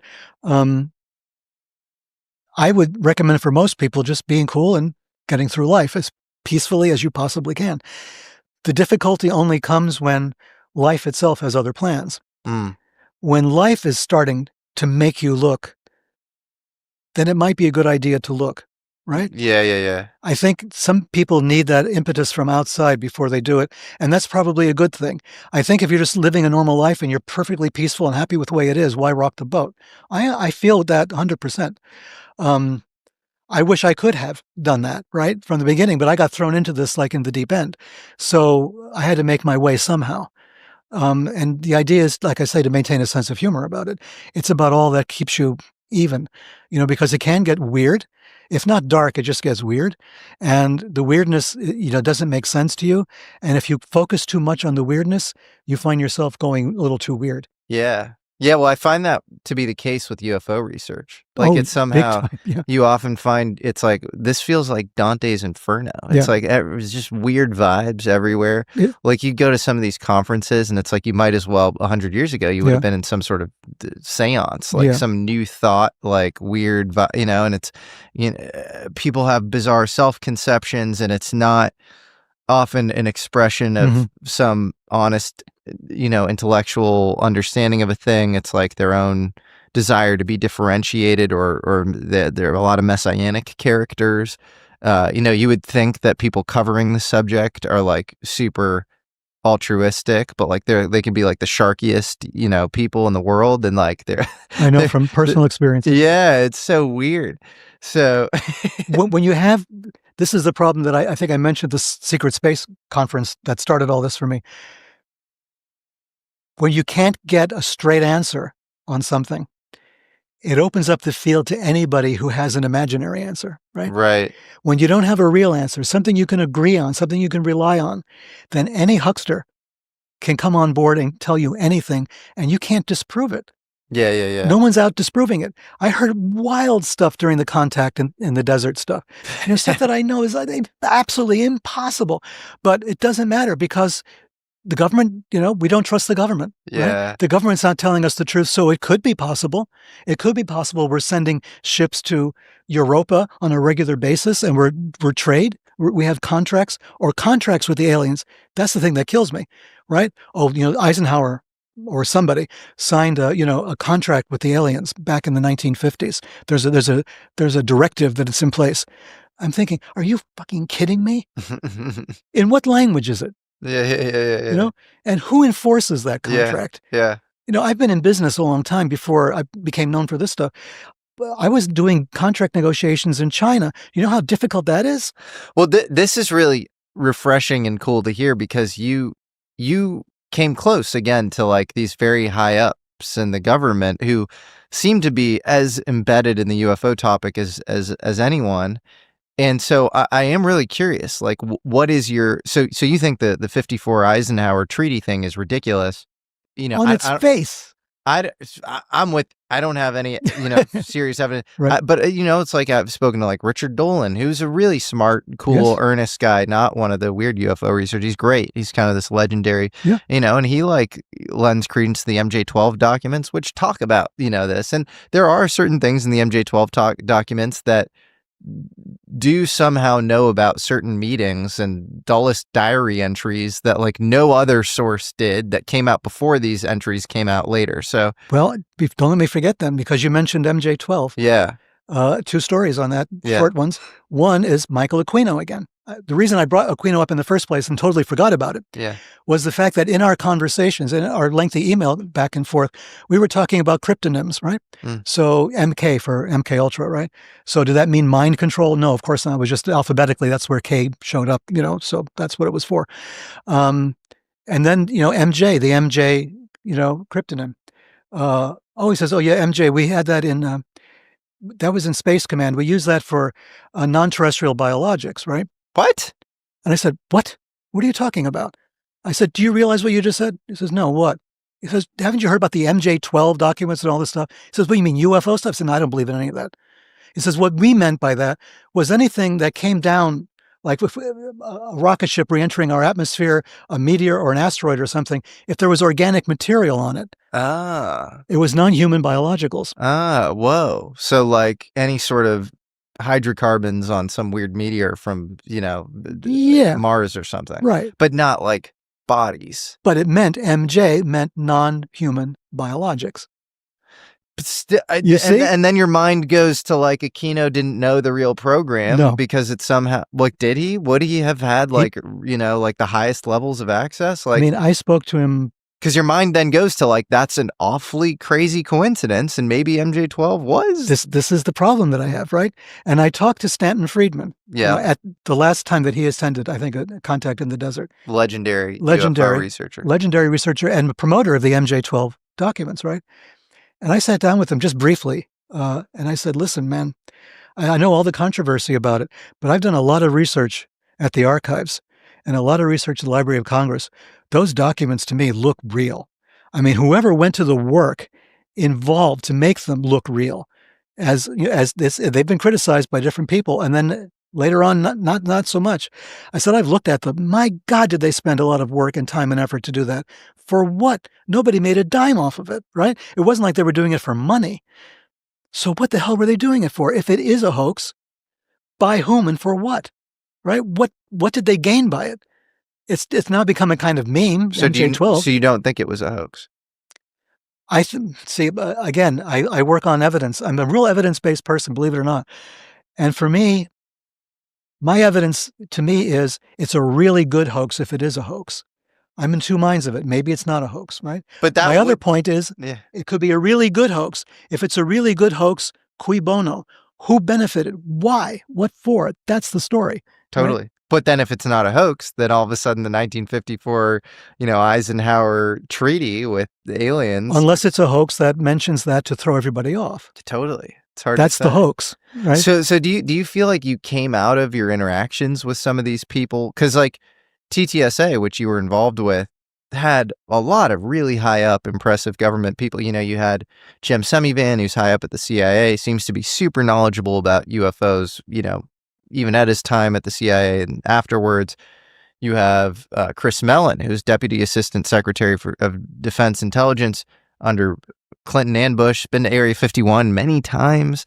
You have Hal Puthoff, of course, who's, Institute of Advanced Study out here in Austin, who just seems to know, like every time you run into a new scientific accomplishment in the UFO field, it's like he's already there. Right. So you have all these guys who are a part of this thing, and I've met all of them. Yeah. And you've met all of them. So you're a part of it as well. And so do you feel like you have a sense of what's going on after that experience? I had a meeting here in Austin. Okay. A couple of years ago. Well, must be longer than that now. With Tom DeLonge. Yeah. Chris Mellon, Hal Puthoff, Jacques Vallée, all in the same room. For me, it was a thrill because I had never met Hal or Jacques before, and I had written about them in various places, but never actually sat in the same room. And Chris Mellon, right, who I met for the first time. And we spent the entire day here with masses of documents and papers and stuff. And Tom was trying to we had a conference room arranged, and all of us were trying to figure out what the hell was going on with the UFO thing. And we have all these guys here together to brainstorm this, right? Try brainstorming this with 3 guys who have NDAs and security clearances up the ass, and they cannot talk to you about anything, right? So now you're in a room with them, and you're trying to wheedle out of them something. You gotta read their eyes or whatever. Yeah, exactly. You're trying to look at body language. I mean, it's what are we doing here, right? Yeah. And so we're trying our best, but they're all very, and we would get close to something and we get some good information. I would write scribbling like mad. I have all those notes, right? Just scribbling on the notes of this thing. What are we talking about? What is this? Even some, just little bits and pieces of extraneous information might be valuable. So I write that down. What color paper was it? I write that down. So we're doing all of this and we're spending the whole day there. I think Vallée may have mentioned it even in his latest book. Maybe he mentioned it in passing. And, we're trying to get to the bottom of this thing, but what was really important were the things they did not say, could not say, and refused to say. So we would ask a question about Skinwalker Ranch. That was the one that sticks out in my memory. We asked about something concerning Skinwalker Ranch and an appearance at Skinwalker Ranch and the equipment that was there picking up the stuff, right? I think John Alexander writes about these things peripherally and other people do. We asked about it. They all got silent. They suddenly all stopped talking. Chris, Hal, Jacques said nothing. And then Hal finally looked around and said, well, we'd need a skiff for this one. And that was all he had to say. Skinwalker. For Skinwalker. Why? And he wouldn't say. Nobody would say. TV show, for God's sakes, on the History Channel. Yeah. But Skinwalker Ranch became this thing. This was Fight Club. And suddenly we don't talk about it, right? So that stunned me. I copied this. I said, oh my God, we can't talk about Skinwalker. Not about Skinwalker in general, but something very specific about Skinwalker, right? About the equipment they were using and what they were tracking and what data they had collected. I think was how the conversation started. And I think that's where suddenly everybody went quiet. So there was something happening at Skinwalker. Any other notable omissions? Nothing particularly unnotable. We would try to ask blatant questions like, how many captured, spacecraft do you have? How many saucers are there? So they would just sort of look and shrug and kind of, not answer it. And then like we were not being serious or something. We tried another attack. We spent the whole day. We had lunch. We kept on going. We spent the whole day here in Austin doing exactly that and getting basically not very close, except maybe for the impression that we all got, that Tom and I definitely got, and I think the impression they wanted us to get, was that this was serious business, This was not like idle curiosity on the part of the people in government or industry who were involved in this. This was something very serious that it was being taken very seriously by people who had very serious credentials, and that the security clearances for this information was stratospheric, and that you really and kind of an indication as to how classifications work, and how difficult it is to penetrate certain types of classifications. Like we're kind of think there's secret, there's top secret, not much else, but there's a lot of gray areas, right? And a lot of abuse of the classification system as well. But there's just a lot of gray areas where this is concerned, and things can be classified just because, person A tells person B and person B tells no one else, and that's as far as it goes, right? So sometimes that's the classification. You can't get, unless you have the right words, the right clearances yourself, know the right things to say to the right people, you don't get the right information. And the reverse of that, what that really means to me as a researcher myself, is that they themselves don't know what the hell is going on. If things are that classified, there's only, who knows then? Then that means there's a whole bunch of scientists and researchers who could be working on this problem, who are not. People that we need to be focused on this are not, because they don't have the clearances. Because they smoked dope when they were 17, maybe, and can't get the clearance, right? Or whatever it is, whatever kind of weird cockamamie regulations they have for this, or they can't get fluttered every year, with the lie detectors to determine, did you do this, did you do that? I mean, the way they conduct clearance investigations, right, at CIA or any place else, it's really tough to do, right? So then you got to go higher than that, higher than that, higher than that. You have to go need to know, right? So there's need to know type of clearance. Are you need to know? Are you read in because you're need to know? And it gets stultifying. So at a certain point, you've got people who should be working on this who I'm sure are not working on it. And that's the problem. If they do know something, it ain't much. I don't think there is a lot that they know. I think they have evidence. They don't know what to do with it. The blind men touching the elephant, I think, is a really good analogy. Touching different parts of an elephant, their left hand's not talking to the right. It's not coordinated. All of a sudden, you have a multipolar world, and tensions are rising, and the impetus to figure out whatever's going on probably increases. But simultaneously, at the highest levels, you can't really admit that you have no idea. It's like the Havana syndrome stuff, where it's like they wouldn't talk about it for the longest time because they didn't really understand what was going on. And I don't think there was a great defense against it. Well, what do you do when you have somebody like, you mentioned Jim Semivan, right? Yeah. Jim Semivan comes out and blatantly, openly talks about a kind of an abduction experience. That he and his wife had. I mean, here's somebody very high up at CIA at the time, right? And this happens. What are the security implications? Yeah. Just stop right there. Just stop right there. Everybody listening, stop right there. A high-ranking member of CIA is abducted by an alien. Yeah. Or has that experience. And I think it was fairly traumatic. I think very traumatic. His wife had a traumatic, particularly bad experience. Yeah. What are the security implications of that? Yeah. That's the story he hasn't told. I'm sure he will never tell. I mean, we know he was visited by people from the government, right? He pretty much is open about that. But then it dies. The story dies after that. What do you do? How do you handle that? How do you write up your report? Who sees that report? Who acts on that report? What are your recommendations based on that report? Think about it in terms of government. Think about it in terms of the intelligence agencies, the military. How do you handle that information? What do you do? If you're in that position, what do you do? How do you handle it? Well, totally. And I think it's a really tricky problem. You probably try to do what they did through To the Stars Academy, where you try to let the thing out through like you do what you can. Media, you do what you can or whatever. And have you ever read the book Crypto's Conundrum? Are you familiar with that? I haven't started it yet. Yeah. Lincoln is responsible for that. Yeah, he recommended it to me too. It's by Chase Brandon, that's a pseudonym. He's the CIA liaison to Hollywood. And it's remarkable because the only reason I bring it up is because you have this kind of committee that's responsible for like timeline management. Right. And it's like these top kind of intel guys. And I think it comes out of the OSS, actually, this committee. And these beings sort of paranormally show up to everybody on the committee, like independently, and coordinate them together in a way through like synchronicity engineering or something. And you read books like that or Childhood's End by Arthur C. Clarke, and you start to ask questions like around like, if these things are happening at the highest levels of government, what are the coordination systems above the government itself that are like bringing these people together? Of course, you're not going to want to disclose that any of that is happening if it is happening. And it all of a sudden you move from this conversation of like, oh, the government needs to disclose. It needs to disclose what it knows, like it knows everything, to this way more nuanced, interesting conversation where like the government's full of people. Civilians are people.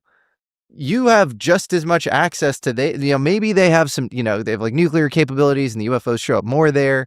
They have aerospace stuff. And so there are implications on UFOs for that.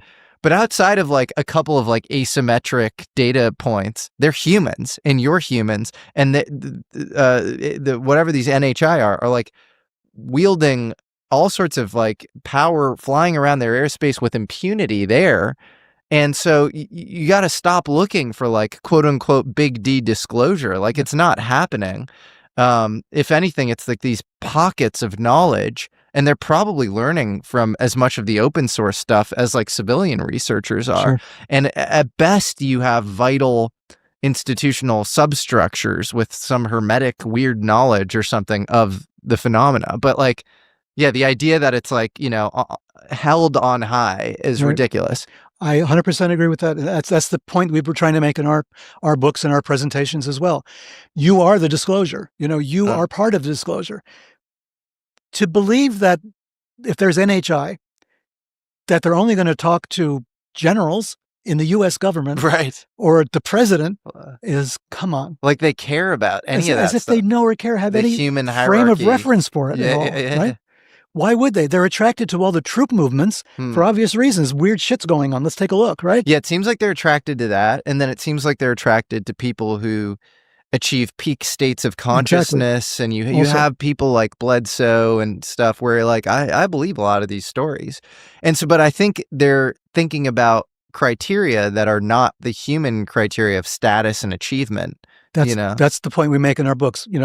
We stop looking for this anthropomorphizing of the alien, right? We're giving them human qualities and human ideas. We think of course they'll want to talk to the president. Why? Yeah. And of course there's a contract. How is there a contract? Yeah. We can't even discuss among ourselves and understand what we're talking about. How are we talking to an alien? You know how hard it is to translate to Chinese, a business contract? Yeah. I mean, we can't solve that problem yet. Yeah. Right? There's all kinds of vagueness in between all of our languages. We're not comfortable with it. We're not comfortable with each other's, skin color, for crying out loud. We're still fighting those fights after all these years. What if an NHI shows up? They don't care. Suddenly all of our problems, that famous book, The Bell Curve, they try to show, different kinds of racial characteristics. This race is better than this race or something. Yeah, in the face of the alien, the curve is flat. We're all pretty much in the same boat, right? The alien is something other. That's the whole definition of this, right? It's not human. So it doesn't care. It doesn't care about your politics. It doesn't care about your organizations. It doesn't care about your belief systems. It cares about none of that. None of that. It doesn't care about your language. None of that is relevant, right? So on that note, are aliens related to biblical conceptions of angels and demons? Because I agree with you. Like, I think these conversations are really hard to have if you're just a human being. And it's funny to see, like, you'll see Sean Ryan go on Tucker Carlson and the UFO thing will come up and Sean Ryan will go, I think it's spiritual. And then like Tucker Carlson was like, I think it's spiritual too. Right. Yeah. And it's just like they're force fitting that. And then you ask them one more question, right? What's an angel and what's a demon? They'll have no idea what these things are. And there are, thinkers, historical religious thinkers, like, Lincoln likes to bring up Iamblichus, there's some others with, St. Thomas Aquinas with taxonomies, hierarchies of angels and demons. Do you think what people experience today in the form of quote unquote extraterrestrial visitation are actually the angels and demons from the Bible? Can you define your terms, please? I don't know what I'm talking about. Okay. Basically, there are very few angels and very few demons in the Bible. That's a misconception, right? We think it's full of angels and demons, and actually it's not. Well, what about that book on principalities and you know what I'm talking about? we think we know what that word means, but as we find with biblical scholarship, we really don't. Like cherubim, right? We think we know what that means, right? And we have the English word cherub, which has no relationship at all, right, to the original term. So it's been bowdlerized a great deal. The cherubim were actually beings, right, that had wings, and they might have been quasi-spiritual. Calling them angels might have been a bit of a misnomer. The 7 ranks of angels came later: seraphim, cherubim, et cetera, angels, archangels, and all the rest. That's like a later development, right? But in terms of purely biblical origins, I don't think we have much in the way. The devil really doesn't show up, you know. The adversary shows up in the book of Job. Book of the Job. devil shows up, yeah. But we call that the devil, but that's not really his role. He was really a lawyer for the prosecution, right? In God's court, saying, I can prove that this guy is, not reliable. Is Lucifer not the most luminous, like God's favorite angel who then sort of, According to later texts, right? Okay. Lucifer means the light, the one who bears light, the light-bearing one. Yeah. And going back to Blavatsky, Lucifer was like her main man, right? All right. So they called the Lucis Trust, right? Right. And there's Lucifer. It's all entwined with this concept that Lucifer was the shining angel. So this isn't the Prometheus, basically. Yes. So in this thing keeps coming up, Lucifer, the Lucis Trust, like there's this VP of space systems at Lockheed Martin, this guy Jim Ryder. Have you heard of him? Oh, yeah. So he, it seems like he was part of some sort of legacy UFO program, because you have congressional hearings where everybody's talking about, and David Grush talks about this, Elizondo talks about this, George Knapp testified in front of Congress about this. This seems like, if there's any sort of commonplace knowledge in modern contemporary UFO, stories, this transfer of UFO material from Lockheed Martin using some sort of special access program to Bigelow Aerospace. Right. And this was headed up by a guy named Jim Ryder, who's VP of Space Systems at Lockheed Martin. He was speaking at this event for Lucis Trust, which is this publishing house around like really esoteric, weird knowledge. And he's talking about devas and fairies and angels, and he's talking about, I think it's called Garment of the God, and he's talking about almost like things are becoming unveiled, like, the apocalypse is starting or something. And, he talks about parapsychology, and he says, in all these other countries, it's not stigmatized, but because we live in the West, the mind-matter connection is supposed to be this totally, you're supposed to be, the mind is supposed to be totally separate from matter. Right. And it's this VP at Lockheed Martin. Yeah. So what's going on there? And not VP of Human Resources. No, he's not VP of HR. No. Exactly. So yeah, you can't. I think it's happened everywhere. It's happened in Congress also. They start to get wind of some of this, and their fallback position is angels and demons, right? They're frightened of it. It's been this way since the 70s. There have been attempts to get the UFO field acknowledged, at least in Congress, that we have to do something. We have to at least study it. And it's been blocked by groups who felt that God does not want us to do this. This is in Congress. This is why I wrote Sinister Forces, right? Because every time I turn around, we think we're getting close to something, and a bunch of religious fanatics come out of the woodwork and say, no, you can't look at that. That's off, So there's this rumor of the Collins Elite, this evangelical Christian group that does this. Do you know anything about them? Because they're written about by Nick Redfern. Nick Redfern, yeah, of course. But I don't know how real it is. Yeah. This is the problem with these groups. It's like, it's like trying to come up with, do they have meetings and they have membership cards? I think it's a question of people forming informal groups in Congress, in the military, in intelligence, to put a religious spin on this and to promote a religious agenda at the expense of the scientific one. I was appalled a couple of years ago to hear how the Air Force Academy in Colorado was training their people in religious studies, right? And a very sort of narrow view of religious studies. They wanted people to understand that these are our enemies and these are the good guys and all the rest of it. And it was being taught by some really rabid sort of rabid anti-Islamists, for instance, or people like that. It's like, why are we doing this? Why are we trying to, there's no room for this. It doesn't make any sense, right? It's as if we're trying to set up the Crusades. It's like, why are we bothering to do this? Do you think that in the government, there are any sort of formal groups concerned with eschatology I don't think they're formal. No. Revelation or the apocalypse or anything like that. I don't think they're formal. I think these are groups that come together and kind of break apart after a while because of differences of opinion on things. I think they had prayer breakfasts and that kind of thing. They get together and they talk about Doug Coe. Yep. Yeah. So there's a whole story there, I suppose. But from my point of view, I don't think these groups are as hardwired as we like to think. I think they're just general attitudes. And the general attitudes are kind of contagious sometimes. And people come on board and they say, yes, we can't talk about UFOs. Or like the famous event mentioned in John Alexander's book. Was it Ben Rich that he talked about? A guy at Lockheed?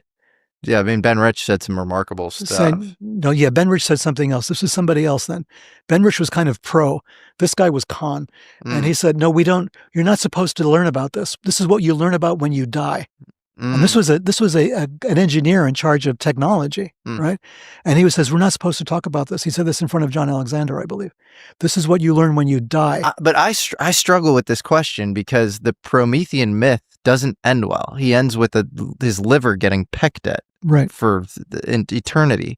And if you look at, modern versions of Prometheus or even the story of Faust or whatever, it usually blows up on the person going for the forbidden knowledge.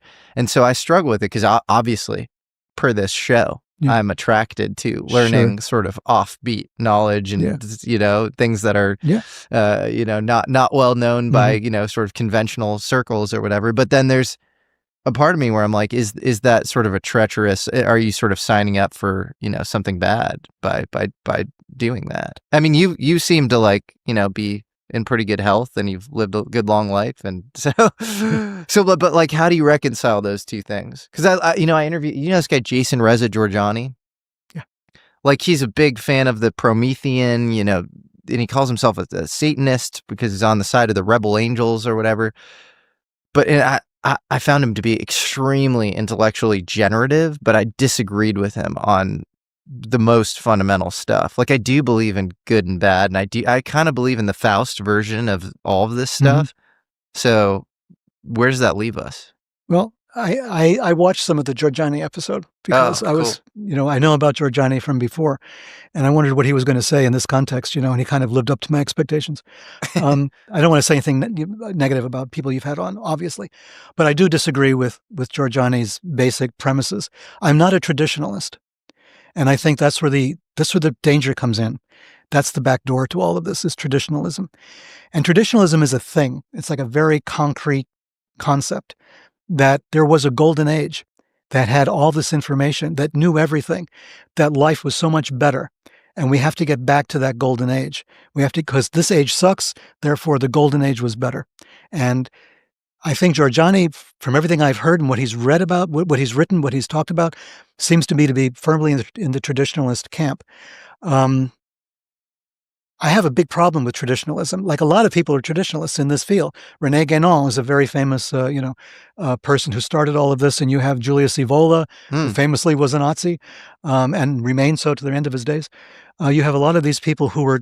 was he a Nazi? He was a fascist in Italy. Yeah, he was very fascist. But then he was, I thought he was arrested by the Nazis. And then they're like, are you a fascist? And he said, I'm a super fascist. Or something.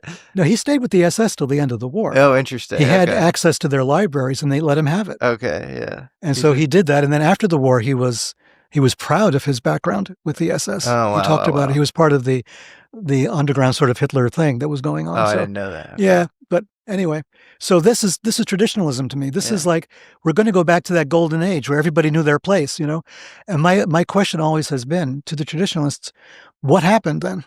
If it was such a great golden age and you had all the answers, what happened? Why are we here now? Yeah. And there's no real answer for that. They blame, again, other people. Well, it's often like Guénon and Evola would base their thinking off of Eastern thought, actually, in the Yuga periods. And the Kali Yuga is the current period, and so you get this decline of, Western civilization. But then what do you do about that? the prior yugas, you would live to 1,000 years, and so why are we talking about advanced technology? Do you see my point? Is why are we even talking about it? We have no control over the Kali Yuga, if that's in fact what's going on. Yeah, well, he wrote a book, Evola, called "Ride the Tiger," which is like all you got to ride modernity, and the whole thing. It's like there are all these logical fallacies in it, but it's very that's the problem, right?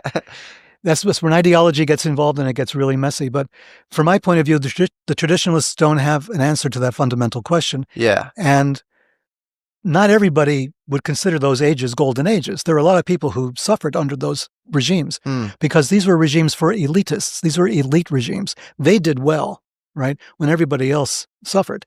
And so I don't want to go back to any of those golden ages. I think that the knowledge that they had, that we're always mooning about and saying how great it was, we already have it. It's all around us. We've got it in our hands. We don't know how to use it. We don't know how to look at it. We're too divided in so many different ways, culturally, academically, linguistically, even politically, certainly. All of these things are there to make everything very messy. But the knowledge is there. It's never gone away. It's always been there. It's always been accessible. I don't want to go to a golden age. I want to go towards a golden age if possible, right? I think that is possible. But I think it's going to take some work, and it's going to take individuals coming to terms with the fact that all of these ideologies are not very useful. There is a new age possible, because we see it in ourselves as individuals. We know we can make our individual understandings better, our individual lives better. It's just that guy next door who's a pain in the ass, right? Totally. Well, that there's a Soren Kierkegaard quote that I think it's like, life is not a question to be answered, but a reality to be experienced. Right. And I feel like maybe the hubris of UFO, quote unquote, research or esoteric research is that it is a question to be answered. You're looking for some Archimedean point of revelation. Suddenly we'll know. You see the Ark of the Covenant, and boom, you have all knowledge, and it's inside your brain, and you're upgraded or whatever, and you have the special power. And that just I don't know. That seems like a sort of fallacy. Like you think it is? It is a fallacy. Okay. I think we are in the process. We're in a constant process of discovery, right? There is no one discovery to be made that's going to settle everything. So then what is the role of curiosity? Like if both you and I are taking these sort of quests where we're trying to find like all this like interesting offbeat knowledge or whatever, Sure.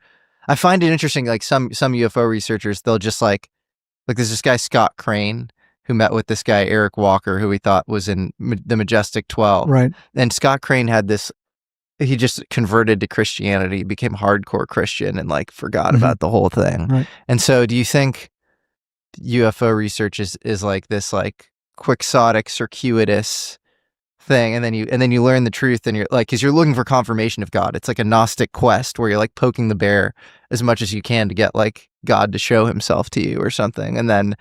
But then once that happens, then you just end up like, wanting to tend to your garden and be nice to your neighbor. Yeah. Well, yeah, the UFO field and the UFO phenomenon, as I've come to know it, the last, 10, 15 years or so, they haven't yet defined what it is they're looking for. They don't know, right? So when you talk to a ufologist, there's the general breakdown between the nuts and bolts guys and the consciousness guys, let's call them for a better word. But that's not even it, right? You take the nuts and bolts guys and you push them a little bit, and they don't know what they're looking for. I mean, we had one of them working for us at To the Stars, right? Yeah. Steve Justice, right? Yeah. And here is a guy who would know where the bodies are buried, right? Yeah. And he didn't know. He really wanted to know how those saucers flew. Wow. That's what he told me. Yeah. He says, I want to know how they do it. But is he simultaneously saying we have the saucers in our possession? No, he's not saying that. Interesting. Right. He says, but I want to know how they do it. And then you guys had some material as part of To the Stars Academy as well. Yeah. So where do you think that material came from? Yeah, well, there's a long history behind it and a long history in front of it on the other side. At this point, I don't know what's going on. We know that we were getting close to something. We were developing relationships with the military, with their laboratories, to do the kind of testing only they could do. And then COVID hit. When COVID hit, all our relationship with the military really stopped. They apologized. They said, nothing else we can do. We're being told we're going to cut this down, cut this down, cut this down. So they cut down almost everything they were going to do with us. I think maybe everything that they were doing with us. At that point, after that, I lost track of the trail of where that was going, you know. But that's something that fell out in the desert somewhere out in the West. I think it originally went through Art Bell, maybe, or something, or somebody gave it to him. Art's Parts. Yeah, Art's Parts, maybe. Yeah. Something like that. And it wound its way eventually to Tom. Did you touch the material? No, I didn't touch it myself. No. Okay. Do you see it at all, or no? Okay. No. It's so fascinating. And then you have a really interesting connection with Bob Lazar, which is you worked at the same company that he did. Very remote connection, but it was there. I happened to meet Bob Lazar for the first time when we started this whole project, and George Knapp, and together. And everybody has all these theories about Lazar, you know. I found the questioning by Knapp of Lazar was very artful, and Lazar was just stuck to his story. I mean, if this was a cop show, you'd think he was telling the truth. You know what I mean? So I guess you have to be a very good interrogator to know if he was telling the truth or not. What does your gut say on Lazar? Lazar? I saw the original broadcast when it happened with George Knapp and Bob Lazar at about Area 51, when no one knew what that meant. Right? Yeah. And I'm watching this thing and I'm transfixed by this. I mean, that's indelible to me, that one moment when that happened. And Area 51 obviously was real. There's no doubt about that. And Lazar, the thing that makes me kind of believe Lazar is something kind of personal to me. And that is, at one point, his badge showed Bendix, Field Engineering Division. And that like blew my brain away because I worked for Bendix. I worked for the Bendix Corporation in the 1970s, almost 6-7 years in the 1970s, until I think 79 or 1980. So for a long time, I worked for their international division. And the international division was located in Manhattan on Broadway, of all places, on the 13th floor of an office building, which is really weird because they don't have 13 floors, but ours did. And so we're on floor 13. And the field engineering division was legendary to us because, number one, they had very good field engineers. But number two, the real reason is they were a front. When CIA or somebody wanted to send somebody abroad under cover as a knock, you know, non-official cover, they would use Bendix Field Engineering Services. That was perfect because you're an engineer. It could be anything. And so you have an engineering, you know, cover, and then you're going there as that cover. When Watergate happened, I was working for Bendix at the time, and our whole division went absolutely nuts because of all the stuff we had on paper. So suddenly the shredders are operating overtime, right? Whoa. And a lot of it had to do with the field engineering services. Whoa. Because it came out that we were training troops in Saudi Arabia. What the hell was Bendix Field Engineering doing training troops in Saudi Arabia? Crazy. Wait, but you weren't involved in any of the intelligence activities? No. I was just a guy working there, right? Okay. But my ears and eyes are open, right? Yeah. And so all of this is going on. So field engineering for us was the red flag. We knew what that meant. And then when I saw Lazar's ID, briefly in one book, there was a copy of it, and I saw it and I said, holy shit, Lazar worked for Bendix Field Engineering? That was his cover then. He didn't really work for them. This was a cover. If it was a cover, he was there for some other reason. Oh, so do you think he was Intel or something before he was, what years were this? That Lazar was yeah, was that this Bendix? Was after me, so I don't know. I think the broadcast with Knapp was after me. I don't know if he was at Area 51 while I was at Bendix or not. I left Bendix in 79, I think. So I don't know if he was at Bendix or if he had that ID in the 80s. If he did, that's after. It must have been before his Area 51 experience. Right.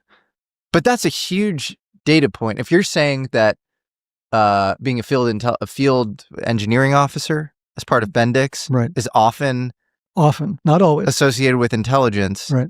And he was in that group before working for Area 51, ostensibly, right? Because you don't blow the whistle on Area 51 and then get a job in the field engineering. No. So that's pretty interesting as a data point.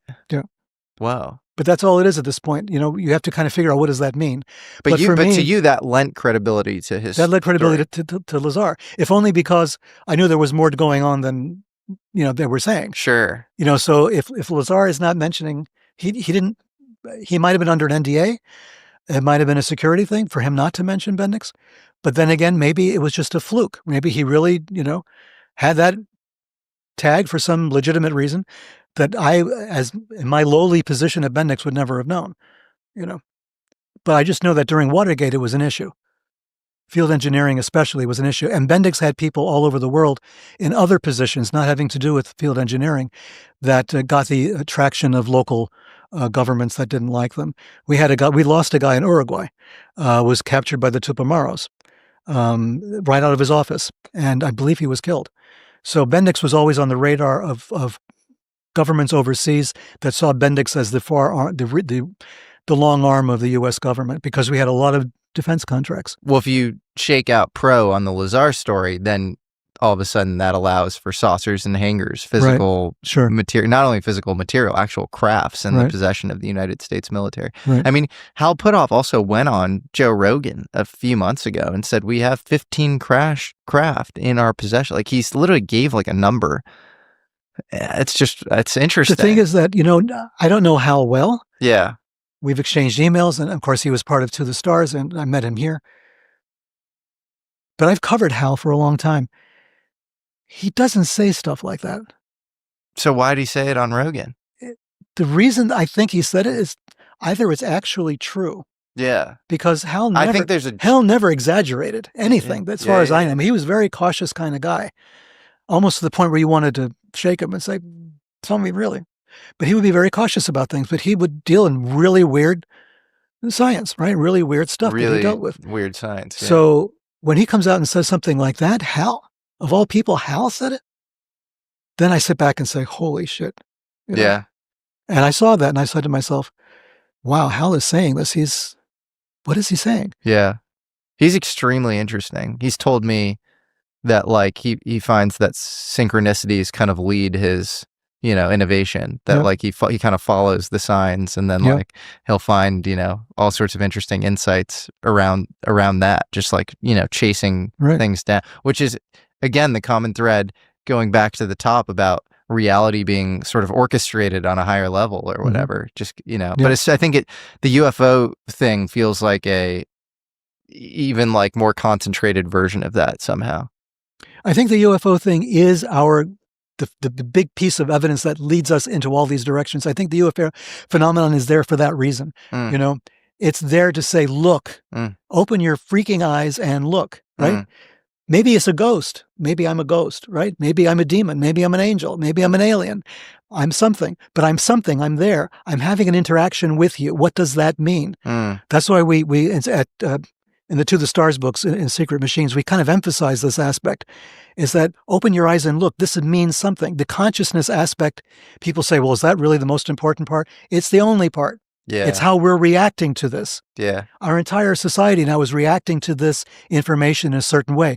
People are saying, no, it's crazy. No, it's nonsense. People are saying it's angels, it's demons, it's space aliens, it's from another dimension, whatever. We're throwing everything at the wall to see what sticks, but it's something there. There's a wall there. And it's inviting us to throw stuff at it. What is that wall? And if we only talk to ourselves, we're never going to get there. We've got to talk to that shaman on the Orinoco River to find out what that is too. We've got to talk to everybody because the input is important. The language is important. They're using different words to describe these things, right? They're using different words to describe what they saw in Brazil. They're using different concepts. What they saw at the Ariel and in Africa, right? The kids are seeing things, and even the kids, their stories don't match all the time, right? They're seeing little things, big things. They're talking about different sizes and shapes. That's data. We don't discard that, well, they're just kids. It's data because it matches the data that adults are seeing all the time, right? If you had to extend a message to a young person watching this or listening to this right now, and they're hearing this, and their brain is, being sort of scrambled by, history is not what you think, all these interesting facts around the JFK assassination, government and their knowledge of UFOs, forbidden texts, everything we've just discussed. Yeah. How would you advise they kind of incorporate or integrate some of these things into their worldview in kind of a productive way, a healthy way? Number one, I'd look for what you can prove. And that starts from the basic things like, did so-and-so really say that, right? So you find where that person said that. And I know in this day and age of artificial intelligence, it's becoming harder and harder. But you can look at documents, look at the stuff that's released. That's open source. That's already there. Harry Reid was once asked by a journalist, what do you recommend? How do we start this study of the UFO? Where do we begin? And Harry Reid says, what are you talking about? It's already there. All the information is there. You've got it already. It's already in print. All you have to do is read it. All you have to do is look. The information is there already. Yeah. We have so many biases in our brains that we're blocking certain information from being understood. So look at everything, right? Look at the sane stuff, right? First, look at the documents, look at the stuff that's released by FBI or CIA or the Defense Department. You can sort of start from there because everybody's going to kind of agree on the facts that this letter was written by this guy at this time. That you can kind of base the beginning on. And then you go from there, right? Somebody says something, somebody interprets this document a certain way. Can they be trusted? Is their interpretation sound? Does it make sense? Always start from the does it make sense part because you're going to lose that pretty early on. But in the beginning, at least things will start to make sense or they will seem to make sense.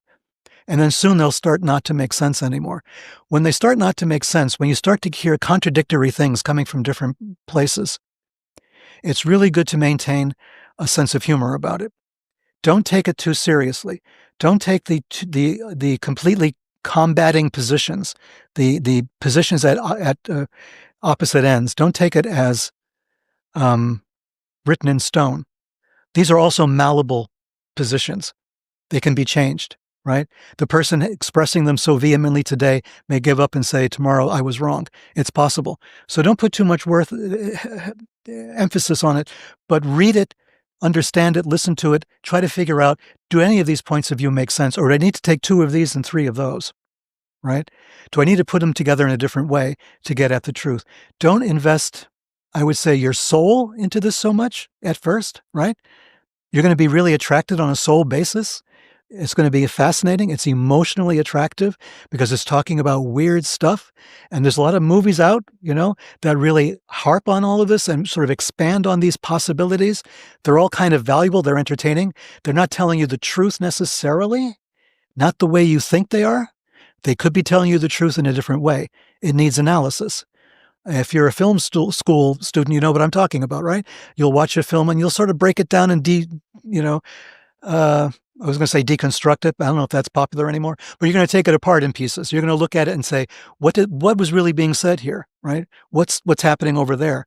It doesn't mean you have to look at David Lynch 24 hours a day. I feel for you. I do that. Okay. Look what it's done to me. But that's an obvious way too. Lynch has something to say about all of this. Very much so.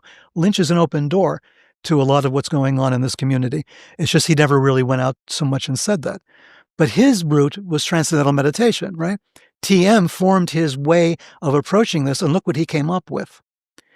So there's a way you might want to copy, something like that, something relatively benign, such as transcendental meditation or something like that, to give yourself a kind of grounding in this. Because what's going to happen? You're going to become intellectually infatuated by a subject, but your emotions will be a mess. And your spiritual self, let's call it, is left holding the bag. What you have to do is kind of integrate these things. Because when you step back from a subject, when you sleep on it, revelations happen.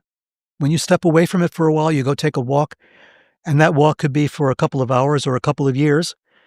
You come back to it later, suddenly you see it in a whole new light. You have more information, you have more things to bring to the table, because now you have human experience as well. You have your experience with the world.